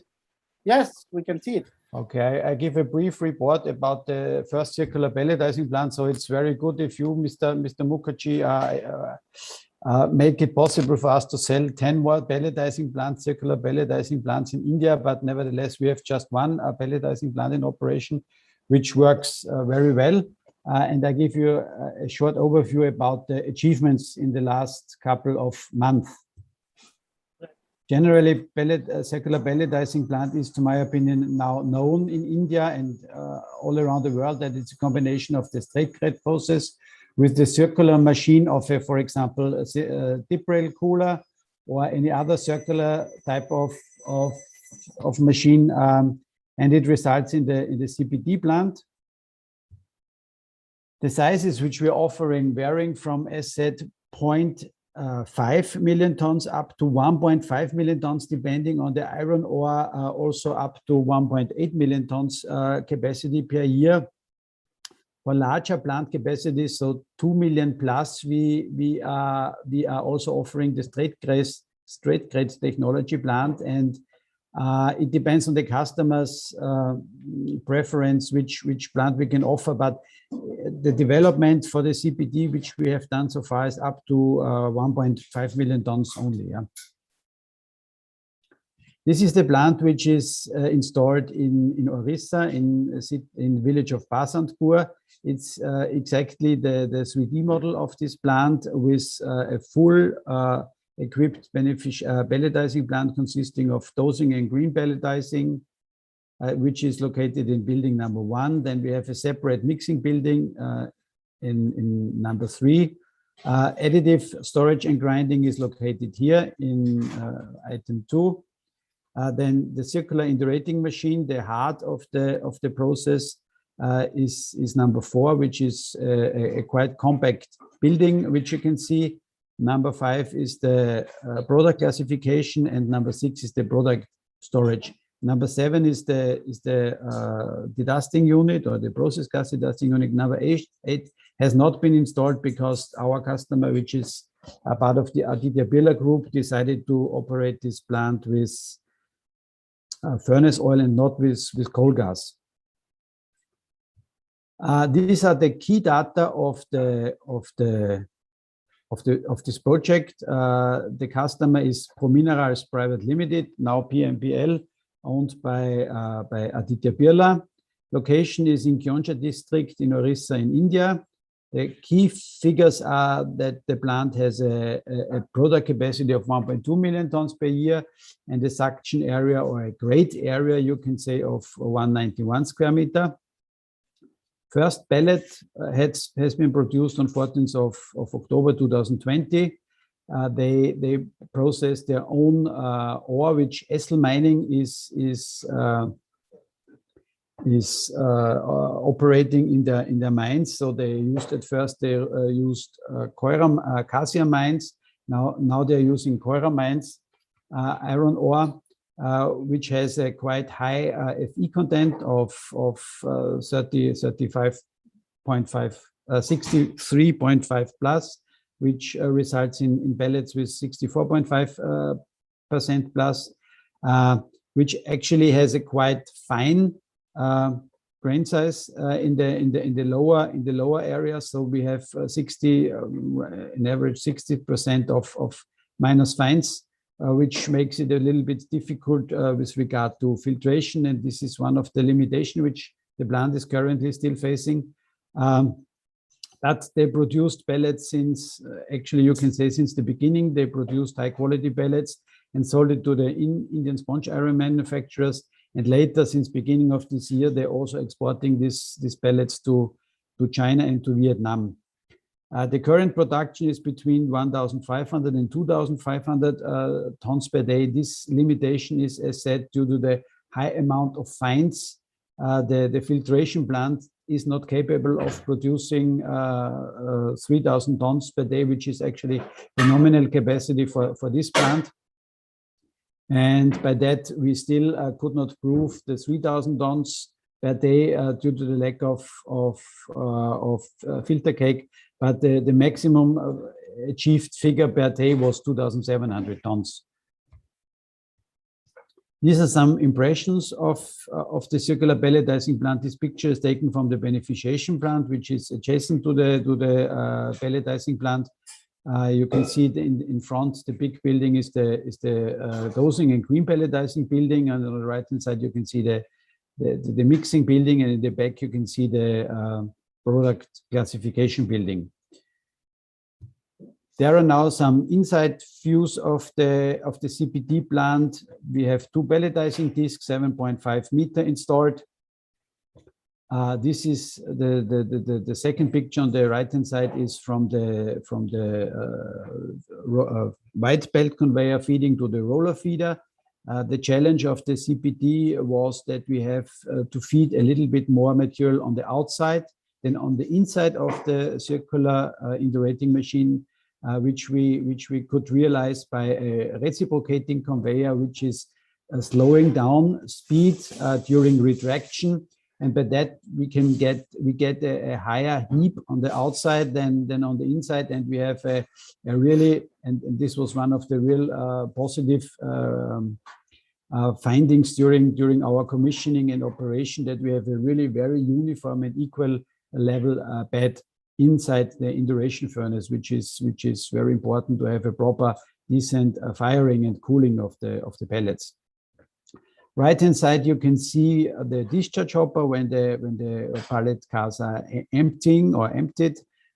On top, you can see a new pallet car coming into the discharge hopper. This picture was taken at the point in time when the discharge hood was not closed, so it was still open. It was one of at the initial stage of operation during from October to December last year. And there you can see we could also observe the movement of the pallet cars going into the discharge hopper, the descending and the ascending, and everything worked out very well, very satisfactory. This is the inside to inside pictures of the CPD plant, which can give you an impression about the distances. So the one picture is taken, the left-hand side picture is taken at the feeding area, in between the feeding area and the discharge area, and you can see the burners on the opposite side of the indurating machine. And the other picture, the second picture, is taken exactly or more or less from the opposite side, where you can see on the left-hand side the discharge area. On the right-hand side, you can see, if you look in very detail, you can see the roller screen. Yeah? So this is an impression how compact this plant is designed, and yeah, it's working very well, even though it's such small and compact design. These are a few more pictures, one from the process gas cleaning unit, and actually one of the first product piles which we produced. So this picture was taken in October last year. It was the 14th of October, and on the right hand side you see a detailed view of the pellets. So the pellets were quite uniform, and also the quality was from the beginning at the level, I would not say beyond our expectations, but very according to our expectations. So we achieved quality parameters of 230 kg of compression strength from the beginning on, and also very high tumbler index, low abrasion index, and also the other quality parameters were very satisfying. Yeah. This is our commissioning manager when operation was already ongoing for a couple of time. So you can see the heaps which we have produced at a certain point in time. These are the typical quality parameters. For example, this screenshot was taken, or this report was taken in February. You can see on the left-hand side the expectations of the customer. On the right-hand side, you can see the quality parameters here in this column. So as said, the quality parameters were in order from the beginning. We had we had we didn't get the chance from the beginning to produce the full capacity of the plant, as said, due to the lack of filter cake. But this was a production in February when we produced around 1,300 to up to 2,000 tons per day. In this example, it was 1,585. Yeah, actually, this is already everything what I wanted to report you from the CPD as it is now. The customer is operating the plant on continuous basis, and yeah, we are in close contact with our customer and try to help him, assist him wherever possible. He also decided to order 2 more filter presses now, where from one shall be installed early next year. So at least from this time onwards, we should be able or they should be able to operate the plant at the nominal rated capacity. This is for any one of you who is interested. We have also a virtual model of this CPD plant, which you can access via this link, and yeah, have a look by yourself in detail. Summarizing, what I want to say about the CPD is that it's a development of prime metals technology. At that time when we started this development, we were Siemens VI. Now prime metals is in principle the owner of this technology and the addressee in case you are interested in such a plant. The process is based on the traveling technology, so the sequence of drying, firing, cooling is identical with straight grade process technology. The plant sizes which we are offering is from 0.5 to 1.5 million tons per year. As said, depending on the iron ore and the pot grade test, we can go also up to 1.8 million tons. From 2 million tons onwards, we actually we also see some advantage in the straight grade technology, because the design for a CPD, the difference of CPD is with increasing the diameter, you have to design a completely new machine, while with the straight grade technology, you can also take the normal standard for meter machine and just shorten the length of the machine, and by that it has certain advantages with regard to duration of a project realization and engineering requirement. Nevertheless, the main advantage of the CPD, in particular for the small scale plants, is the small footprint and the compact design. This also leads to very low installed weight of the plant. And what means low installed weight, low weight means of industrial plant means a low capex of such a plant. Yeah.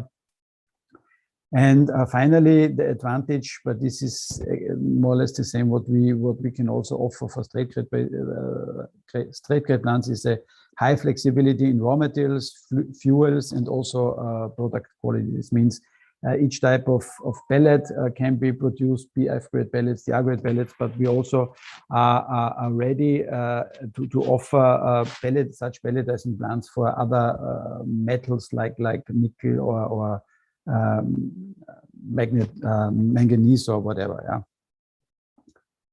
So this is in summary what I wanted to tell you, or what actually Christoph wanted to tell you about the CPD. And yeah, if you have any questions, I would appreciate to answer them. Yeah. Thank you. We cannot hear you. I'm sorry. Thank you so much, Mr. Reinhard Redl. And any questions right now for Mr. Redl? Dr. Mukesh Kumar, do you have a question for Reinhard? No, it's a good development, very compact design. And I think, let us see how, just I wanted to know about the environmental performance and fuel efficiency. If we compare the conventional pelletization plant and this plant, Red, if you can tell us, Is there any fuel efficiency improvement in this type of design? Actually, so far we cannot report any fuel improvement efficiency. Why? Because we didn't run it at nominal capacity. You can only, a pelletizing plant, the fuel efficiency is the best at nominal capacity. Okay. And as long as you run with lower capacity, you have no real indication of the fuel efficiency. What we can say, we definitely can achieve the level of the straight bed pelletizing plant. If we can achieve lower levels, we cannot say at this point in time. Yeah. Okay. Thanks, Red. There is a question, Ankit. If you can ask him, ask Reinhard.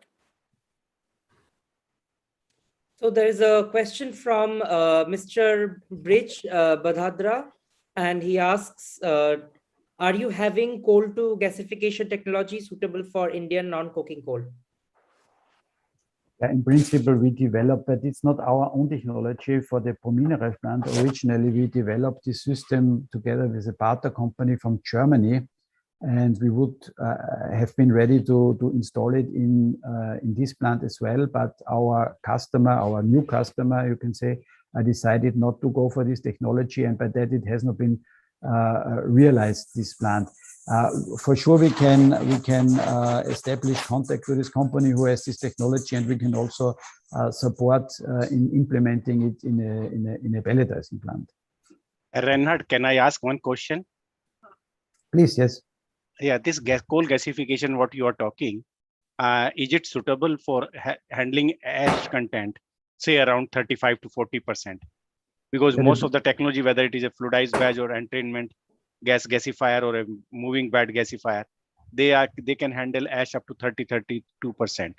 So is there any limit? Is there any limit on your technology? Yeah, this is our limit as well. Yeah, it was 30. It is 30%. 30%. Okay. So yours is a fluidized bed or a moving bed, or what type of technology it is there, coal gasification, what you are offering, or is it an entrainment? It's a shaft type. It's a shaft type reactor. Moving bed. Okay. Yeah. Okay. Thanks. Yeah. So thank you, Reinhard. Dankeschön. Yeah. Welcome. You have one more Austrian just after you. So Dr. Hallo, Anrin. Hello. Reinhard, wie geht's dir? Gut, und dir? Gut, danke. Hab lang nicht dich gesehen. Ja, richtig. Bist du noch in Linz oder jetzt? Ja, ich bin in Linz. Dienstreise? Ja, ich bin in Linz. Okay, na super. Wir quatschen später. Ja. Passt. Alles Gute. Danke, dir auch. Glück auf. Yeah. Glück auf. Yeah. So Andrin, over to you, followed by Harish Bhatt to end the session as the last speaker. So Andrin, yeah. You always talk about disruptive technologies. So what are you going to disrupt today? Over to you. Well, that's a good point to start. The point is not to disrupt only from the side of technology, but also from the side of economics. And I will talk today both just a small introduction about ourselves, because I will be speaking on 3 very different topics. So that's why I haven't made any presentation, but all are pertaining to iron ore. So just a small introduction about us. We are a small company headquartered in Austria with partner offices in Toronto, in Shanghai, and also a small office in Calcutta, where I was born. Now, we started as a technology company, especially recycling of waste from the mining and steel plants to make DRI out of it. But then also we also expanded our profile into trading and arbitrage business of raw materials. So this is our total activity. So first thing, which I would like to touch upon, is the export of 58% or lesser iron content iron ore fines from India. Now, all of you who are concerned with the export of 58% iron ore, for less than 58% iron ore in India, everybody knows that there is a pretty large amount of export tax on iron ore fines, above 58%, which doesn't make it feasible. But however, if you look at the export statistics in India, from these 58% material are almost always destined for China And they were the people who used to take this material, then either beneficiate it for the second time or put directly into their sinter mix. And it was a low-cost substitute for them. However, if you think of what happened after April, then the commodity boom took place in terms of iron ore, the amount of export of this kind of material from India have really slumped down. The reason is there are several problems. First of all, if you are adding so much, the Indian iron ore content has so much alumina in it. And if you put it in the blast furnace, it will really consume a lot of coke because of its high alumina content, because the slag will be very viscous. And of course, every 1% of iron that you transport to a country, another country, cost up to the freight. So even if 0.5% more iron is good. So the strengthening decarbonization regulation and advancement in technology in China is gradually put up a halt and almost a complete disinterest in lower grade iron ore fines. And the problem is, just for the sake of exporting, the iron ore fines, which had the capability to be beneficiated up to 62-63% from several mines, they are deliberately kept under 58 for the purpose. Now, even if you sell at 58% price, 58%, you will never get the Platts mentioned price, because this material is sold 20 to 30% discount in the Chinese market. So the Indian iron ore exporters, even during the commodity boom, they have missed this part of their cake, because they have sold at a much lesser price. And right now, I have seen lots of traders, lots of small mine owners are really trying to book vessels to China, but they simply cannot, because there is a disinterest. Everybody wants iron ore more than 62, 63, 64%. 66 is better from Brazil. So this is a problem. And I would personally suggest in this case, if India can export good quality of iron ore exactly at the Platts index mentioned price, then it's a win-win for all. Then it's a win-win for the seller. That's a win for the sellers, and it's also a win for the Indian government, because they will get a very good amount of tax, and it's also good for foreign to earn foreign currency. But however, there is two ways. Otherwise, all kinds of fine ore exports could be stopped in that way, because it is not doing any good to anyone at all. And if you know that there is a huge difference between the current Platts price and what the Chinese ports, what is accumulated, what they sell, there is almost a $15 to $20 difference in the price to the cargo which is already at the Chinese port. I know a ship from a 70,000 ton of ship which started its journey in the end of June, and still the material has been dumped in, I believe, in the end of July in Qingdao, and so far there is no taker of that material. That was 57% ore. So this is a pretty disastrous situation. So I believe in India, people should concentrate more on pelletizing, or just selling higher grade iron ore at a full price, because then everybody gets their piece of the cake and no one lets untouched. So this is one thing I tried to summarize in a recent article of mine from the economics point of view. And with days, there will be less and less, even less, almost no interest in 56, 57% iron ore export from India. This is what we and our colleagues have tried to find out, especially with interacting with the Chinese iron ore buyers. This is number 1 point. Pellet export is very good. If you can export at a Platts index price with the pellet, with the amount of the pellet premium that's added, then this is a pretty good, it's a value added product, no problem with that. And of course, for all the pellet producers, now the Chinese winter season is becoming, not that Chinese autumn is becoming. Now for the next couple of months, the pellet demand will be a little bit high, but still, if you're aware that due to the Beijing Olympic, the Chinese government has restricted the amount of steel production in their country. So in this case, until the end of the Olympics, maybe in the first quarter of the next year, the amount of pellet export or iron ore export into China, that will not be as much, but rather finished and semi-finished product will be a little bit more. And this all happens because China is 70% of the total exporter of the global iron ore and 50% of the total steel producer. So a small decision made in their country upsets the whole industry everywhere in the world. This is a problem, and this is my suggestion about the 58% ore. So there is no point of selling 58% ore at 30% less than the Platts index price. This is number one point. The second point which I would like to address about is the tailing problem in India. We from our company have invented and piloted and patented a technology of making DRI from tailings with using rotary kiln and briquetting technology, which the product is DRI, which you can either put as a coolant in the LD process. It's a very good metallic substitute. You can put it in the electric arc furnace, you can melt it there, or even you can put it in the blast furnace, because there is a lot of practice using operating blast furnace using HBI, and every single ton of DRI or HBI you charge, you save approximately 430 kilos of coke per ton of hot metal. So this is a technology we are working with several. We have been in discussion with JSW. I have seen Mr. Shah there. My apologies, because we are discussing it from last June, and due to some problems in the COVID, and I couldn't come to India to discuss in detail. But however, this is something is in the pipeline now. We are not only with JSW, we are also in discussion with Brazilian companies, because nobody wants in their country where there is a significant iron ore mining, nobody wants a repeat of a second Vale disaster, what happened in Brumadinho in February 2019.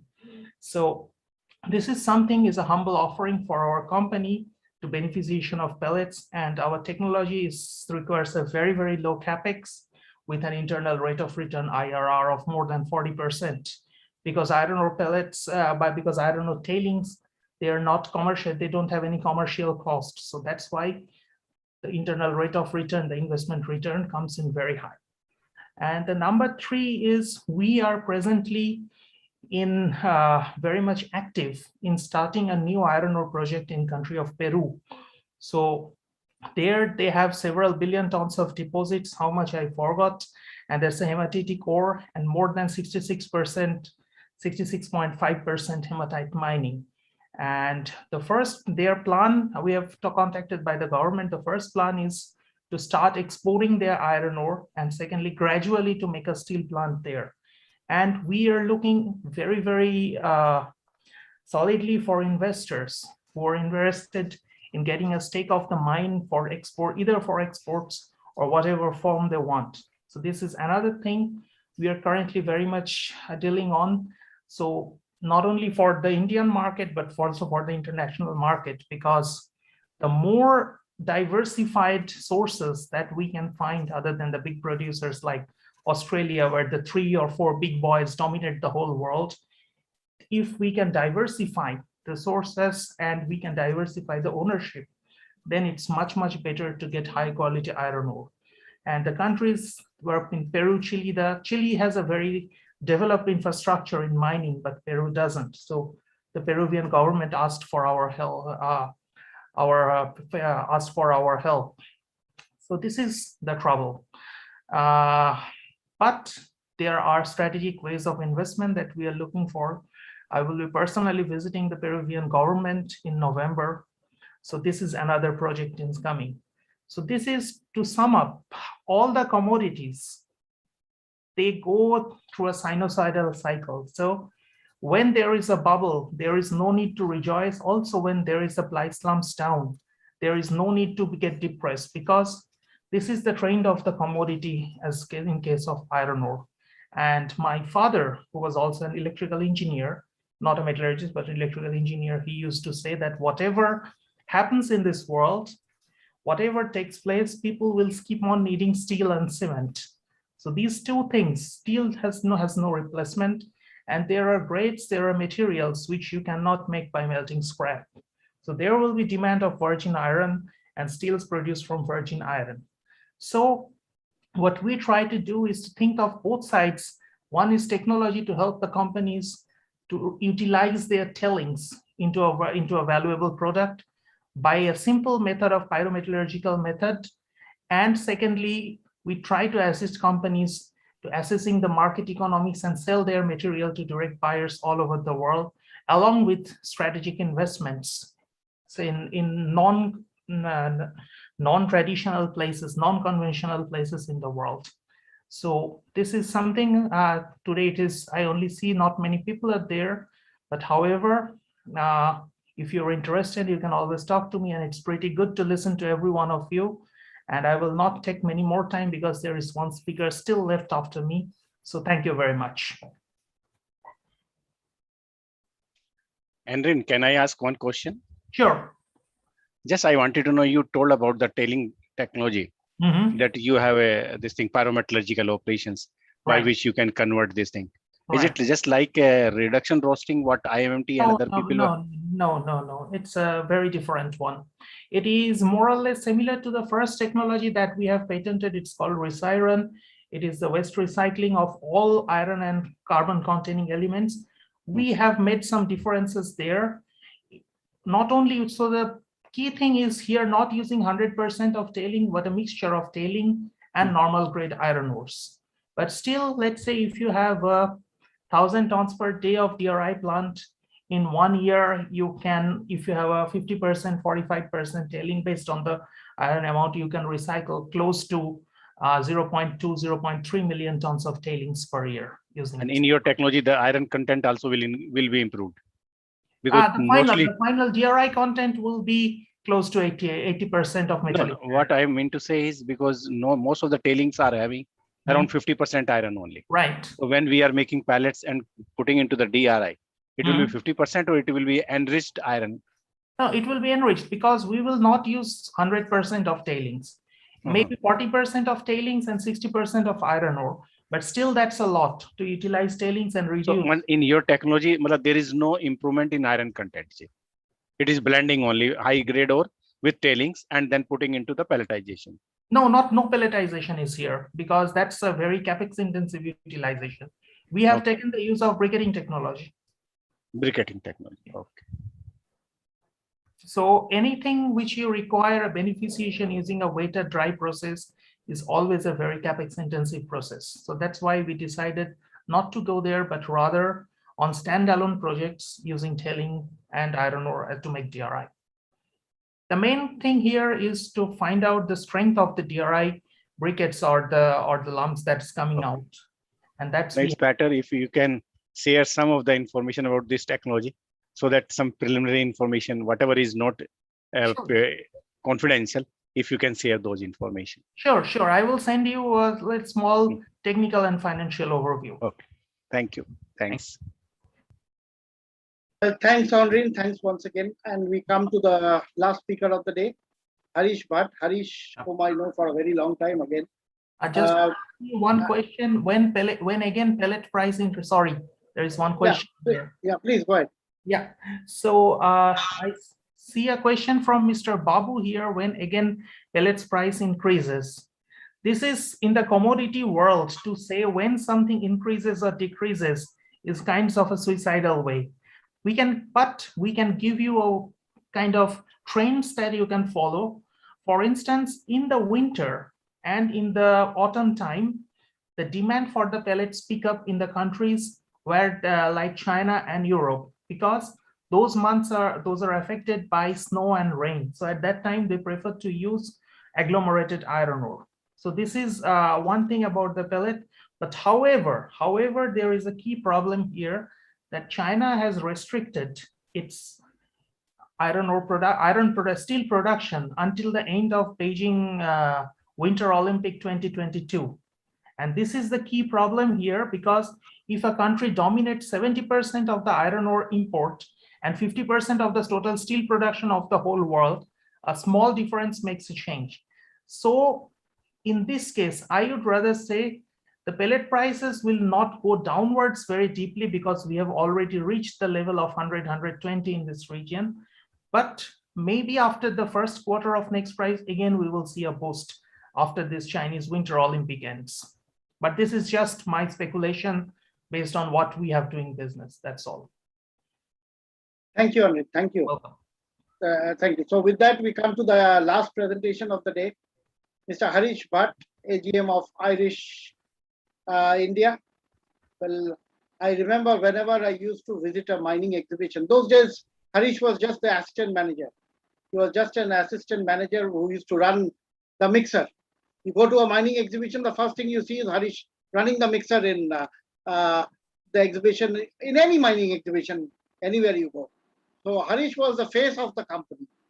So anyone who goes to Irish would first see the mixer being run by Harish. So Harish is going to take us through the mixer process today. Harish, over to you. Yeah, thank you, ladies and gentlemen. Sir, you are able to see this shared screen? Yeah, but you are yet to open your presentation. You have to open the presentation. Okay. Or can somebody help me out, because I have. You can send it. You can. What you can do is, Ankit, can you guide him? Yes, I already have your presentation, so I can share it, or Yeah, please. I can, That's okay. but it will be more convenient for you, so I can tell you how to do it. Okay.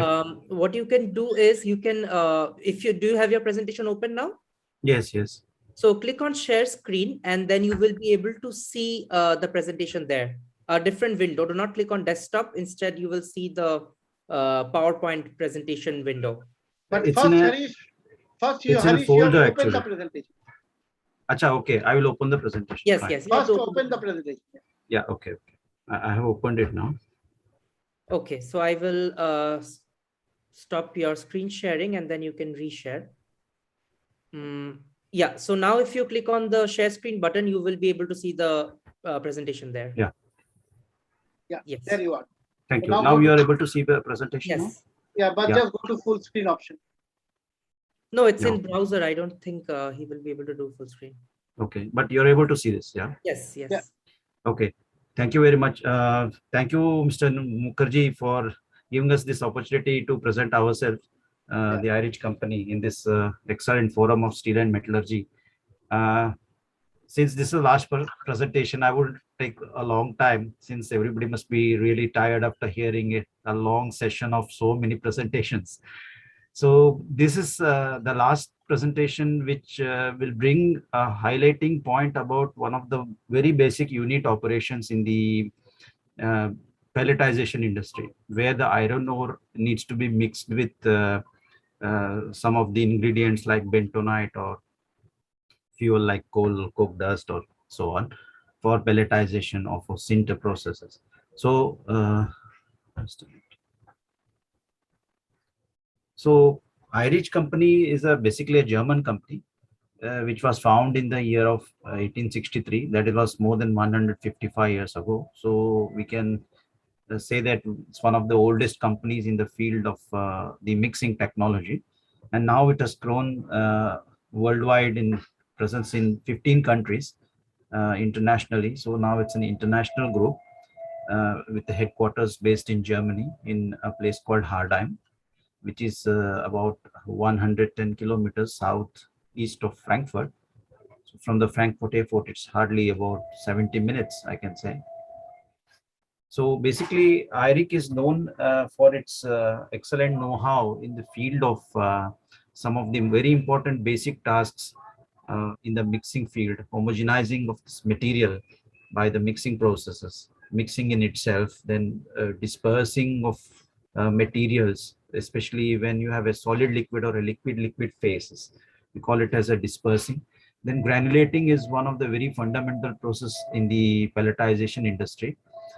So totally we call it as an agglomeration process, where you can have a defined characteristic curve called as granulating or pelletizing, depending on the sizes. Then we have also our mixers are capable of doing tasks like specialized tasks like kneading, drying, reacting, and grinding also.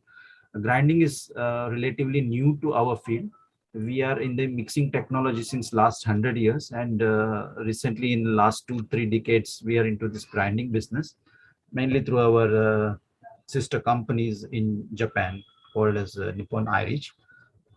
So basically IRIC mixers are in the market from the size available from 1 liter size up to 12,000 liters.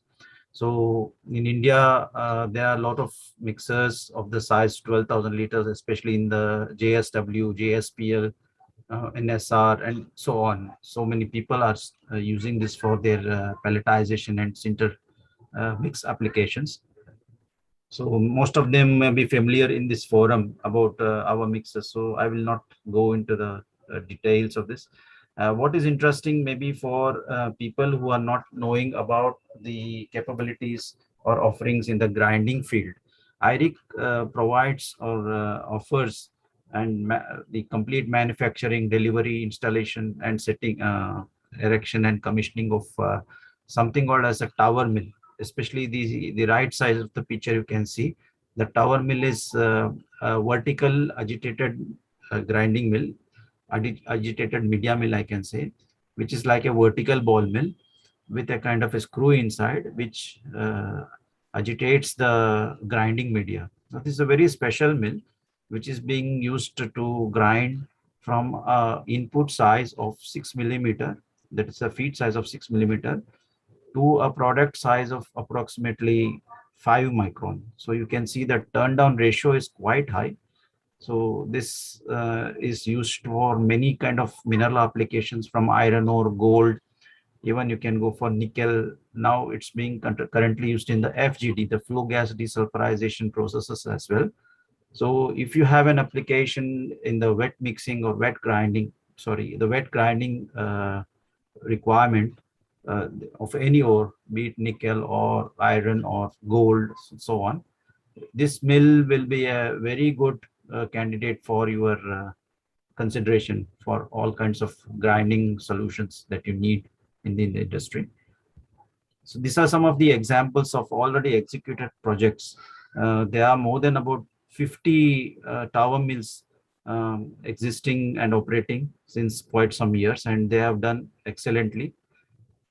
Especially in China, up to now, the highest number of mills in the world are in China, and they are doing well. Australia is another country where now they are mushrooming. This equipment is mushrooming, and a lot of mines where the need for the grinding is required, wet grinding of the iron was required, is being implemented in this country now. So why is IRIC technology more beneficial for making any kind of mixtures, like be it a sinter mix, or you want to mix some kind of a filter dust of, say, ESP, or some other dust, or some sludges, which is very difficult to mix in conventional mixers like pan mixers or twin shaft mixers or so on. Why it is very critical to have such an intensive mixer to make a very good intensive mix is basically, if you see, look at the principle of mixing of IRIC mixer. It has got a rotating mixing pan, unlike pan mixers or mixers of the horizontal type, where you have a single shaft in the center running and pushing the material towards the wall. You will see here it's a vertical mixer inclined slightly to the axis, and it has got both the pan which is holding the material, as well as the agitator which pushes the material for the mixing process. Both are running in opposite direction. The reason for this is that it will get a very good dispersion and a homogeneous transport of this material to get a kind of a good mixture, which is not possible in most of the mixing processes or mixers that are available currently. So this is called as intensive mixing, because it will give you more energy density per cubic meter compared to any other comparable systems of any given size. So this intensive mixing principle basically will help to give a kind of the mixture, the homogeneous mixture that is required or is defined for the industry. So I'll just, maybe I can show the video how it works, just for the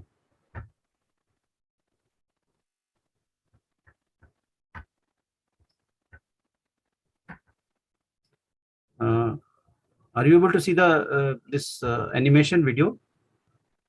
Yes. Okay. So this is a cutaway view of the Irish mixer. Basically, as you see, there are three elements. One is in the center, or rather, it's eccentrically fitted, not from the center. It's little away from the center, called as the agitator or the rotor. And we have the agitator is rotating in a direction, and we have a rotating pan, and something called as a stationary element. Here you can see the arrow. This is a stationary wall bottom scraper. This scraper is basically acting as like a vortex breaker, because when the material is moving continuously, it gathers momentum, but unless you break the momentum of the material, it will not get deviated and fall into the area of the mixing zone. The mixing zone is the area where the agitator is rotating and working on the mix that is coming into the mixing zone. So the transportation of the material is completely done by the pan. The pan has no other work other than transportation of the material, and the agitator is basically pushing the material and imparting the energy from the drive into the mixture. So what happens if you just imagine if the pan is stopped? The agitator is basically working only on the area which may be 30 or 40% of the area of the pan. So that means you will have a lot of dead pockets and materials which are not moving. This is exactly what happens in a twin shaft mixer, or maybe a kind of pan mixers, or some mixers where the pan is not rotating. So this pan basically gives a kind of a fundamental process to have a very effective distribution of the small components like bentonite, coal dust, or any small ingredients less than 2 or 3% you add in the mixture to give the properties of the mixture, especially during pelletization or maybe the sinter mixing. This is exactly what it does. It gives a better homogeneity by the effective distribution of the power, or imparting the power from the drive into the mixture. So the wall bottom scraper, which is stationary, it pushes the material into the area of influence of the rotor. So what this means is that it will have a complete imparting of energy with very high efficiency. There will be no loss of energy, like unlike I told, if there is a pan that is stopped, there will be a loss of energy. You will not have the distribution of the material due to the non-moving material. So then, of course, there will be a discharge of the material. If that's a continuous mixer, it will be discharged in a continuous way. You will have a level of material that is constantly filling the mixer and continuously getting discharged. So this is the basic principle of the IRIC mixer, which gives the fundamental requirements of high demands of the industry. So let's go to the next slide.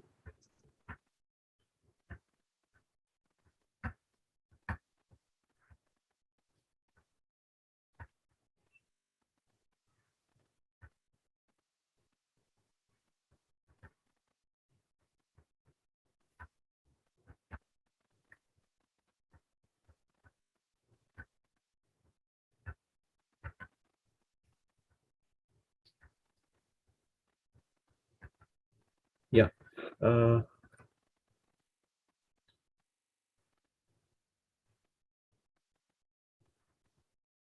So basically, due to this fundamental principle, it was developed in recent years that by using a variable frequency drive in the agitator, you can move the tool. That is, we call the tool as the agitator. Actually, the agitator can be moved slow or fast, low or high speed. So low speed means low energy, high speed means high energy. Depending on the input of the energy into the mix, we can control it specifically to the needs of the mixture.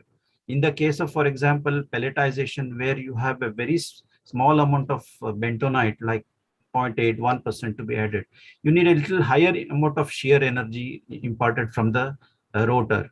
So then with the VFD in the rotor, you can control the energy input into the mixture. And whereas in case you want to make a sinter mix, or you want to make a mixture of some other material where you want to recycle the waste of the steel plant, so that you need a little lower energy. You don't need such a high shear because there will be a lot of moisture in the waste, especially the sludges, which is going to be mixed with the dust. So this controlled input or of the specific mixing energy could be done with the help of this VFD, and this we could achieve a lot of different type of tasks to be done with the IRIC mixer. We could granulate dusts and sludges without much caking on the mixing tool or caking on the pan. So these kind of developments has led to improvements and improvements in the recycling processes, where you can actually recycle a lot of waste dusts and sludges from different section of the steel plant. That's the waste of different furnaces. You can collectively mix and recycle it back into the sinter belt. So some tests from along with different companies like Autotech, we have developed that up to 50% fines can be used in the recipe with the IRIC mixer for pelletization especially. So people who have a lot of fines in their mixture can be rest assured that you will be able to, with the help of IRIC mixers, as the years and years progresses, you say you have more and more fines in your mixture, it will be possible to, with the help of the energy input into the mixture, able to granulate all these extra fines, which will not be easy to do when the mix changes year on year with a twin shaft mixer or a kind of a mixer with a pan or a pan mixer, for example. So some of the comparative tests that have been done quite long back with LKAB Sweden. LKAB is a major iron ore pellet plant in Kiruna in Sweden. So it has been shown that like a plant which is of a very high capacity, like 600 tons per hour they're making, they have reduced the consumption of bentonite from approximately between 8 to 11 kg to 6 kg per ton. So you can imagine in the long run how much savings can be seen in the case of using a IRIC mixer.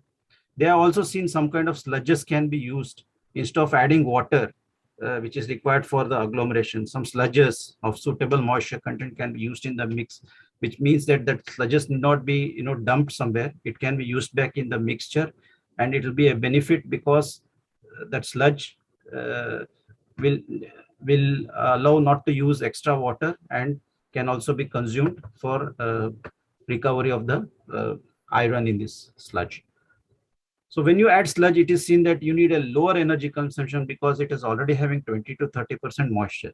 Whereas when you add moisture additionally to a pellet mix, you need a really good amount of shear to see that the water gets coated on the surface of the iron ore fines or iron ore.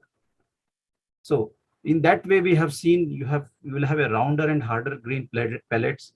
And when you use sludge, you can see lesser wear also. So this is just an example of an experiment that has been done on an industrial scale. So there are a lot of examples like this, but I just wanted to say that this can be possible with any company who would like to see this kind of benefit being implemented. So these are some of the usual benefits that you get. What Autotech, we have closely worked with Autotech for several years. They say that you have these kind of benefits with the IRIC mixer because of its intensive mixing principle. So these are, I think, well known to all those who are operating the IRIC mixers. Okay, now coming to a small topic of sintering. Actually, this is not the topic of our pelletization, but in the sintering process, in Japan, there's one sintering plant has seen that they have less coke requirements compared to any other standard plant making the same capacity sinter. So how much coke they have saved, just I want to tell you that in one of the combinations which Autotech earlier used to recommend was an IRIC mixer, the initial mixer, homogenizer, and a drum. That is a drum for pelletization of this or agglomeration, sorry, in this case for sinter. It has seen that in this Japanese plant, they have increased the capacity of the sinter belt at 10%. increase in the strength of the sinter by 3%, and reduction of coke, which is really a big thing, because if you reduce coke is one of the costly materials in making the sinter. They have saved about 20,000 tons of coke per year in a 4 million ton sinter plant. So that is something which is remarkable by this Japanese company called Kokura. I think it's a location. I don't know exactly the name of this company. It's in Kokura, but I can give these details if people wish to know this. So I was earlier talking about the treatment of residues. This is one of the hot topic of today, that lot of dust, sludges, mill scales, and all kinds of materials that are accumulated during the processing of steel, be it in the stainless steel section or in the pig iron section, any kind of waste. Generally, they are in the form of dust, sludge, or scales. So this can all combine into a proper way by proper batching, weighing, and conveying, and then it can be used either on sintering belt or in rotary kilns, multiple hearth furnace or shaft furnaces, which has actually been realized, which I think I can share with this forum who want to know more about this. Yeah. So I think that was a brief thing I told about Irish. We still have a lot of things to tell, but I think I could maintain my time period of 10 minutes. Thanks to Mr. Mukherjee for giving this excellent opportunity for speaking. This was all for today. I think people would have benefited from this informations. Over to you, Mr. Himalayam Mukherjee. Thank you. Thank you, Harish. Thank you so much. Thank you. Well, you did it well. You did finish on time, and being the last speaker, I would not have stopped you even if you have gone till beyond another 20 minutes also, because in any case, we have the liberty by virtue of the pandemic. We have learned the way of doing things along with, attending webinar. So we can have our dinner and watch the webinar. We can enjoy our cup of tea and watch the webinar as well.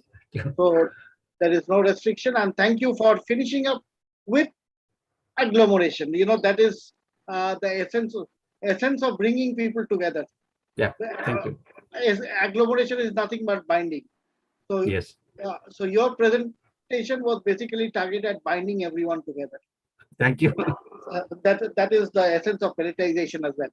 So with that, Harish, thank you so much. Yeah. And thanks to Irish also for being a still sponsor for this event. And please thank Mr. Sen for his support. Yeah, sure, sir. Thank you. Okay.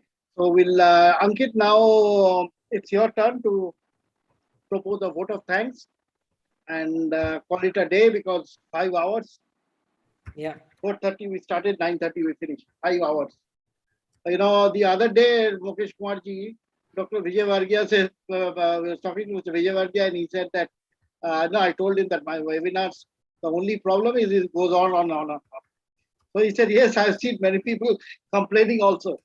So, the only thing is, if I do not bring everyone together, all the topics are not covered in proper. I bring someone from agglomeration, someone from pelletization, someone from beneficiation, and Guruji, Dr. Bhima Rao, to see that he is there right at the beginning, because Dr. Bhima Rao was in mineral beneficiation division of those days RRL, which is now called IMMT. So he was the head of the mineral beneficiation division, and that is why I told him you have to be there from right at the beginning till the end. So he is there. Guruji, how old are you? 67 now, na? 70? What? 70? Unmute yourself. 67. 68. 68. So another 10 years, I want you like this. After that, you can use a walking stick and then also talk. Okay. But for the next 10 years, you have to remain like this. Sure. Otherwise, I will complain to Didi. I'll be with you. Great. Thank you, Guruji. Yeah. So with that, may I request Ankit to propose a vote of thanks, and Dr. Mukesh Kumar will again join us on the 24th when we have our webinar for the mini steel plants. So Dr. Mukesh Kumar will be there for that as well. So with that, Ankit, please propose a vote of thanks and let us say bye for the timing. For you, it is still, is the sun still there in Germany or the sun has set? No, it's still there. The sun is still there. Yeah. So you still have time. Anyway, propose a vote of thanks so that I can go and have my dinner. Okay, so yeah, I would just like to wrap today's discussion with the vote of thanks. Firstly, I would like to thank our sponsors, our silver sponsors JSW and JSPL, and our steel sponsors Irish and Newfer for making this webinar possible. Thanks again to all the panelists as well as the attendees for joining us today and for their active participation in the discussions. And of course, a big thanks to all the panelists and attendees who stayed till the end. Thank you all for joining us today. And with that, I would like to conclude today's meeting. Thank you, Dr. Bhima Rao. Thank you, Thank you. Nanda Saab. Thank you, Dr. Mukesh Kumar. Thank you, Thank Harish. you. Thank you, Mr. Ravindranath. Thank you, Umashankar ji, and all those who are still listening to us. And today we had a attendance of more than 150 at the beginning, though right now we are at 18 or 19. But we started with 150, and we retained that 100 plus figure for almost the entire session. So it's a very good thing. And tomorrow we will know how many watched us on YouTube. But I think we had a good, very good 150 plus is a good audience, not a bad one. And YouTube put together will be at least another 100. So 250 is the minimum we are expecting. So thank you so much. Thank you. Bye bye. Good night. Bye. Thank you. Thank you.